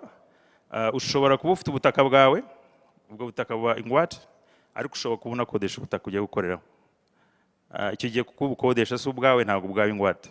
So icyo dusaba bagushyira ku kigega, ugashyiramo na contribution yawe, ubundi sako zasabaga hagati ya 5 n'10% yayo ukeneye. Ariko ntabwo ari primary ntabwo ari uko ufite ingwate. Niyo mpamvu twatanze icyo kigega. Impamvu ushaka no kukivugaho nuko bitandukanye nuko byari bisanzwe bikora. Hari ibyo twita individual guarantee, aho buri muntu wese ushatse guarantee banki ijya kumusabira muri BDF nkuko byakorwaga. So this time ntabwo ariko bimeze. Ni ukuvuga ngo banki ifite nka miliyoni, ufata urugero ngo ifite guarantee ifite nk'agaciro ka miliyoni 50, abantu bose izabona bujuje ibisabwa ibashyira kuri iyo guarantee itagombye kujya gusaba kugira ngo twirinde ko byanakererwa. So iki cyo ndagisubiramo kirahari. Then muri season itatwe duteganya kuba twashyizemo n'ibindi bihingwa bigeze nko kuri 5. Uko tugenda dukora icyambere bikagenda neza tukiga umushinga tugenda twongera. Muri season itaha mu kwezi kwa mbere kwa kabiri tuzaba dufitemo ibihingwa bigeze nko muri 5. Twongere n'ibigo dukorana nabyo. Muri season izakurikiraho wenda twizera ko tuzaba tumaze gushyiramo ibihingwa byose. Turimo turateganya gushyiramo ibihingwa bigeze muri 12. Noneho tukabona no gutangira gushyiramo ubworozi bw'amatungo. Ariko ni ibintu bigenda kuri progress. Ngira ngo nicyo navuga. Thank you. Thank you Claude. Ngira ngo ntago nzi niba bisobanutse kuri wowe Nyagatare. We have to address icyo kibazo cya information.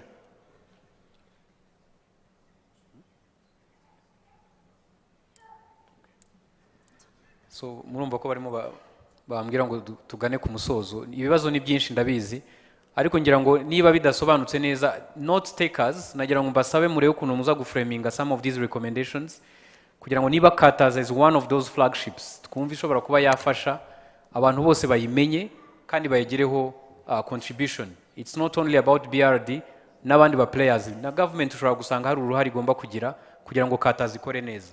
So I want us to take that note hanyuma tuzumvikana uburyo byakorwa even Minaloc ku nzego z'ibanze ngira ngo nabyo nk'aba vice mayors ngira ngo tuzaturi kumwe n'ejo.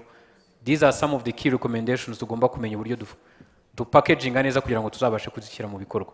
Reka twumve mushiki wacu hano hanyuma umva abandi murambabarira rwose bampaye iminota itarenga 3 kandi ngomba kugaruka kuri aba bantu buri wese akambwira a crazy idea yaba afite tuzishyira muri notes kugira ngo tuze kubifata nka recommendations tuzaganira n'ejo n'abayobozi bakuru. Yego wihuse umunota umwe. Yego murakoze. Nitwa nyina w'umuntu Adeline, mfite kampani ikora ibijyanye n'ubuhinzi n'ubworozi, nkabikoramo detergents n'amasabuni. Ni nk'icyifuzo ngiye gusaba Beneri na zino financial bank ko mudufasha kongera igihe cyo kwishyura. Uragenda amafaranga bakayakwemerera ugasanga na recommendation na requirement basaba urazifite, ariko bakakubwira ngo iyi nguzanyo tuguhaye uzayishyura mu myaka 2. Kwibaza senda ka miliyoni 40 nzabe nzishyuye mu myaka 2 mbonyemo n'inyungu.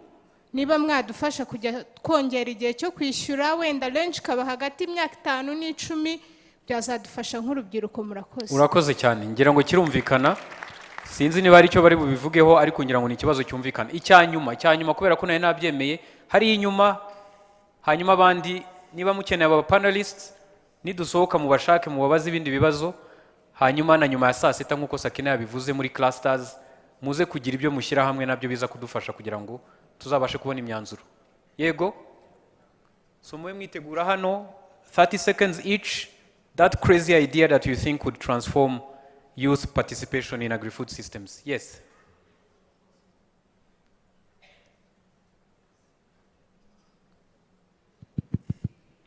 Murakoze. Amazina ni Twizerimana Dieudonné, ndi umworozi w'inkoko mu karere ka Nyabihu. Ikibazo ni nk'igitekerezo mfite nshaka kugeza ku muntu wo kuri Beneri bazadufashe banke ziduha amafaranga y'inguzanyo. Hari ikibazo gikunda guca intege urubyiruko, kibazo cyo gufata inguzanyo. Nk'urugero niba mfashe 100,000 najya kwishyura wenda bambwiye ko nzishyura mu gihe cy'amezi wenda 12 cyangwa se amezi 10 ni urugero, wenda inyungu tubishyire nko ku 10%. Najya kwishyura mw'ibyo 100,000 mu kwezi kwa mbere nkishyura 11,000, noneho ukwezi kwa kabiri nkazongera nkishyura 11,000. Ubwo hariho inyungu ya bya 100,000 kandi nibura kuri bya bihumbi 100 ukwezi kwa mbere nishyuyeho ibihumbi 10 nakabaye mbazwa inyungu y'amafaranga ibihumbi 90 bisigaye tugakomeza ukarazarangiza inguzanyo ukishyura inyungu y'ibihumbi 100 kandi byibura waramaze kwishyura. Murakoze. Abazi imibare mwabyumvise, ngewe biramvanze ntabwo, ariko Beneri yabyumvise, nicyo cy'ingenzi. Umva doratumye ibibazo byinshi bizamuka, ariko ndabinginze nta mwanya dufite, tugomba kujya kuri lunch. Ibindi bibazo mu biganire mu clusters, sibyo? Hanyuma turaza kubihuza, hanyuma ejo tuzabiganiraho uburyo tugiye gushyira mu bikorwa, sibyo? Closing messages, reka twumvikane dusoze, reka twumvikane. Mwihangane turimo gusoza. So Moise watangira amasegonda 30, hanyuma n'abandi, hanyuma tugasoza.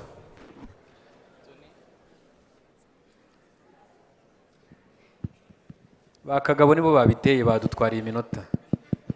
Muranyumva? Na Claire. Yego. Uranyihanganira Tony, ngusabe namwe muri aha mbasabe ne gukoresha amasegonda 30 kuko hari ibibazo byinshi byabajijwe banki nkuru y'u Rwanda, tubabarire nyarutsa basi, sibyo? Kandi ngomba gutangaho umucyo cyangwa se nibyo icyo twakora. Urakoze kubyihanganira. Kamere ku cya Dieudonné sinsubira mu kibazo yabajije, ariko ko hari abatacyumvise wenda icyo yatubwiye ni iki. Ni ukuvuga ngo wafashe inguzanyo y'umubare w'amafaranga runaka ibihumbi 100, ariko buri kwezi inyungu ku nguzanyo wafashe ihora ibarwa kuri bya bihumbi 100. Ni icyo ngicyo. Ubwo rero ubundi mu buryo bwo kwishyura inguzanyo kera mbere yuko hajyaho itegeko rirengera umuguzi wa serivisi z'imari bwari bwinshi, ariko ubwo twari tumenyereye mu Rwanda ni bubiri. Ni uburyo budahinduka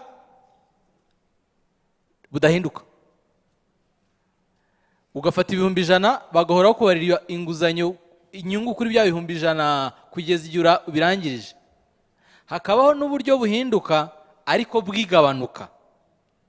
Icyo bivuga nuko wafashe ibihumbi 100 mu kwezi kwa mbere wishyuyeho principal cyangwa se umwenda fatizo ibihumbi 10, usigaranye 90, wakabaye wishyura inyungu ku bihumbi 90 bisigaye. Ariko hari ibigo byakomezaga kubarira umuntu ku bihumbi 100. Icyo gihe ngo nubu niko bimeze. Mwe muretse gato. Ni ukuvuga ngo ubu igisubizo ndagifite nyine. N'uyu munsi biracyahari, niko muvuze. Niba rero uyu munsi bigihari, mumenye ko itegeko ribibuza. Iyo niyo message ya mbere. Ni ukuvuga ngo turabizi ko amategeko atubuza kurenga umuvuduko wa 60% hano muri Kigali, hano mu mujyi, ariko ntabwo bituma abantu bataburenza, sibyo? Iyo urengeje bigenda gute? Icyuma kirabafotora, polisi ikabandikira, ikabaca amande. Birabujijwe gutwara ikinyabiziga wanyoye inzoga, ariko ntibuza ko abantu bazinywa kandi bakabafata bakabahana, sibyo? N'ibigo by'imari rero wenda hari ibyakora amakosa yo kutubahiriza amategeko.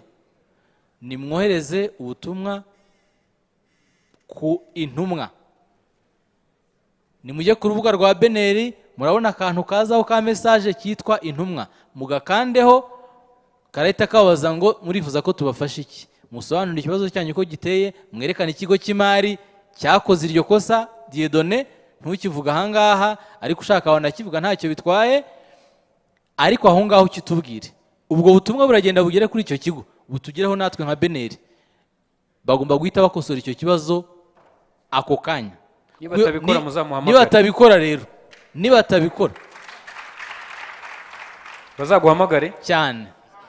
Urabaha nimero cyane rwose. Ni ukuvuga ngo ubwo ibyo ngibyo rwose Dieudonné, n'undi wese ufite icyo kibazo, ndaba ndahangaha, ndaba nicaye ahangaha, ntabwo ngiye mpita njya kuri lunch, ndaza mfate imyirondoro yanyu, namwe mfate telefone yanjye, mbahe n'abashinzwe market conduct, ko dufite departement muri Beneri ishinzwe ibyo ngibyo. Departement ntabwo ari agashami gato, ni departement yose, sibyo? Ubwo icyo kibazo cyo rwose niba hari igihari turagikemura. Icya kabiri, ngaruke ku cya ko mutamuha amashyitsi ntabwo mwishimye. Sekina yavuze ati rwose ibyo wavuze ubwo ni commitment. Beneri bumuyandike ejo nimba ntari muzanayisome nta kibazo. Beneri yemeye ko izakorana na Riafu bagahugura urubyiruko ku bijyanye no kurengera umuguzi wa serivisi z'imari. Twibanze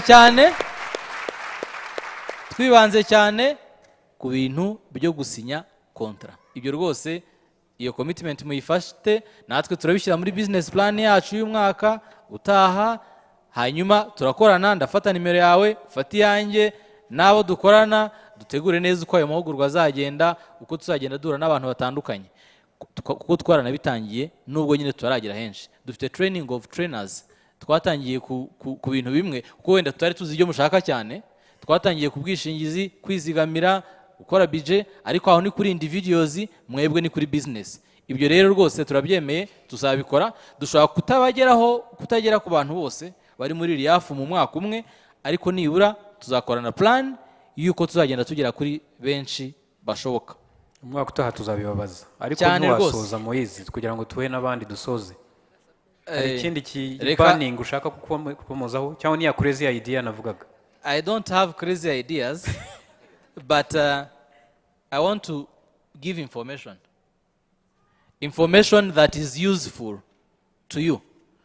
Hari commitment ibigo by'imari byakoze muri uyu mwaka mu kwezi kwa gatanu. Ibyo bintu mukwiye kubimenya. Ibigo by'imari byemeye ko imbere ya nyakubahwa Face Ready ko bigiye gufasha ibigo bito n'ibiciriritse kugerwaho na serivisi z'imari, hibanzwe cyane ku bigo biyoborwa cyangwa se ba nyirabyo ari abagore. Iyo commitment irahari. Ayo makuru icyo nyatangiye, it's not a crazy idea, na makuru nukugira ngo mujye kuri ibyo bigo by'imari, amabanki yose uko ari 11 nta nimwe itarakoze commitment. Muzagende mubabwire ngo ariko ya commitment mwakoze iri, mutubwire, mudufashe.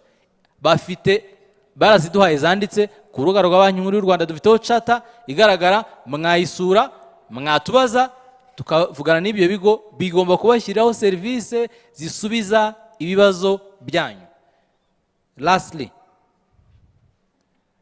Chantal urambabarira ndabona kumuhagarika ariko ubwo ari gutanga commitments ngira ngo twazemera sibyo kuko nizo zatuzanya aha ngaha. Lastly, hari ibigo biguriza bitakira amafaranga ya rubanda.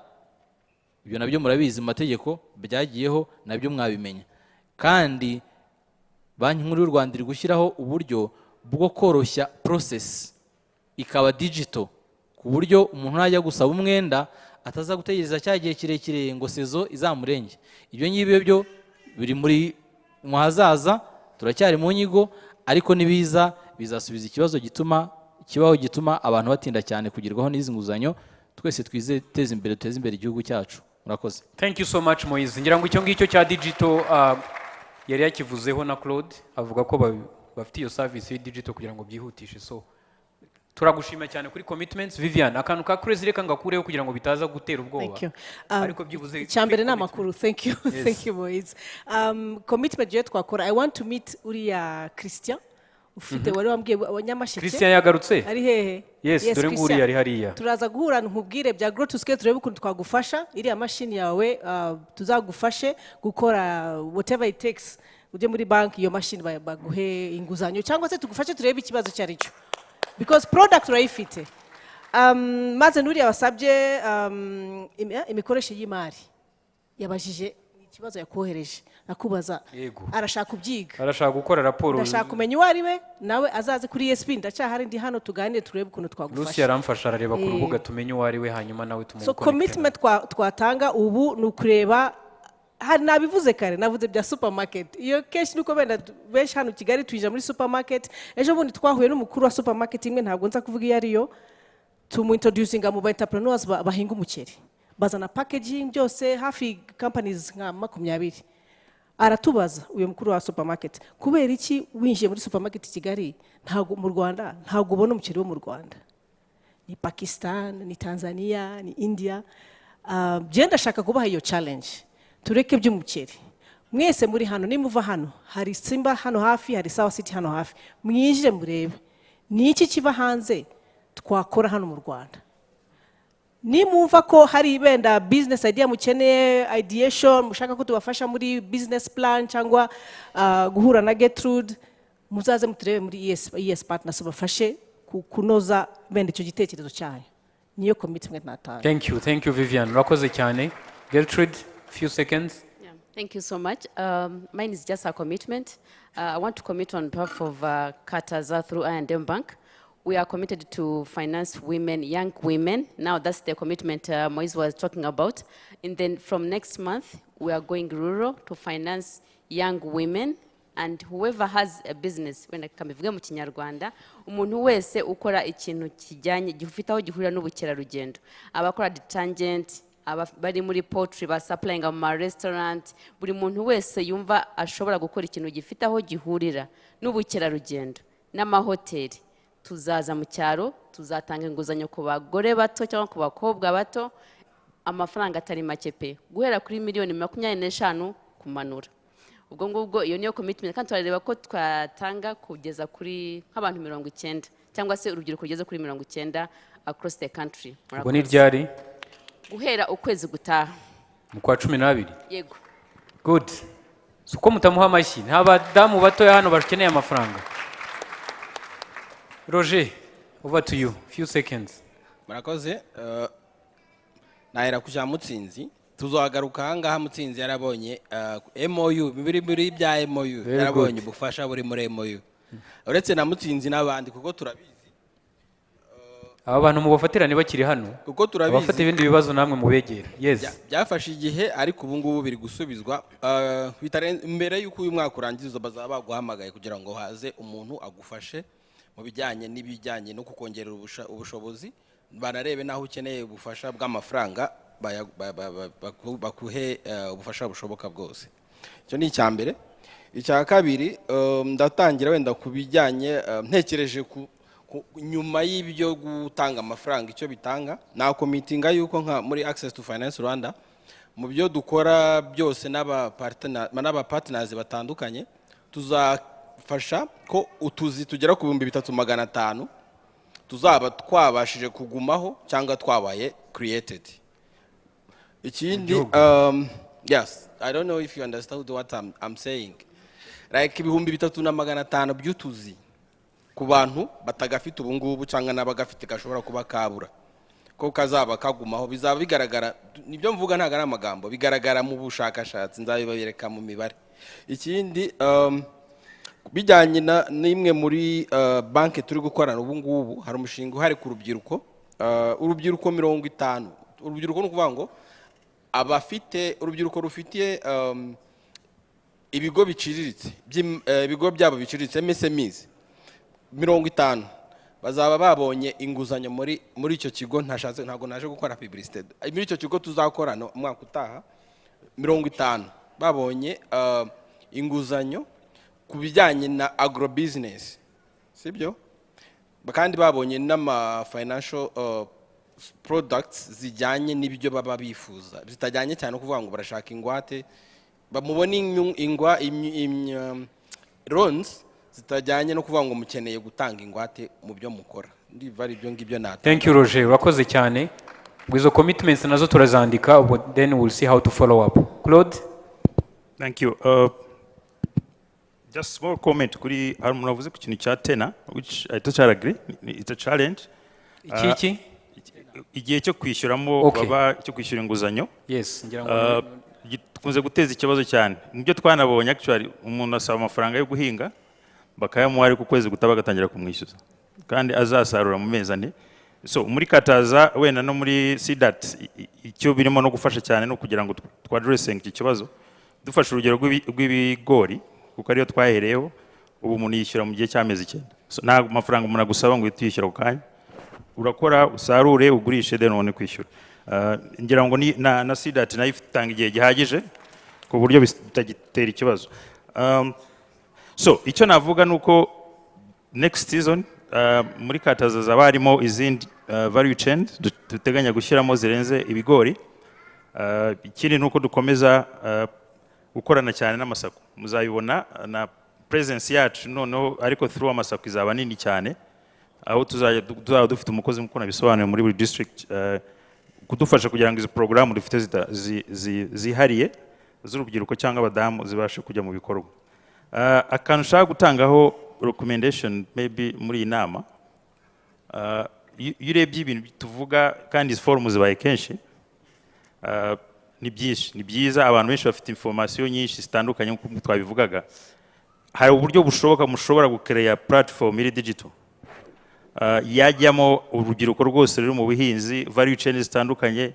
Niba ndimo gutekereza gukora product cyangwa program, nkaba nshobora kujya muri iyo platform nkabona the potential abarimo, ku buryo bajya bashyiramo ikintu kizeme nka pitch, buri wese akaba afitemo uko akora n'iki, ku buryo byafasha kugira information. Ariko none n'amabanks kuba yakwa accessinga, nakunze ibyo Shakira yavuze ko bashobora kurangiza inama afite pipeline y'abantu 1000. Actually ibyo niyo bank ziba zishaka. So tubashe kugira iyo platform iriho official, iri information tuziri accuracy dushobora gutrustinga, I think cyaba ari ikintu kinini mukoze muri ibi byose duhora tuganira, ku buryo n'aba partners stakeholders batandukanye bagenda bashyiramo all the information, ariko ikaba ari ahantu iri hamwe n'ibikorwa, kuko hari usanga nimo gukora ikintu nakana karimo kugikora kandi dushobora kugikorera hamwe bikibuka. Thank you. Thank you so much, Claude. Mubamwera amashyi bose cyane. Brave na team, I hope you are taking note. Turaza kureba ni mugoroba uko duhagaze. I have a few requests ngufiya. Iya mbere nuko abafite ibibazo batabashe kubibaza, niba mushobora kubyandika protocol, sinzi n'ukuntu muri budufashe kugira ngo mubishyire ahantu aba panelists tubekinge shwa ko mubonye ibisubizo byabyo. Twanyuza muri RIAF ibisubizo cyangwa n'ahandi, ariko ntihagire umuntu uza kuva ahangaha ibibazo bye atabiboneye ibisubizo. Ngira ngo bimwe mwabyumvise ahangaha kandi nabo mushobora kubareba. Icya kabiri, we have clusters meetings cyangwa sessions this afternoon. Nagira ngo nisabere panelists n'abandi babishoboye muri institutions ziri hano, if you can please pass by, muumve nibyo baganira, murebe kuri izo commitments kugira ngo at the end of the day tuze kugira ibintu ejo tuzazana hano bifatika, ntibiza ibintu by'amagambo, tuzagire commitments ziri firm, hanyuma tuzabashe kuzishyira mu bikorwa. Ikindi nashaka kuvuga nuko aba bahagarariye abandi benshi batabashe kuba kuri panel. So there are multiple financial institutions zitabashe kuba kuri panel, abari muri business development services. Let's try as we take note to aggregate recommendations zakozwe kugira ngo ntibyitirirwe gusa abari ahangaha, ahubwo byitirirwe all the actors bashobora gutanga contribution. Bizadufasha kugira ngo commitments zizakorwe ejo zitazitirirwa a few institutions, ahubwo bizitirirwe all the actors bashobora gutanga contribution kugira ngo ibintu tubashe kubikemura. As I conclude, I really want to thank you so much, panelists. The goal is very clear from the beginning. Muri speeches twumvise, muri presentations twahawe, it's about transforming food systems, it's about creating jobs, it's about changing, transforming communities. And if the youth can contribute, bagakorana na different partners, I think we'll get there. When we meet next year, we want to start by giving a report on where we are, and then we can build on that. Thank you so much and enjoy your lunch. Arakoze Tony n'abanyamafaranga mwari kumwe. Hanyuma kubijyanye n'igihe byafashe mu bitugarureho nkabaye musi nta kibazo, nubwo mwatangiye saa 5 turabyemera kandi turafatamo n'amasomo. Reka mbabwira amatangazo abiri gusa. Icyo nababwira nuko ku meza ibintu bimeze neza. Ngiye gusaba abashyitsi bacu nibo bagiye gusohoka bwa mbere, protocol irabafasha. Turakoresha restaurant ebyiri, Auditorium Club na Rada iri hariya hirya muri Radisson. Nagira ngo nsabe rero abatumirwa bacu batari urubyiruko rwaje hano musohoke protocol ibafashe. I would like to ask our invited guest to go fast, and protocol people will help. Abandi b'urubyiruko muramusigayemo gatoya, hanyuma mugenzi wanjye Claire agiye kubabwira irindi tangazo rimwe ritoya. Urakoze cyane Kagabo. Mwabyumvise, we can, dear guests, you can start leaving. No time to wait. We don't have to wait because we took too much of your time. Urubyiruko rero musigaye dufite ibyo bita clusters hano nyuma ya saa 8 niyo yari kuri gahunda, ariko twatinze tugiye kubasaba yuko mu minota mikeya tugiye kujya gufata lunch. mwihangana mukagerageza kubikora gitore sibyo kuko urumva tuhagize ibiganiro bisa nkaho byari biryoshye ariko nanone bisa nkaho byari bikenewe bigenda bifata umwanya wanyu ari na mpamvu tubasaba kwihangana ariko birakomeje biraryoshye namwe murabibona ariko ibya saa munani cyangwa ibya premidi ni ibiganiro byo biza kujya mu matsinda dufite umuntu uri muva muri lunch uza kuza kubasobanurira uko ayo matsinda ari buze kugenda ariko nk'ubwo mwumvishe Tony abivuze ni amatsinda agenda abafasha kugenda mushyiramo bya bibazo byanyu byose mwari mufite kubabashe gutera urutoki ariko ntibabashe gusubizwa sibyo ntabwo ari byonyine kuri finance gusa hashobora no kuba izindi mbogamizi mushobora kuba muhura nazo byose murabyandika ariko nanone nk'intore munasuggesting ibisubizo ibyo byose baraza kubibasobanurira uko biza kugenda ubwo rero nagira ngo babwire ngo tugiye kuva hano ubu ni saa 8:20 lunch irabera irada kandi nuba benshi umenyereye ibyo bita amasibo ntimuyamenye isibo ntimuyimenyereye amasibo basanzwe bayazi turagaruka tujya nko mu buntu isibo murayizi yego ubwo rero tugiye kujya kuri lunch murasohoka murafata akantu bita voucher agapapuro n'ugasiga ntabwo urubashe kubona lunch hano munyenyeri 5 iyo udafite agapapuro ntabwo ufungura ku mpande zombi aho usohokera hari umuntu witeguye kohereza ku gapapuro urakajyana ubona undi muntu ugiye kukwakira ukamuhereze ubundi agufashe kubona lunch ngaho mugende muryoherwe turongera guhura hano saa 9:15 murakoze cyane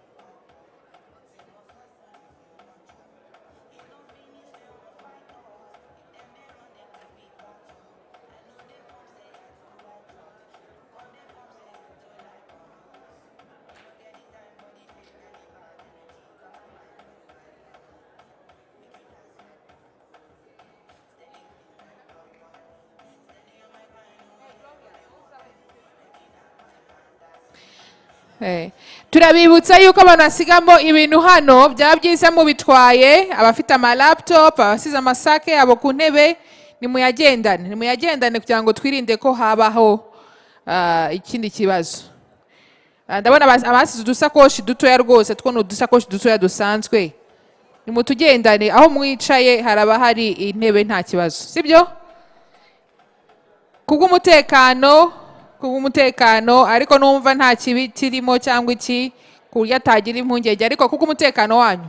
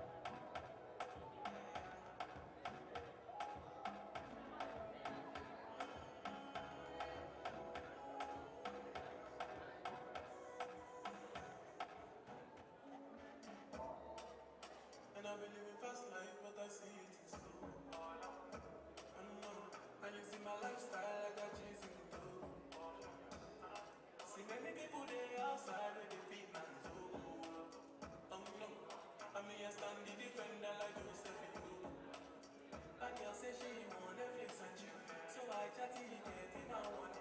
If you fall in, Kelly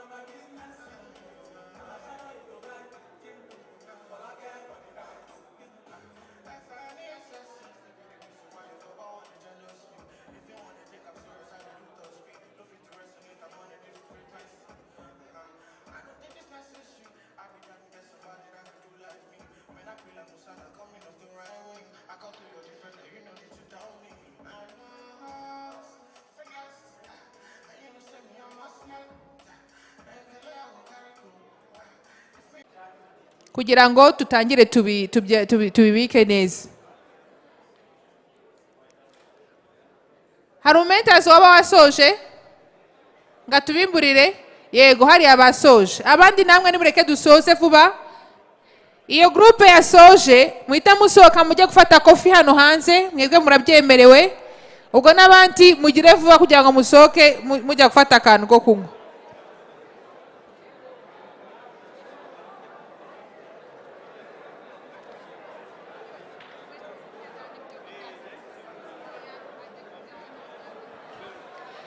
Buri mumenta yibuke kuzana urwo rupapuro. Ndabona amagrupe menshi ahaguruka ariko nta mumenta ndi kubona uri guhagurukana urupapuro. Urwo rupapuro rurakenewe. Mentors. Yes.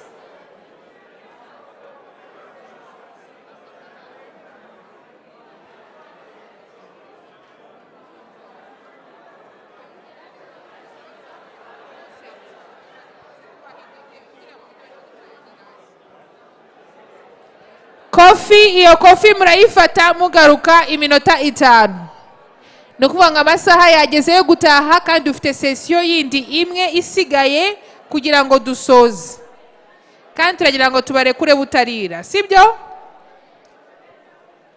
Mentors mutwara urupapuro muruhereze abagomba gutayipinga. Dukeneye aba mentors 16 bazana ibitekerezo. Mutahagura biza kudufasha. Itsinda ryiteguye ni ukutwibwira n'itsinda ryanyu no kutubwira amagambo make.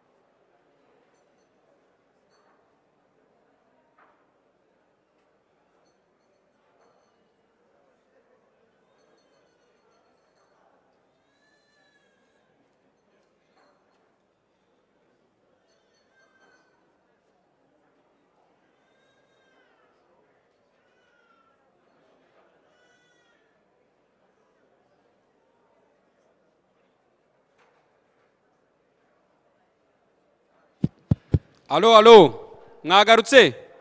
Abantu bahari bagira gutya turebe. Kano gakofi ka nimugoroba ntabwo kaba batuyemo imbaragara. Reka uyu muvandimwe tumwakire, turagwa iminota ingahe? 3. Sawa. Mwiriwe. Mazina ni Elimelek ukwigize. Amazina ni Elimelek ukwigize, nturutse muri livestock group ya 4. Tugiye kubasangiza bimwe mu byo twabonye muri group yacu.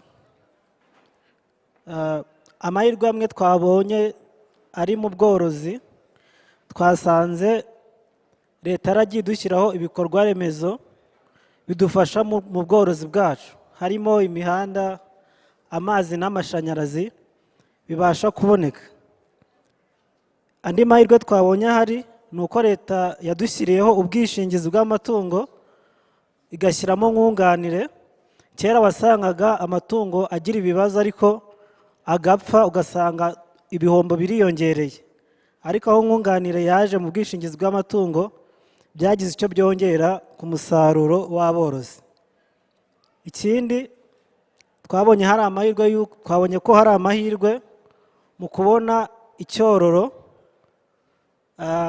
ku matungo, nk'uburyo bwo kuba twarashyiriweho uburyo bwo kubona intanga nko mu ngurube, na kiriya kigo cya Zipline kidufasha kuzikwirakwiza, nabyo byatumye icyororo kigenda cyiyongera, abantu bakabasha korora amatungo abasha gutanga umusaruro mu buryo bwihuse kandi bwiza. Hari imbogamizi twabonye rero mu bworozi.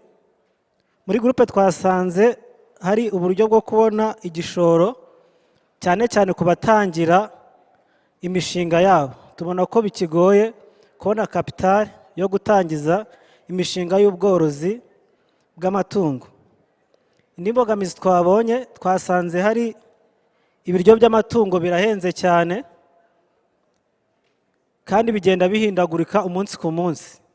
Twasanze uyu munsi ushobora kujya ku isoko ugasanga kiro kiragura 500, ejo wajya ugasanga kiragura 600. Ibyo bigatuma planning y'imishinga yacu cyangwa uburyo duteganya kunguka bugenda buhindagurika.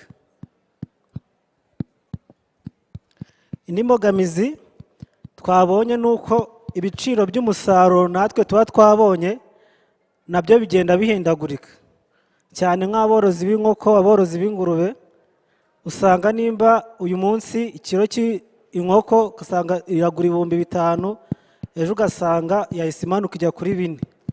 Uyu munsi ugasanga ikiro cy'ingurube kiragura 2,500, ejo ugasanga cyamanutse yageze kuri 2,300. Kuko kugenda guhindagurika kw'ibiciro by'umusaruro tuba twabonye, nayo tubabonye ko ari imbogamizi dufite.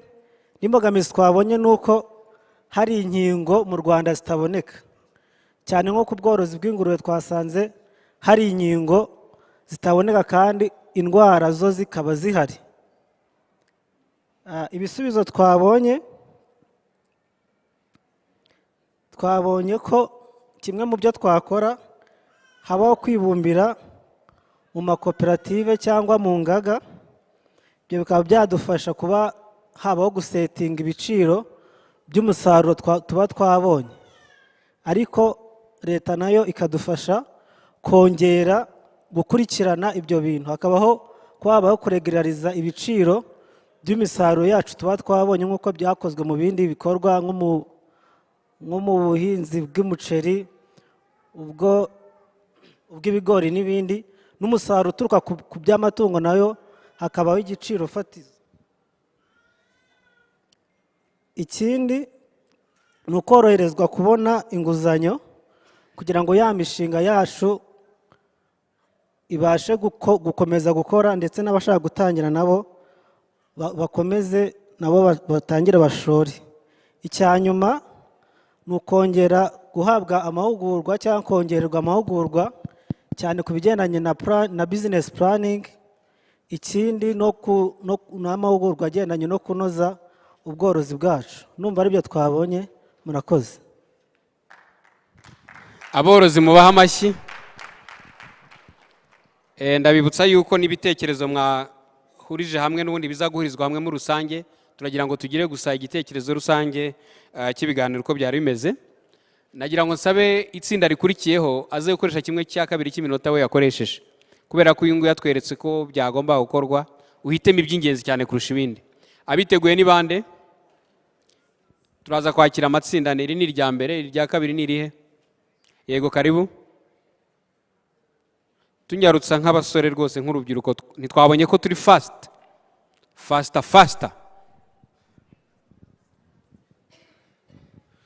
Murakoze cyane.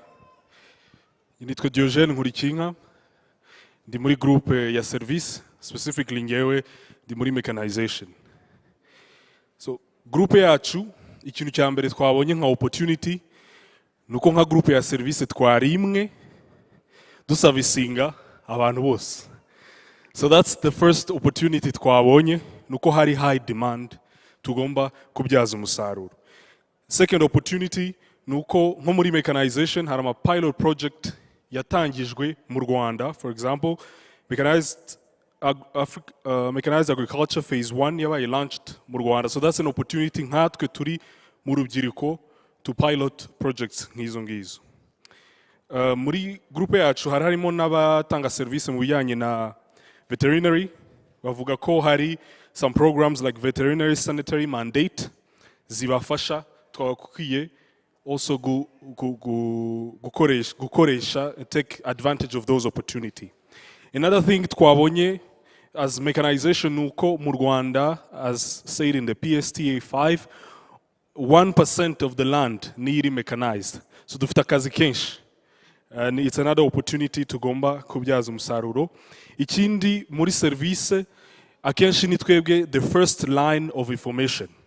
Abahinzi akenshi ni twebwe barebaho for information, the first line of information. So an opportunity yo kubasangiza service zose dushobora gutanga.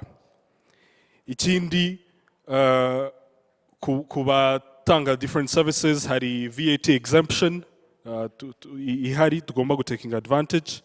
Hari programme nka zamukana ubuziranenge, ni programme nazo tugomba taking advantage a bit more.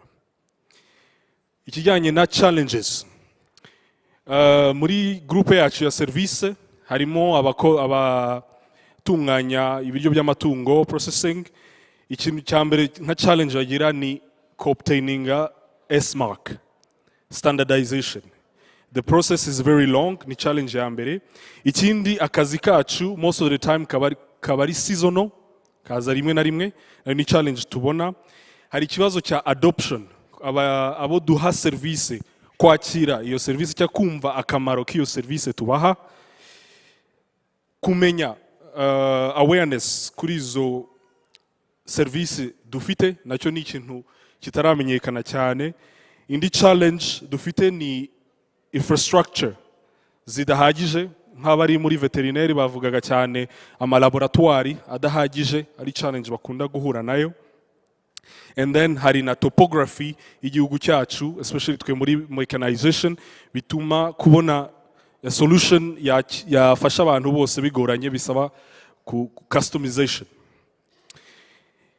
Some of the solutions rero twa propose, icyambere kubijyanye na ya S-mark, niba bishoboka ko habaho a decentralization y'iyo process yo kubona S-mark, ku buryo byamanuka maybe to the district level. For the seasonality, ishoboka ko akazi kacu sometimes kaza for seasonals, twavuze ko tukwiye kongera portfolio ya service dutanga, bityo tugakavaringa sezo yose, tugahora tuba dufite ako kazi. Ikindi ni ugukorana n'abahinzi kugira implementinga izo technique zagura the season, bityo zikaduha akazi nkatwe for example irrigation cyangwa se increase of hay making for the veterinary, bityo bikakomeza kubaha akazi. For the adoption of technology nko muri mechanization, ikintu tubona kigomba gukomeza kwibandwaho ni ikintu cya land consolidation.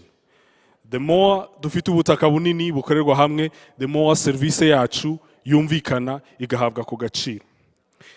So the commitment twiyemeje nuko we're going to become the ambassador of the change. Ikintu twagaragaje muri opportunity nuko we are the first line of information. Akenshi abo duha service nitwe baza kubaza ibintu byose bashobora kubona. So we are the first line, twiyemeje kuba the ambassador of change. Ikindi cyagaragaye nuko hari information nyinshi zijyanye na how to access finance cyangwa se izo programme zose ziba zihari, ariko abenshi muri twe tuba tutazi. Twiyemeje ko muri buri subsector yacu, haba muri veterinary, yitwe muri mechanization, no creating a dedicated platform izajya iba iri dedicated gusakaza izo information. Tugakomeza ntidutegereze rimwe mu mwaka kuza hano ngo batubwire hari programme zihari, ahubwo continuously tugahora sharing izo information. Mu byo rero dusaba abayobozi ni ukudufasha muri iyo platform tuzashyiraho nabo kuba involved. Amakuru yose ntabwo ari twe twayamenya, nabo kuba involved bakadufasha gusharinga izo information. Murakoze cyane, nizere ko ntabatindiye. Arakoze abantu ba service. Sinzi ukuntu mwabikoze abagabo cyangwa abasore mukiharira ijambo, ariko reka Shakira adutukure atubwira ibijyanye na processing. Shakira, where are you?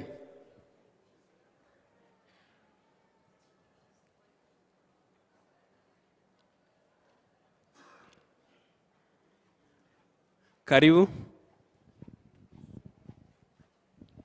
Murakoze cyane. Amazina yanjye nitwa Uwineza Shakira, akaba ari ngiye wari uhagarariye abantu muri processing nkuko nanjye ariyo ndimo. Ni byinshi twarebyeho. Icya mbere twabanje kureba ni ayahe mahirwe dufite muri kino cyiciro cyacu cya processing. Abantu benshi bagiye bahuriza kuba hari amakuru menshi bashimira cyane RIAF ko ibagezaho kubera urubuga yashyizeho rubafasha kubasha kumenya amakuru cyangwa se amahirwe ari mu rubyiruko muri rusange. Ikindi kandi babonye ko hari amahirwe ko hari amamurikagurishwa akagenda bafasha kuba bagera ku isoko ku buryo buboroheye bakabasha guhura n'abaguzi. Ikindi twarebye zimwe muri challenge dukunda guhura nazo. Abenshi mu bo twari turi kumwe nanjye twese twahurije kubura cyane cyane ibikoresho dukoresha cyane cyane twahurije twese kuri packaging. Twese challenge duhura nayo ya mbere dukomereye ni ikibazo cya packaging. Ikindi ikibazo benshi muri twe bahura nacyo ni ukutumvikana, babyitaga kutumvikana kw'ibigo RSB na Rwanda FDA, kuko bamwe bahurizagaho ko hari ukuntu nk'umuntu wo muri RSB yemereye inyubako yawe, undi yaza akavuga ati ntabwo ari iyo ngiyo, ugasanga biragucarenjinze cyangwa se biguciye intege. Icyo ni ikindi kimwe twabonye. Ikindi benshi bavugaga ku misoro iri hejuru, cyane cyane ku bantu bari mu cyiciro cya ji, abantu bakora wine, bavuga ko imisoro iri hejuru cyane, basaba ko badufasha mu buryo bwo kuyigabanya. Bimwe mu bisubizo twibonyemo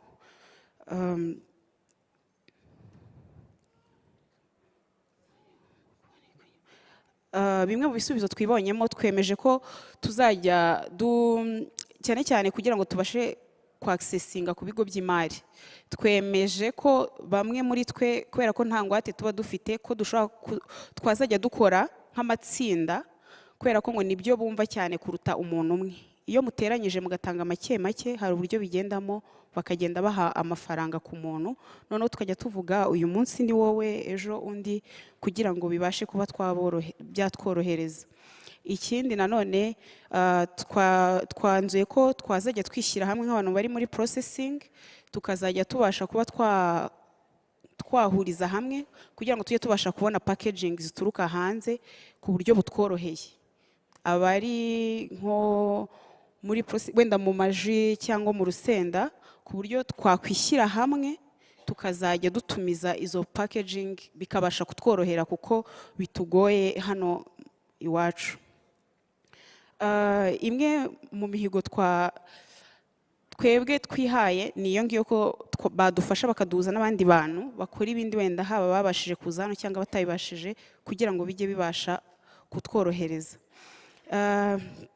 Ikindi bimwe mu bufasha dukeneye ko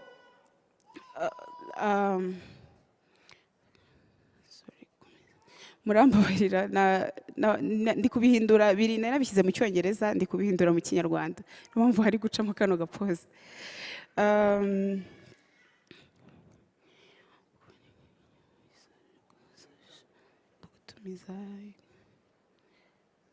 Yes, nibyo ngibyo nizo ntuza twihaye. Murakoze. Nabishyize muri Kinyarwanda. Arakoze Shakira. Izi ndimi nazo ni uko nyine ziri mu bindi tugomba kwitaho. Last but not least, Felice Horticulture. nawe tubwire wowe umenyereye kuvuga utubwire umunota umwe n'igice. Felix banga kutubwira umunota n'igice rwose. Nizere ko icyongereza n'ikinyarwanda uvuga ibiri hafi ntacyo. Muraho neza. Nitwa Karangwa Felix. Nari magarari itsinda ryari riri muri horticulture. Twihuse muri horticulture amahirwe twabonye dufite nuko hari isoko, haba ku isoko ryo mu Rwanda iryo hanze, kandi ikindi dufite amahirwe yuko dushobora kongerera agaciro ibyo twahinze, value addition. So ikindi nuko harimo mwunganire zitandukanye zitangwa na leta, hakaba harimo ubwishingizi no kutugezaho tekinoloji zitandukanye, kandi ikindi nuko sector yacu ikigaragara ifite ejo heza kubera ko harimo urubyiruko, harimo ibyiciro byose muri rusange. Zimwe mu mbogamizi twabonye harimo iyangirika ry'umusaruro, nicyo kintu twabonye cya mbere nk'imbogamizi. Ikindi kandi tukagira ikibazo cy'ihindagurika ry'ibihe ndetse n'ihindagurika ry'ibiciro ku isoko. Ikindi kirimo mu mbogamizi ni ibijyanye no accessinga finance, kubona kapitali muri rusange, nacyo twakibonye mu mbogamizi. Ikindi mu mbogamizi zo ziba ari nyinshi murabizi, ariko nk'urubyiruko imbaraga z'igihugu twiyemeje ko nibo zihari, ariko tugomba gushaka ibisubizo.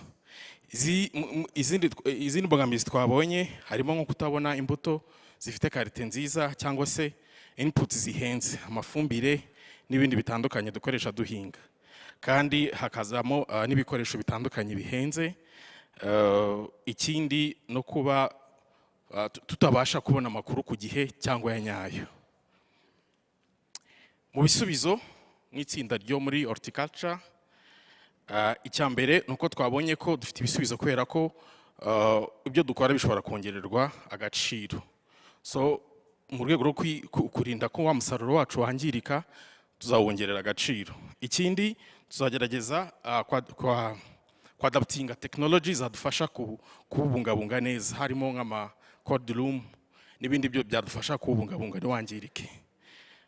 Kandi tuzakora na IPM, integrated pest management, kugira ngo tubungabunge wa musaruro wacu. Kandi twitabire n'amahugurwa atandukanye, twitabire ama exhibition atandukanye kugira ngo tubashe kwerekana ibyo dukora kurushaho. Mu bindi bisubizo bihari harimo na nkunganire ya leta, ndetse no kuba ikindi gisubizo twabonye gikomeye tuzakora kijyanye n'isoko nuko tuzajya dukora ama contract n'abahinzi, tugahinga dufite contract kugira ngo tuzabona aho tujyana ibyo twahinze. Ibyo dusaba leta n'abandi bafatanyabikorwa bayo nka support, icya mbere ni ukudufasha kubona input ku buryo bworoshye kandi no ku giciro gishoboka. Ikindi ni ukudufasha kohereza ibyo twahinze mu mahanga, ibyo export nyine bakadufasha gupromoting ibyo dukora bikoherezwa mu mahanga, kudufasha muri infrastructure ziri modern, nabwo bijyana na technology. Ikindi kandi ku accessing ubutaka, no kudufasha ku accessing a financial institution. Ikindi no kureba niba habayeho n'igihe cy'inguzanyo, basi habaho inguzanyo za interest free loan, cyangwa se nizaba zifite interest rate n'ibiri hejuru cyane. Nibyo dusaba leta n'abafatanyabikorwa bayo. Ibyo twiyemeje, icya mbere ni ukwishakamo ibisubizo, dushobora ku manufacturing ibyo twakoresha, ya fumbire n'ibindi byose dushobora gukoresha mu buhinzi bwa buri munsi. Ikindi ni uguhanga udushya nk'urubyiruko. Ikindi kandi ni ugukora good agriculture practices, gukora smart agriculture kugira ngo cya kibazo twabonye cy'imihindagurikire y'ibihe ntikizabeho.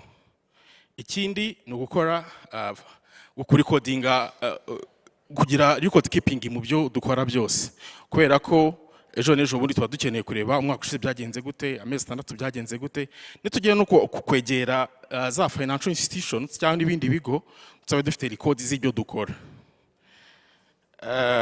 ikindi ni ugushaka amakuru aho yaboneka hose kandi tukegera n'abafatanyabikorwa mu byo dukora bose tukagenda tukabasobanurira ibyo dukora kandi twabinogeje neza. Ikindi ni ukumenyekanisha ibyo dukora ku buryo tureka kuva gutumiza ibintu mu mahanga ahubwo tugakonsuminga ibyo dukoresha inaha, tukarushaho rero gukora iyo promotion kugira ngo cye dukonsuminga ibyacu mbere yuko dutekereza no gutumiza ibyo hanze. Murakoze cyane, nibyo twabonye nk'itsinda rya horticulture.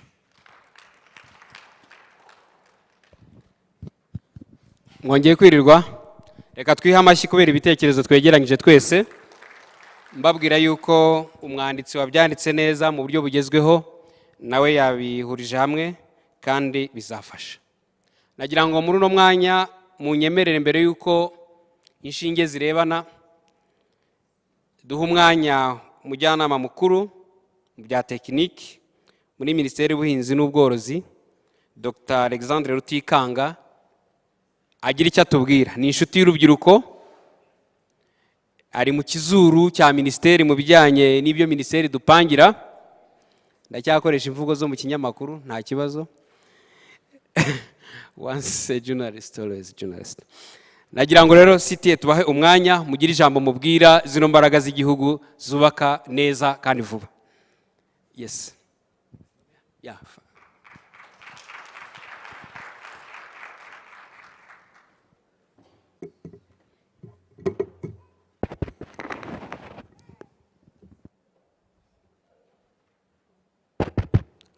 Hello, good evening.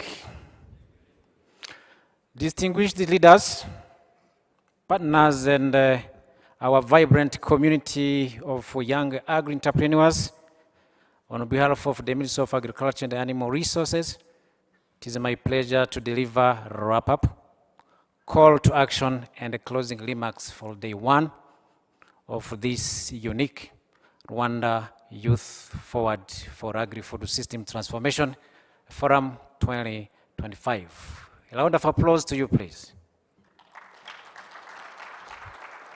Allow me to thank you for the passion, insight, and the commitment you have brought today for these fasts and the unique youth fasts. The audience today delivered on its core mission, which was none else than empowering youth, strengthening the agri-food systems through investor and enabler dialogue, and of course, co-creating value chain innovation roadmaps that will inform tomorrow's commitments from partners and the launch of the National Strategy for Youth Employment in Agri-Food Systems and the youth flagship projects. You will see more tomorrow. As you've witnessed, today we opened with a clear framing from Dr. DG Chantal Ngabire, the DG of Planning of Minagri, who set the scene with an overview of the forum's purpose and expectations for day one. This was followed by a national call from Mr. Richard Kubana, DG for Mobilization at the Ministry of Local Government. He emphasized that youth empowerment is a cross-sector priority tied to job creation, inclusive growth, and stronger local economies. His remarks reinforced that the need for coordinated action across ministries, districts, and the private sector, particularly supporting youth in agri-processing enterprises, is a must-have.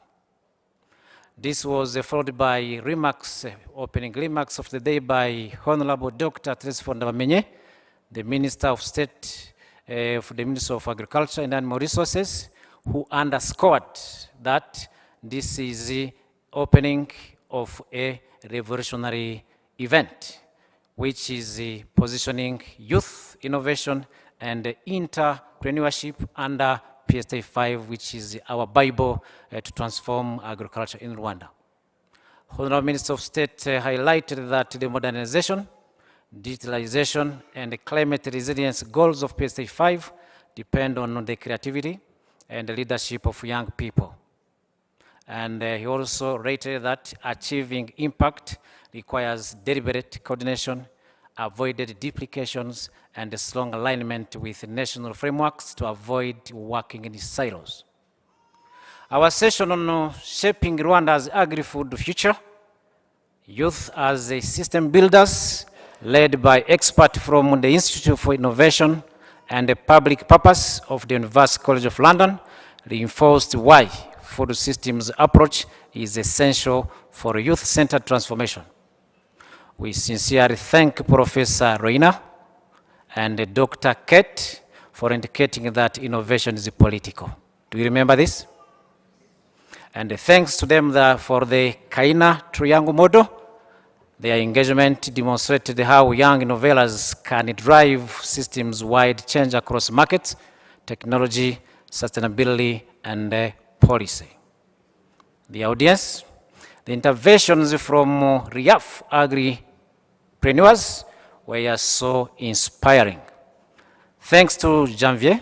Janvier is known for a cross-border trade. We started from 30,000 francs as a seed capital. He got 25 millions from Youth Connect under the Ministry of Youth, Moya, and now he's recording 6 million per month as a take-home salary. A round of applause to this gentleman, please. That was enough because we need also to send our vote of thanks to Mariette. Mariette is one of the beneficiaries of Imari Agribusiness Challenge, now running a 6 greenhouse project with CDAT funding. So these key examples grounded the conversation is in a lived experience, showcasing resilience, innovation, and the real opportunities that emerge when youth are equipped with skills, capital, and networks. A powerful and motivational address were also shared by Dr. Noma Tamba, the country representative of FAO. She invited us to reimagine agriculture as a space of innovation, a space of dignity, and a space of national transformation. Her message was crystal clear.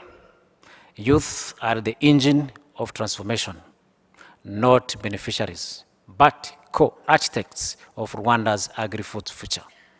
Dr. Noma reiterated that key challenges faced by youth must be unlocked to name a few, that is access to land and access to finance. Thanks also to Noma for sharing success stories from Rachel, a young poultry farmer who is now connecting with health centers to supply eggs.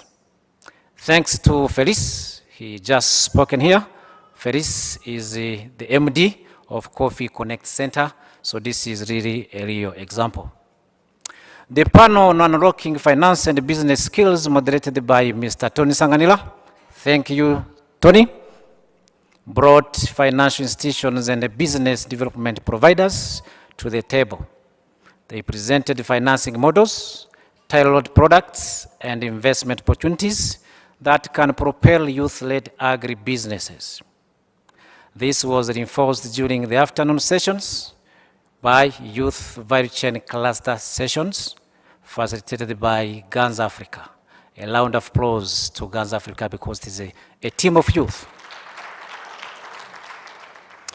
So young people that participated in these sessions co-developed practical roadmaps, identified partnerships, and refined solutions across priority value chains.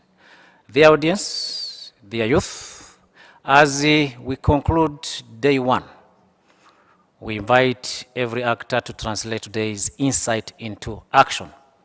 Specifically to youth, return tomorrow ready to sell your roadmaps and commit to concrete next steps. Institutions and partners, come prepared to articulate how you will support youth-led innovations, financing, and enterprise growth. Government organs, including myself, let's continue aligning programs, incentives, and extension services to match the ambition and energy our youth have demonstrated. Dear audience, Day One has reaffirmed this simple truth. Rwanda's youth are not only the future, they are the driving force of agri-food transformation today. Let us carry this momentum into Day Two with clarity, conviction, and a shared commitment to building an inclusive, innovative, and resilient agri-food systems. On this note, thank you, and see you tomorrow for another day of co-creation, partnership building, and action. Hasta la vista.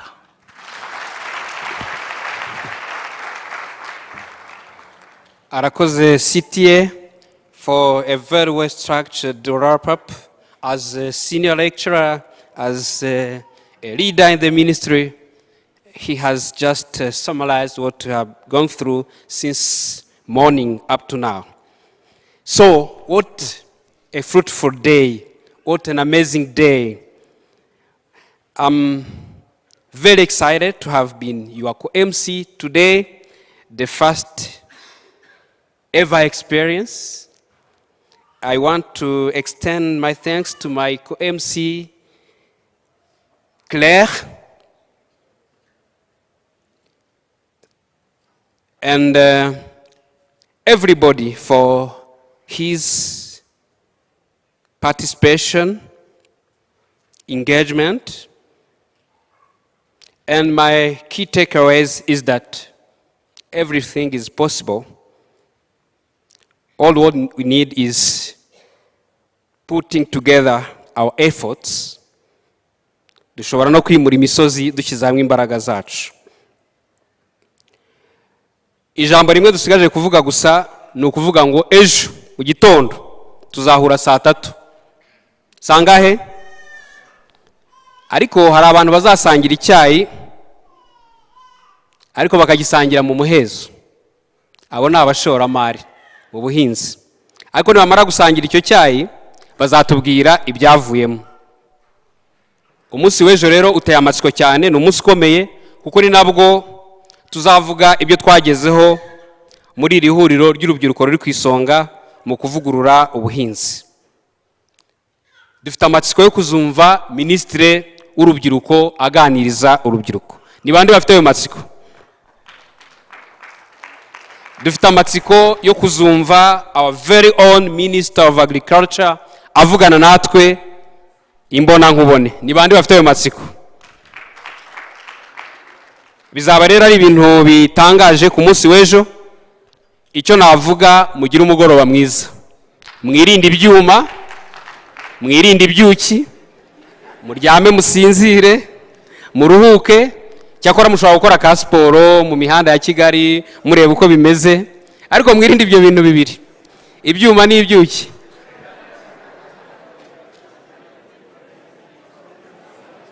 Mwemuretse kugenda gatoya. Hanyuma umwanya tugiye gukurikizaho hari bana iri hari inyuma ushobora kwandikaho. Mwemuretse gato kugenda. Hanyuma hari n'undi muntu ushaka guha itangazo wataye isakoshi. Hariya ku meza y'inyuma irahari. Yafata iriya sakoshi, hari abantu bayifite hariya.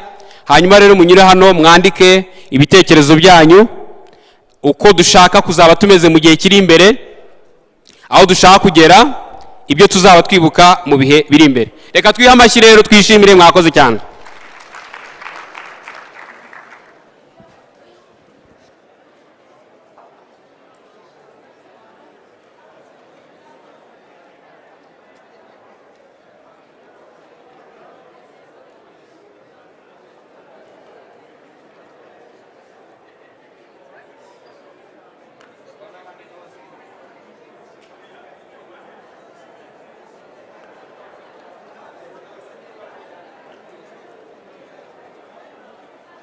Aho mwandika ni hari inyuma bari abandi bageze.